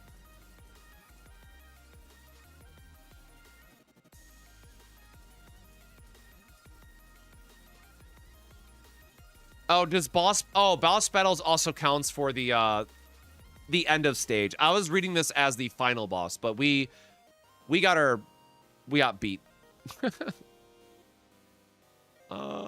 Okay, yeah, so I was figuring there is an achievement here for 30 out of 30. Yeah, I guess I should, like, do my Hidimari run at some point of, like, just trying to max it out. Or Tenebria. I guess Tenebria... Man, Tenebria and who is better? No, Tenebria should be better, right? If you get Arpeggio, bro, like, do it up. Yes, the document is open to everybody. I have it linked in every YouTube video. I have it linked in the Discord. If you type !infographic, I forget if I put an S on there or not. I think it's !infographic. A command will pop up with a link to it.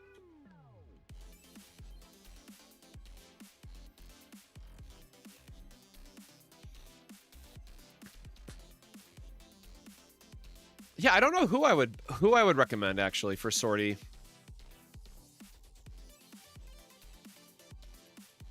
I feel like Tenebria would be best. Okay, so I want to do the... so I need to do my Hilde run, so I think I need to actually build out a... I need to build out a Hilde that's going to work with this team. So, what do I...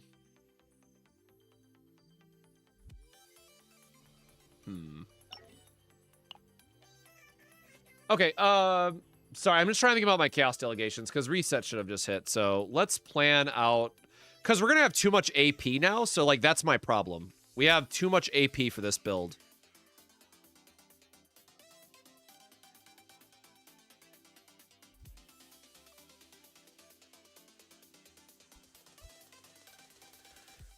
Yeah, if you haven't, I mean, hey, if you have any questions, stop by the stream anytime. Otherwise, I do have a couple of videos out on YouTube that break down the Season 4 mechanic in detail.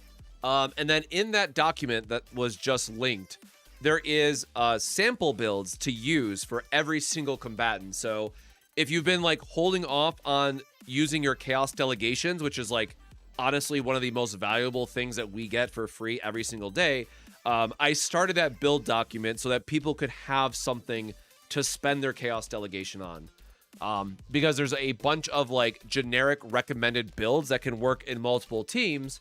And then once you get more comfortable with the character and know how you want to change up their build, you have a couple extra points on the end to then customize that build for whatever teams that you want to be running.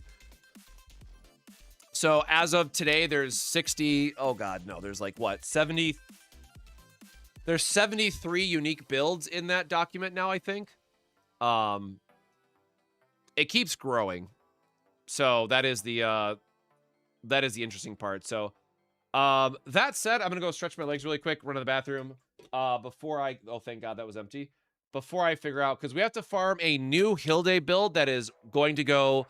with the Cassius and the Mika decks that we just built.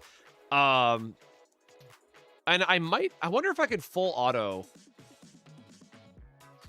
We're gonna have to think about it. Anyways, I'll be right back in a second. Time check. If you've been here for a while, this is your reminder to hydrate yourself, take care of yourself, drink your water. I'm not asking, I'm telling. Drink your water. Reminder to take care of I can't talk. Take any meds that you might have forgotten about, or grab a snack. I'll be back in just a minute. And then we're gonna dive into this Hilde build, and then hopefully do a really quick showcase of how this all comes together in Tower. So hang tight, be right back.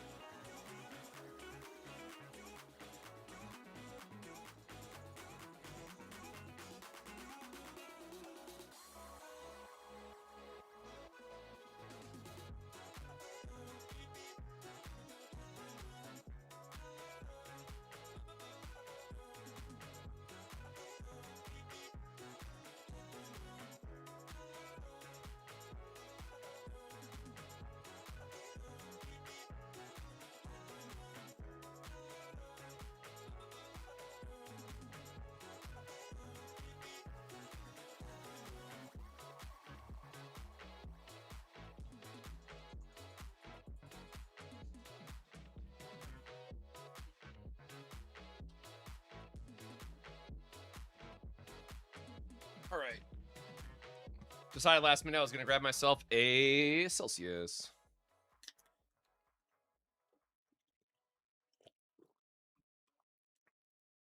All right. So, for those that missed the Cassius video in general, so there is actually a world where we could be a little bit meme with this. And if we really wanted to, we could actually max out on resolve.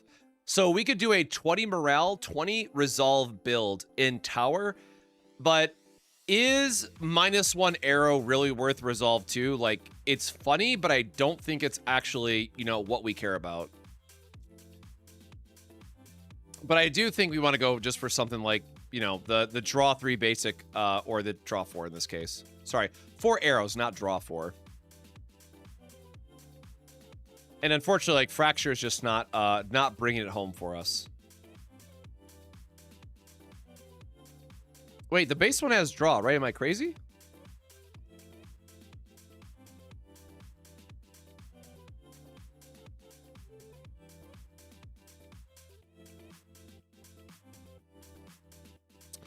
Oh, dude, I've been spending so long on Fracture builds. I forgot Quiver Reload cannot draw naturally. Oh, no.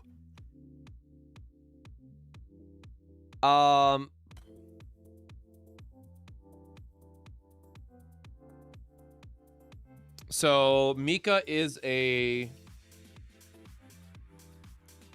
Mika is a neutral deck. Cassius is a +3. If we do, oh no, because we have Vortex Arrow. We should be able to draw out of this.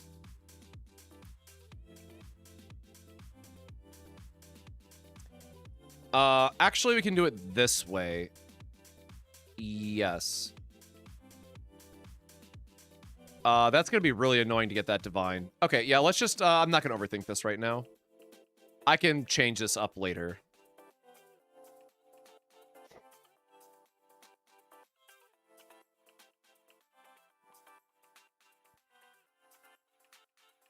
I definitely think we're just gonna want the draw cycling, This is gonna be the triple hit. This stays. Okay, so how much? 1, 2, 3, 4, 5. We have 6 AP, and we're gonna be AP. No, 7. So we have 4 AP off Mika. Oh, actually, that's exactly enough because this has to be Driven Hunt. Yeah, I probably would change it. That's fine. Okay, yeah, I think that's good. 1, 2, 3, 5, 6, 7.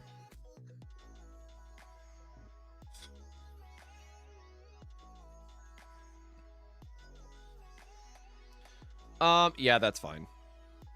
Okay, that's where we're gonna be at. I guess it is pretty straightforward, all things considered. So let's dive back into Chaos, see if we can get this in one run. And again, we're looking for a survival... What did I say earlier? Where's my cheat sheet? So we need a survival 3, right? No. It has to be 1 survival, 1 claim, 1 anything. That's what it was.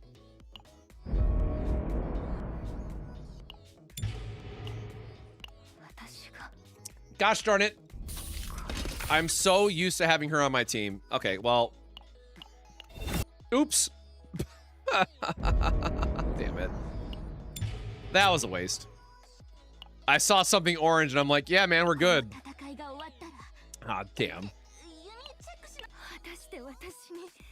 That's me. I'm trying to, like, get this knocked out because I gotta actually eat some real lunch today.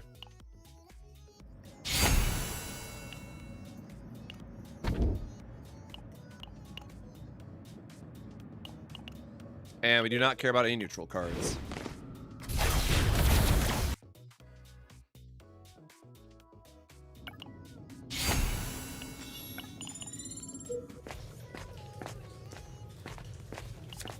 We don't care about the grenade. Yeah, let's take the money for rerolls that we might need.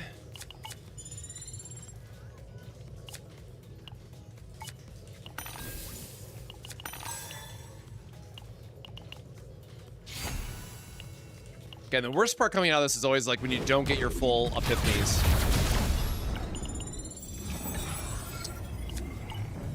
Sure. What I said claim, right? So it's claim, one survival. I guess we want to do like claim survival inquiry so I could be really flexible with it. Oh, that would be the best outcome. So claim inquiry survival, claim inquiry survival.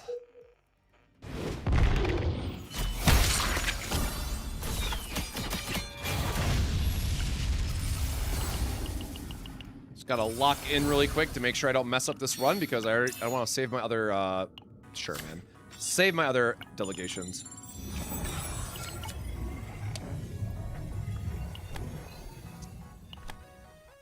Okay, inquiry base, that's fine.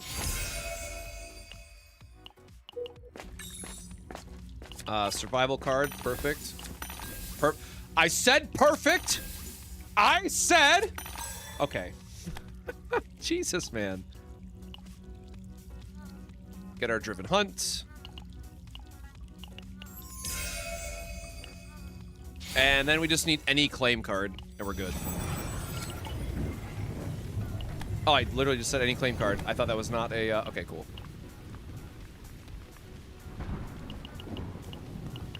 We did it! We did it! We did it! Yay! Okay. So, now we just have to RNG the hell out of our epiphanies. Oh, sorry, we didn't get a removal event either. That's a little unfortunate. We might have a very low, low economy run then. It's a little bit of a bummer.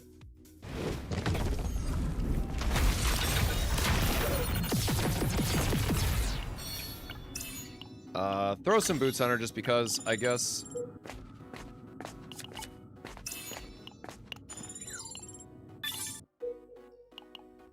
Get elite.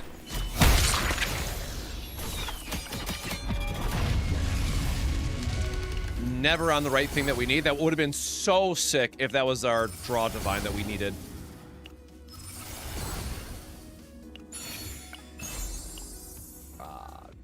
We don't need the extra AP. So same as always, we're kind of just looking for dimensional cube here because we want to make. Do we have any upgrades? No, we have. Wow, a lot of epiphany stuff, or a lot of base cards, but no epiphanies yet. Sorry, A cube is good for damage, but we're kind of low on gold right now. So unless it's discounted on this first slot, we're not really wanting to buy anything right now. Cocoon Cape is also another really nice one just for the debuffs.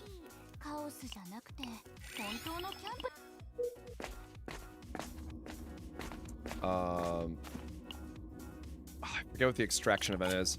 I am just going to take the removal event, just for my own sanity and getting this moved along. We have our desired card done, thankfully, so we can skip that.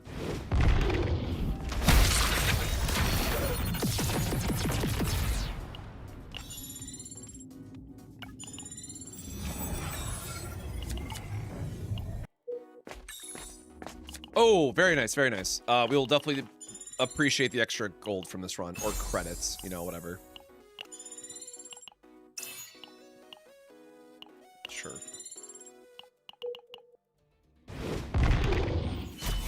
Powered up boys, gonna give me some more points, love that.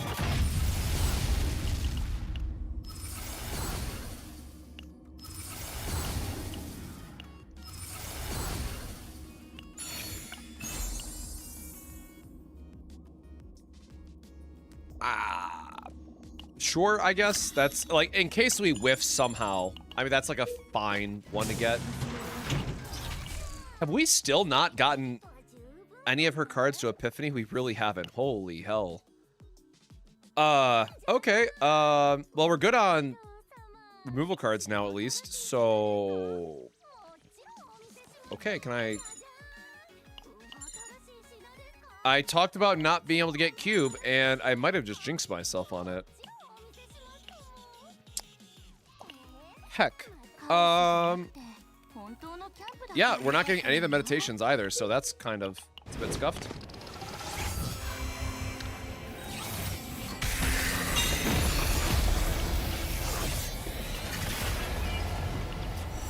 Alright, well, at least we got our arrow. Don't need any of those, so hopefully the second half is nicer to us.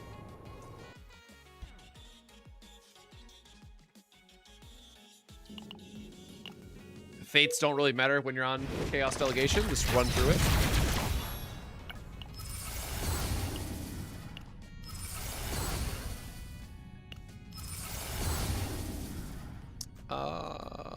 Sure.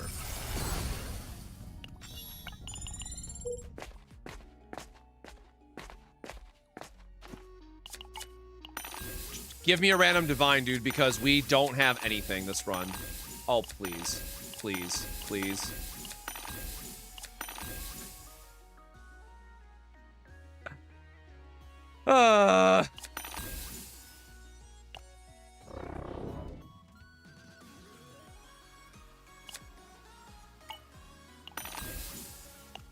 You get 3 chances, right? Okay. I probably should have not just, like, gone off the deep end with it, but nice. Not nice at all, JK. Everything is awful. Damn.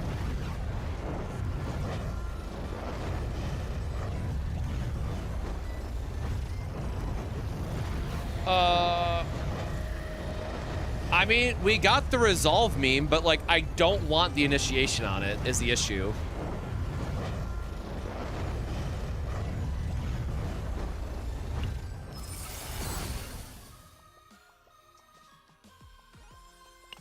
Okay. We'll just probably reload it. Re-roll it.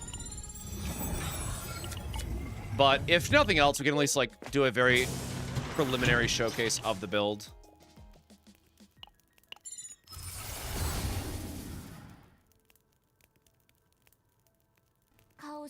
Oh yeah, that's actually the right one. My bad.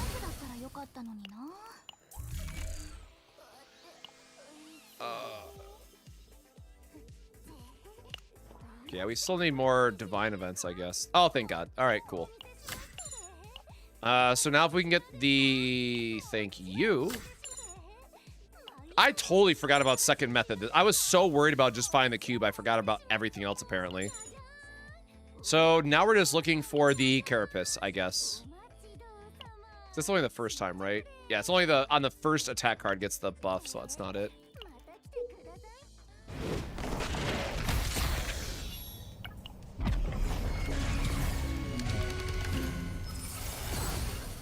Divine's always going to the wrong thing, man. Mika, count your days. Count your ever-loving days.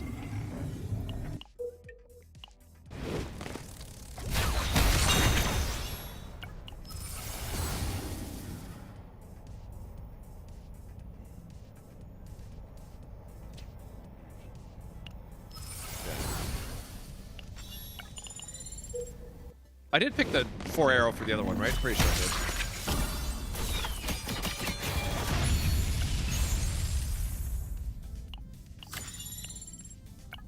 Okay, I mean, the arrows do exhaust themselves. That is...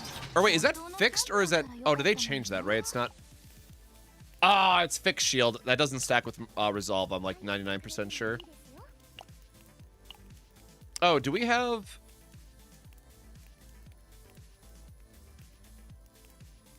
No, we have so many of these that have not... Oh my God. Oh yeah, hold on. I gotta like remove other... Did anyone else like not get their epiphanies or is she just the last one? Oh my God, she's literally the last character to get any of her epiphanies. I hate everything.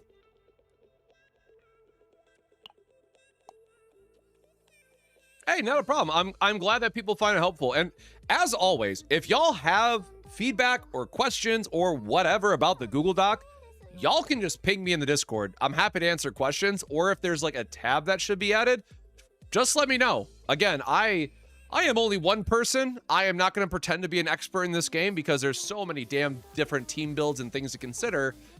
But I feel like I got a good start on there, but I really view it as more of a community project that if there's other stuff you want in there, I can go build it, or I can go grab some stuff and work with another content creator to throw stuff in there an infographic that they found interesting, right? Whatever. I just wanted a place to store all of it because I was getting lost in you know, it helps me too at the end of the day. Like I can't remember that shit, man. Like people will still ask me for random builds and I'm like, sorry, I don't know. Let me go look at the build guide because I can't make that stuff, you know, off the top of my head. It still takes me a lot of work.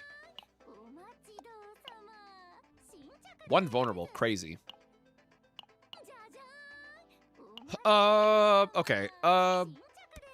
It's fine. Or, shoot, the meditation. That's why. Oh, wait, no, we have nothing to meditate. We just talked about this. We're going to get through this run and not have all of her cards. I'm about to be so mad.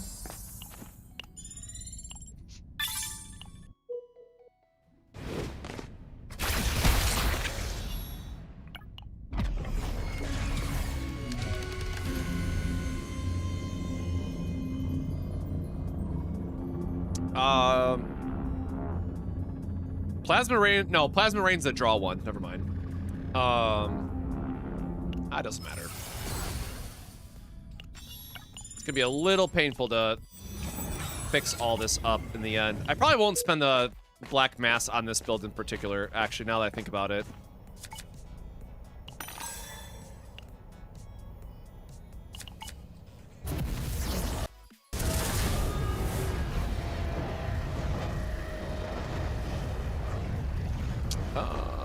Oh, that is terrible.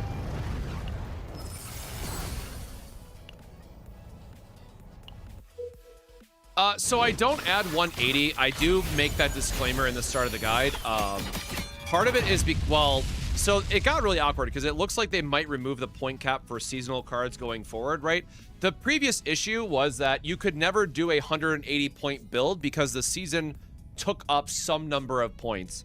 So if in the future, well, no, because you still, no, I guess it doesn't work still. Okay, so right, the challenge is, just for example, like the Cassius build, like, let me go back so y'all can see it.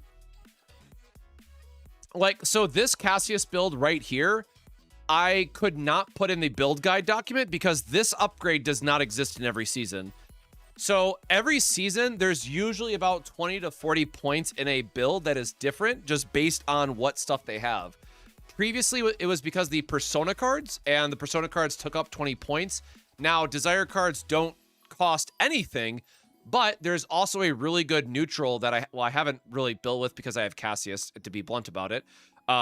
There's a really good neutral in the season that can give you extra morale that is also going to change some build points. So there's not like a really, like, this always works 180 point builds in this game.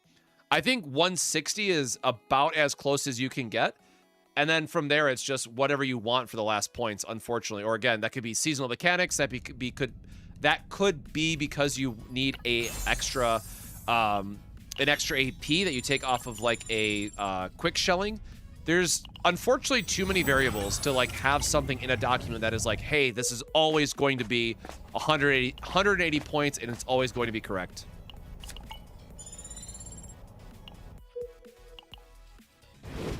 Yep, I really think we're finishing this run without her cards. Damn.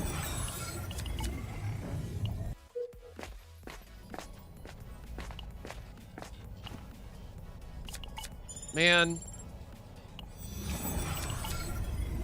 All right.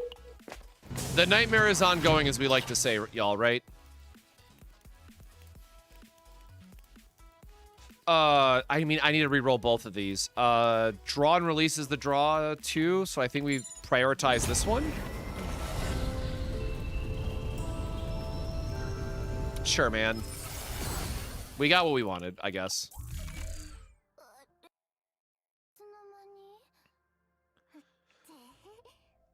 So the mythic event item is a big maybe, right? Because I'm sure the mythic item is going to get shilled to no hell, to hell and back with the Great Rift. But in general, unless Arabella stacks in an interesting way with Scorch, which we don't know yet, it's more likely that either like the Cthulhu gun or the Cthulhu, or either Cthulhu weapon and or the egg are going to be better than the mythic armor from the event.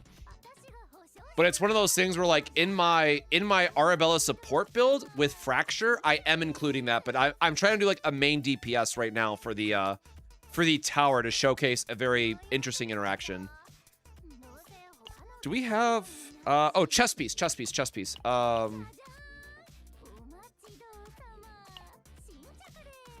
This is also really funny for arrow spam, but oh, there's her upgrade, actually. But unfortunately, when she's like the only main damage dealer in the team, we really do want to try to maximize her arrows. Everything else is correct, right? Yeah. So we, okay, you know what? We didn't even get the copy event. What am I doing? Yeah, we didn't get the copy event either, so it's... What time is it? Yeah, we can like very quickly go in a tower just to do a couple floors for the sake of it, but this is a pretty cooked situation, unfortunately. Okay, yep, and we whiff on the egg. Ugh. Gross. Okay, well.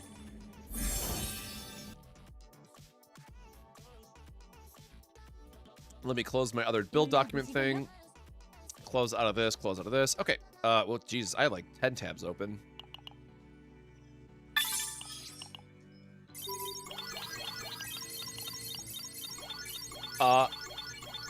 Honestly, I wonder if I can just use my other damage dealing build I built for her already. Or no, because we only did Fracture, and Fracture doesn't work. No,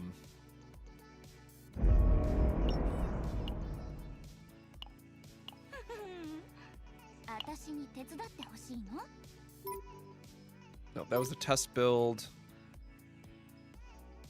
Or no, that's the one, wait, that's the one we just did, right? Oh yeah, because, oh my god, Big Game Ranger didn't even Epiphany, bro. Never mind. Right. This was before we knew... Oh yeah, this was before we knew about Fortitude. And this is... Okay, this is just a trash build. So it's this one? Okay. Well, this won't be finished, but we can at least dive into the tower and show a couple floors of how this works.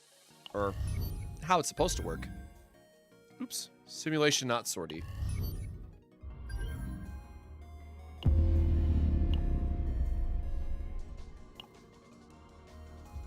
So...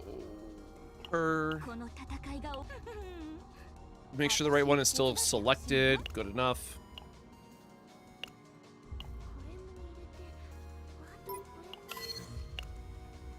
Okay, this... Oops.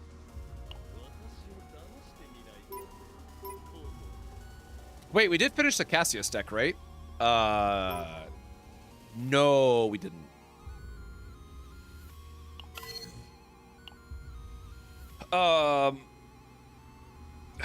Gosh darn it.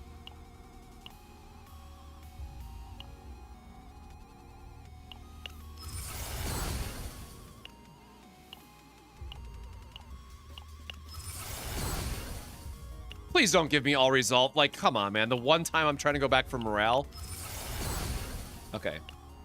Where is morale, resolve? Don't do me like this. I only have a couple more rerolls. Don't send me back to the shop. Ah, don't send me back. Come on, man. I just want to do this for a very quick showcase. All right, one more high roll, please. Please just go morale. All right, I love you, Cassius. You are forever forever the GOAT. I guess we still have to win our divine rolls. I shouldn't talk. All right. Yep. Yep. Let me just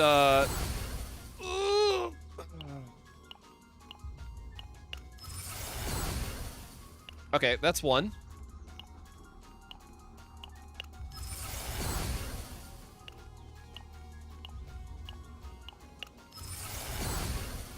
Oh, please help my sanity.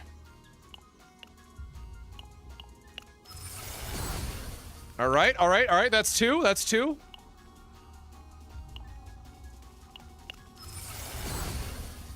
Nope. Too vulnerable is not it either, my guy. All right, I'm the last divine, but I need more divines. Damn. Okay, so we need divines and we need more commons, right?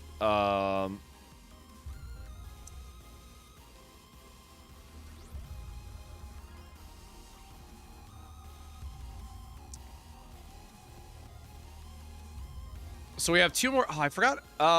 You know what? This is good enough. This is good enough for now. Like, we fixed the morale. It's fine. We're not gonna have the full value, but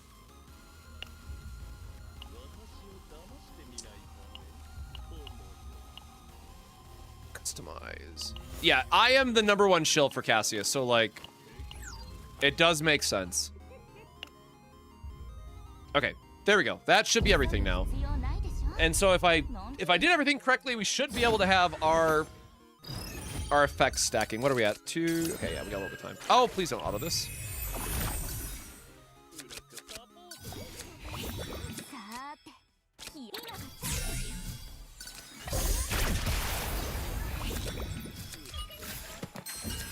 Well, that's a card that we don't need this turn, so we can shuffle that away. No!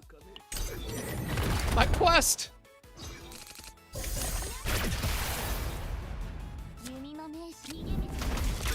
I still can't get over that ass shot, bro. It's so ridiculous.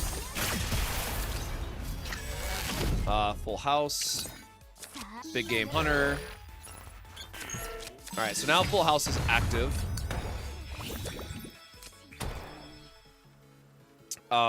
He does not have enough debuffs on him yet.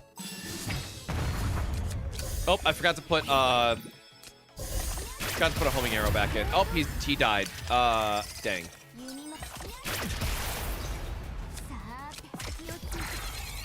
Okay, yeah, that just happening for free is certainly very nice. I don't want to. I'm like trying to show that we actually get a decent amount of shield before we even stack up all of our resolve here, right? So even without full buffs, we're able to get like a nice 600% shield. Oh, wait, actually, hold on. Where's my survival card?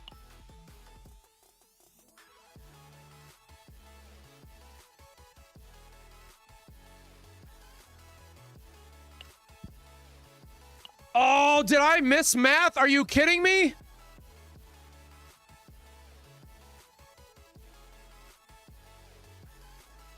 Ah! Damn it! Okay. I forgot. I was doing two. God damn it, bro. I was doing 2 builds at the same time. I forgot. Oh, I was on the wrong page of my notes, bro.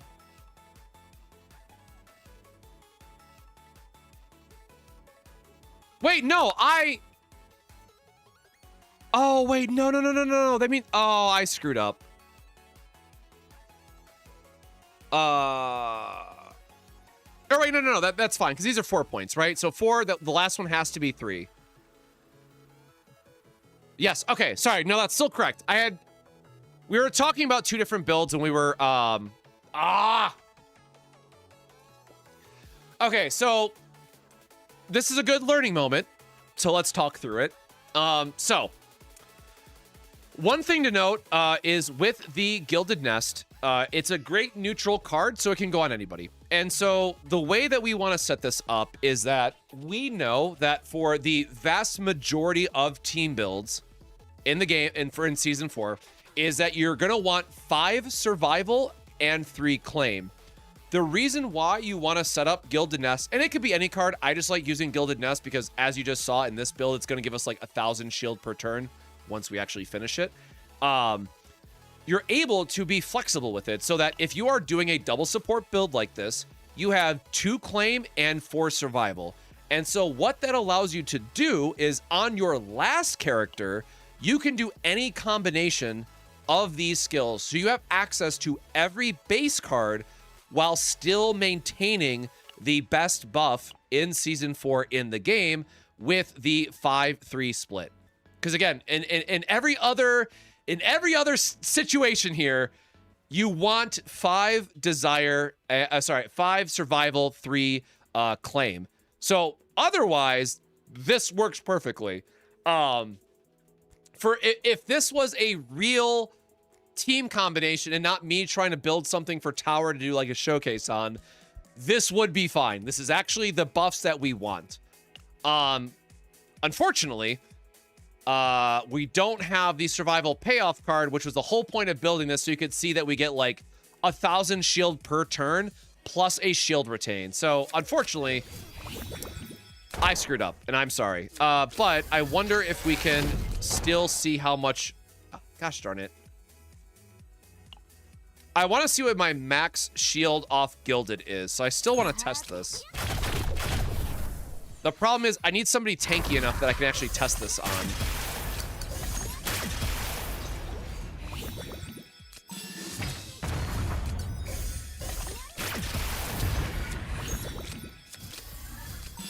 God, the fact that she just activates Full House for free too is so insane. Because how much resolve do we have? We have 7 currently.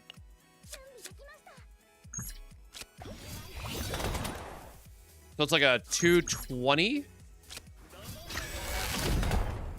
Oh, and then he got buffed because we had more debuffs on him the second time. And the other one is a 200% base shield times 2, right?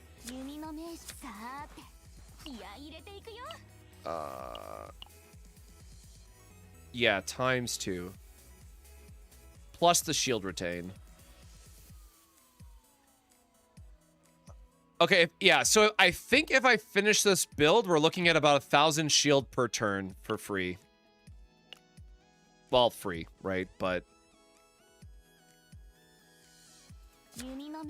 oh, wait, ionization counts as a debuff as well. Oh my god, we have so many debuffs.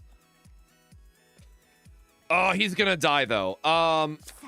Okay, whatever. Just, let's see if we can stack it up on the boss, because I want to know what the full value is. Okay, get the dice trick out of our hand before I forget.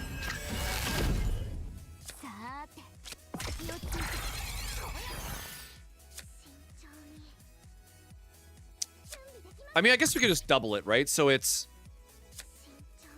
oh, I don't know. I am too bad at math right now to figure this out.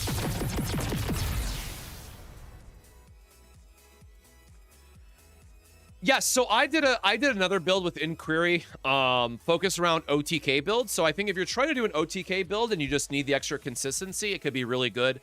I also added a disclaimer that I forget if it's Inquiry 5 or Claim 5, but whichever one cares about the dot damage. If we assume that the majority of Bella's damage is going to come from the fracture damage because she activates it, then that would likely be the better buff to go with. But that's more of a we have to wait and test and try out a bunch of stuff.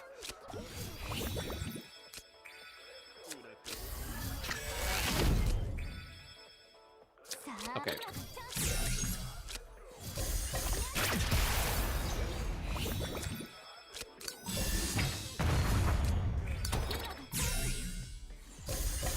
Uh-oh, did she just chain a bunch of homings together? Yeah, she did. Okay, there's no way the boss stays alive here long enough.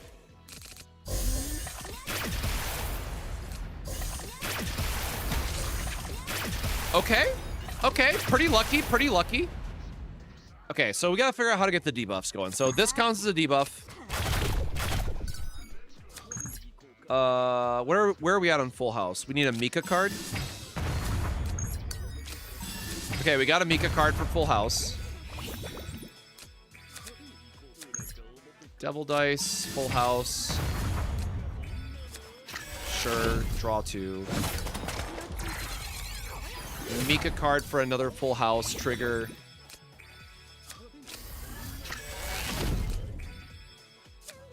We are out of quest completions, so this can just all be cast normally. Okay, cool. There's our ionization debuff. Okay, we did draw through our whole deck. So we have fracture. We have fortitude decrease. We have morale decrease. We're gonna have agony. We're gonna have scorch. So that should be the full amount. And we have 9 resolve. What am I missing? Oh, agony. Right, yeah. So 467. No, what are we still missing? It should be 5.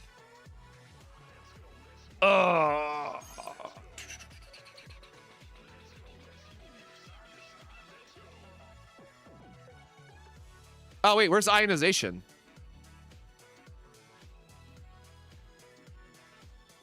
One, 2, 3, 4, 5.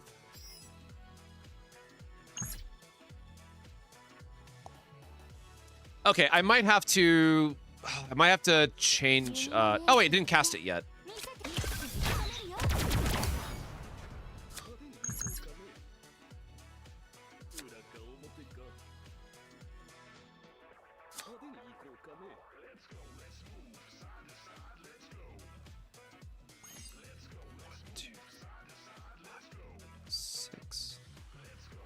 Wait, why isn't I... Hold on. So it should... So ionization did not increase it.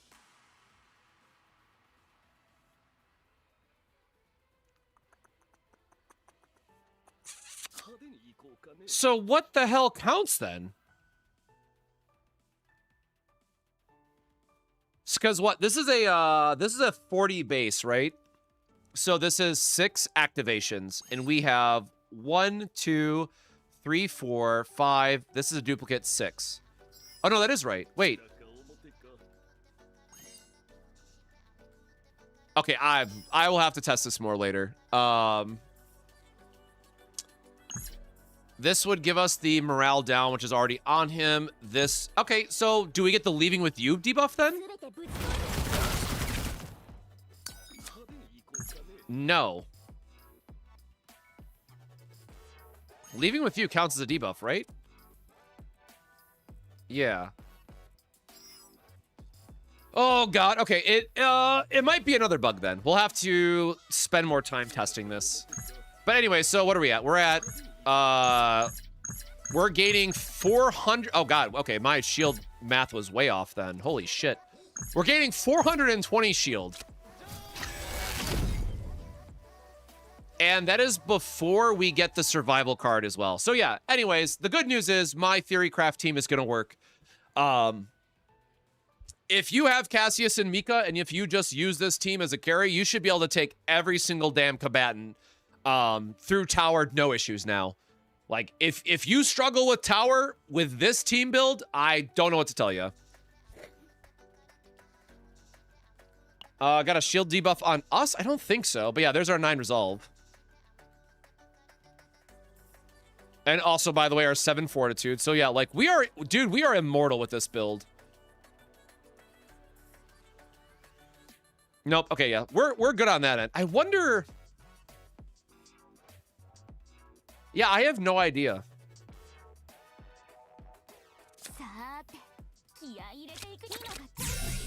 All right, whatever. Let's just combo off the homing arrows.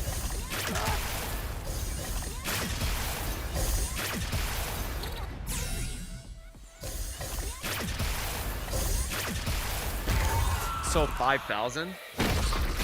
Yeah, we could probably do more damage if she was just a sub DPS, but you know, this is the funnier build to do. Because again, this is more about like how do you carry somebody through tower. And both these builds work pretty well. Also keep in mind we didn't have full morale buffs on Cassius because we didn't divine yet.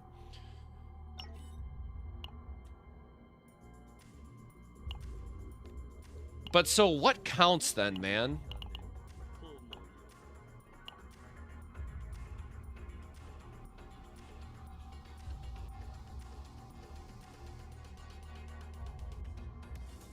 Oh, wait, no, it's a 60 base.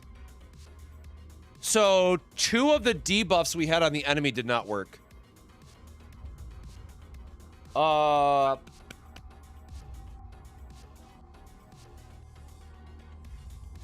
Okay, I will have to test this more. Because what? It would be like Agony, Scorched, Fracture.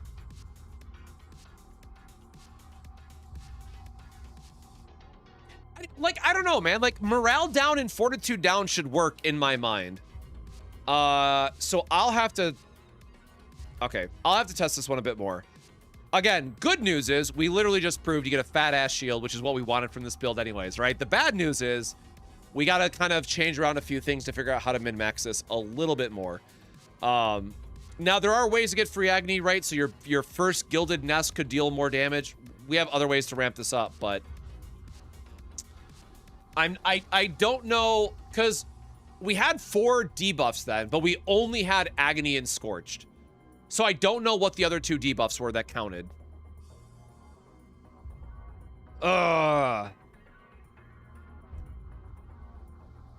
I guess I'm just gonna put it on Twitter, man. Hopefully Twitter can help.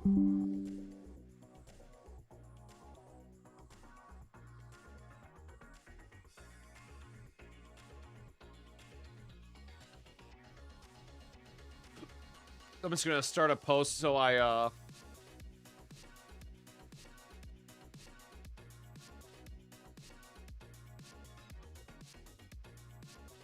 or I guess I'll just ask in the Discord first. Has anyone tested this and confirmed what counts? Just tried with stacking things like minus morale and not everything counted. Okay, so again, the good news is we have to re-roll the hill day anyway, so we got some more work to do on that end. Actually, you know what? Did I ever fix her fragments? Okay, never mind. She still had all of her memory fragments and stuff. But I am hungry, so I gotta go grab some lunch and whatnot. So I appreciate y'all very much for being here on an early Saturday morning or Saturday evening, depending on what time it might be for you. I will be working on this build, this showcase of like just carrying anybody through tower. So again, the biggest part here really is just, it's a very different Mika build just in terms of like which neutrals that you're going for. So we'll have to play around with this a little bit more and see what's viable, because again, we also have this to apply more, oh, maybe vulnerable counts then, right? We had this that we're trying to stack up on the enemy too, which is why this was so important to try to get on multiple characters. So a little bit more min-maxing to do. We'll try to get it together in either a video, maybe add it to the infographic build sheet. We will see where that goes from here, but that is going to do it now for today's stream, my friends. As a reminder, go drink your water, stay hydrated, take care of yourselves, have a great weekend, and otherwise, hope to see you back here on Monday for more Chaos Zero Nightmare or whatever gotcha game we might be diving into. So until next time, stay safe, stay hydrated, and we'll see you in the next one. Cheers.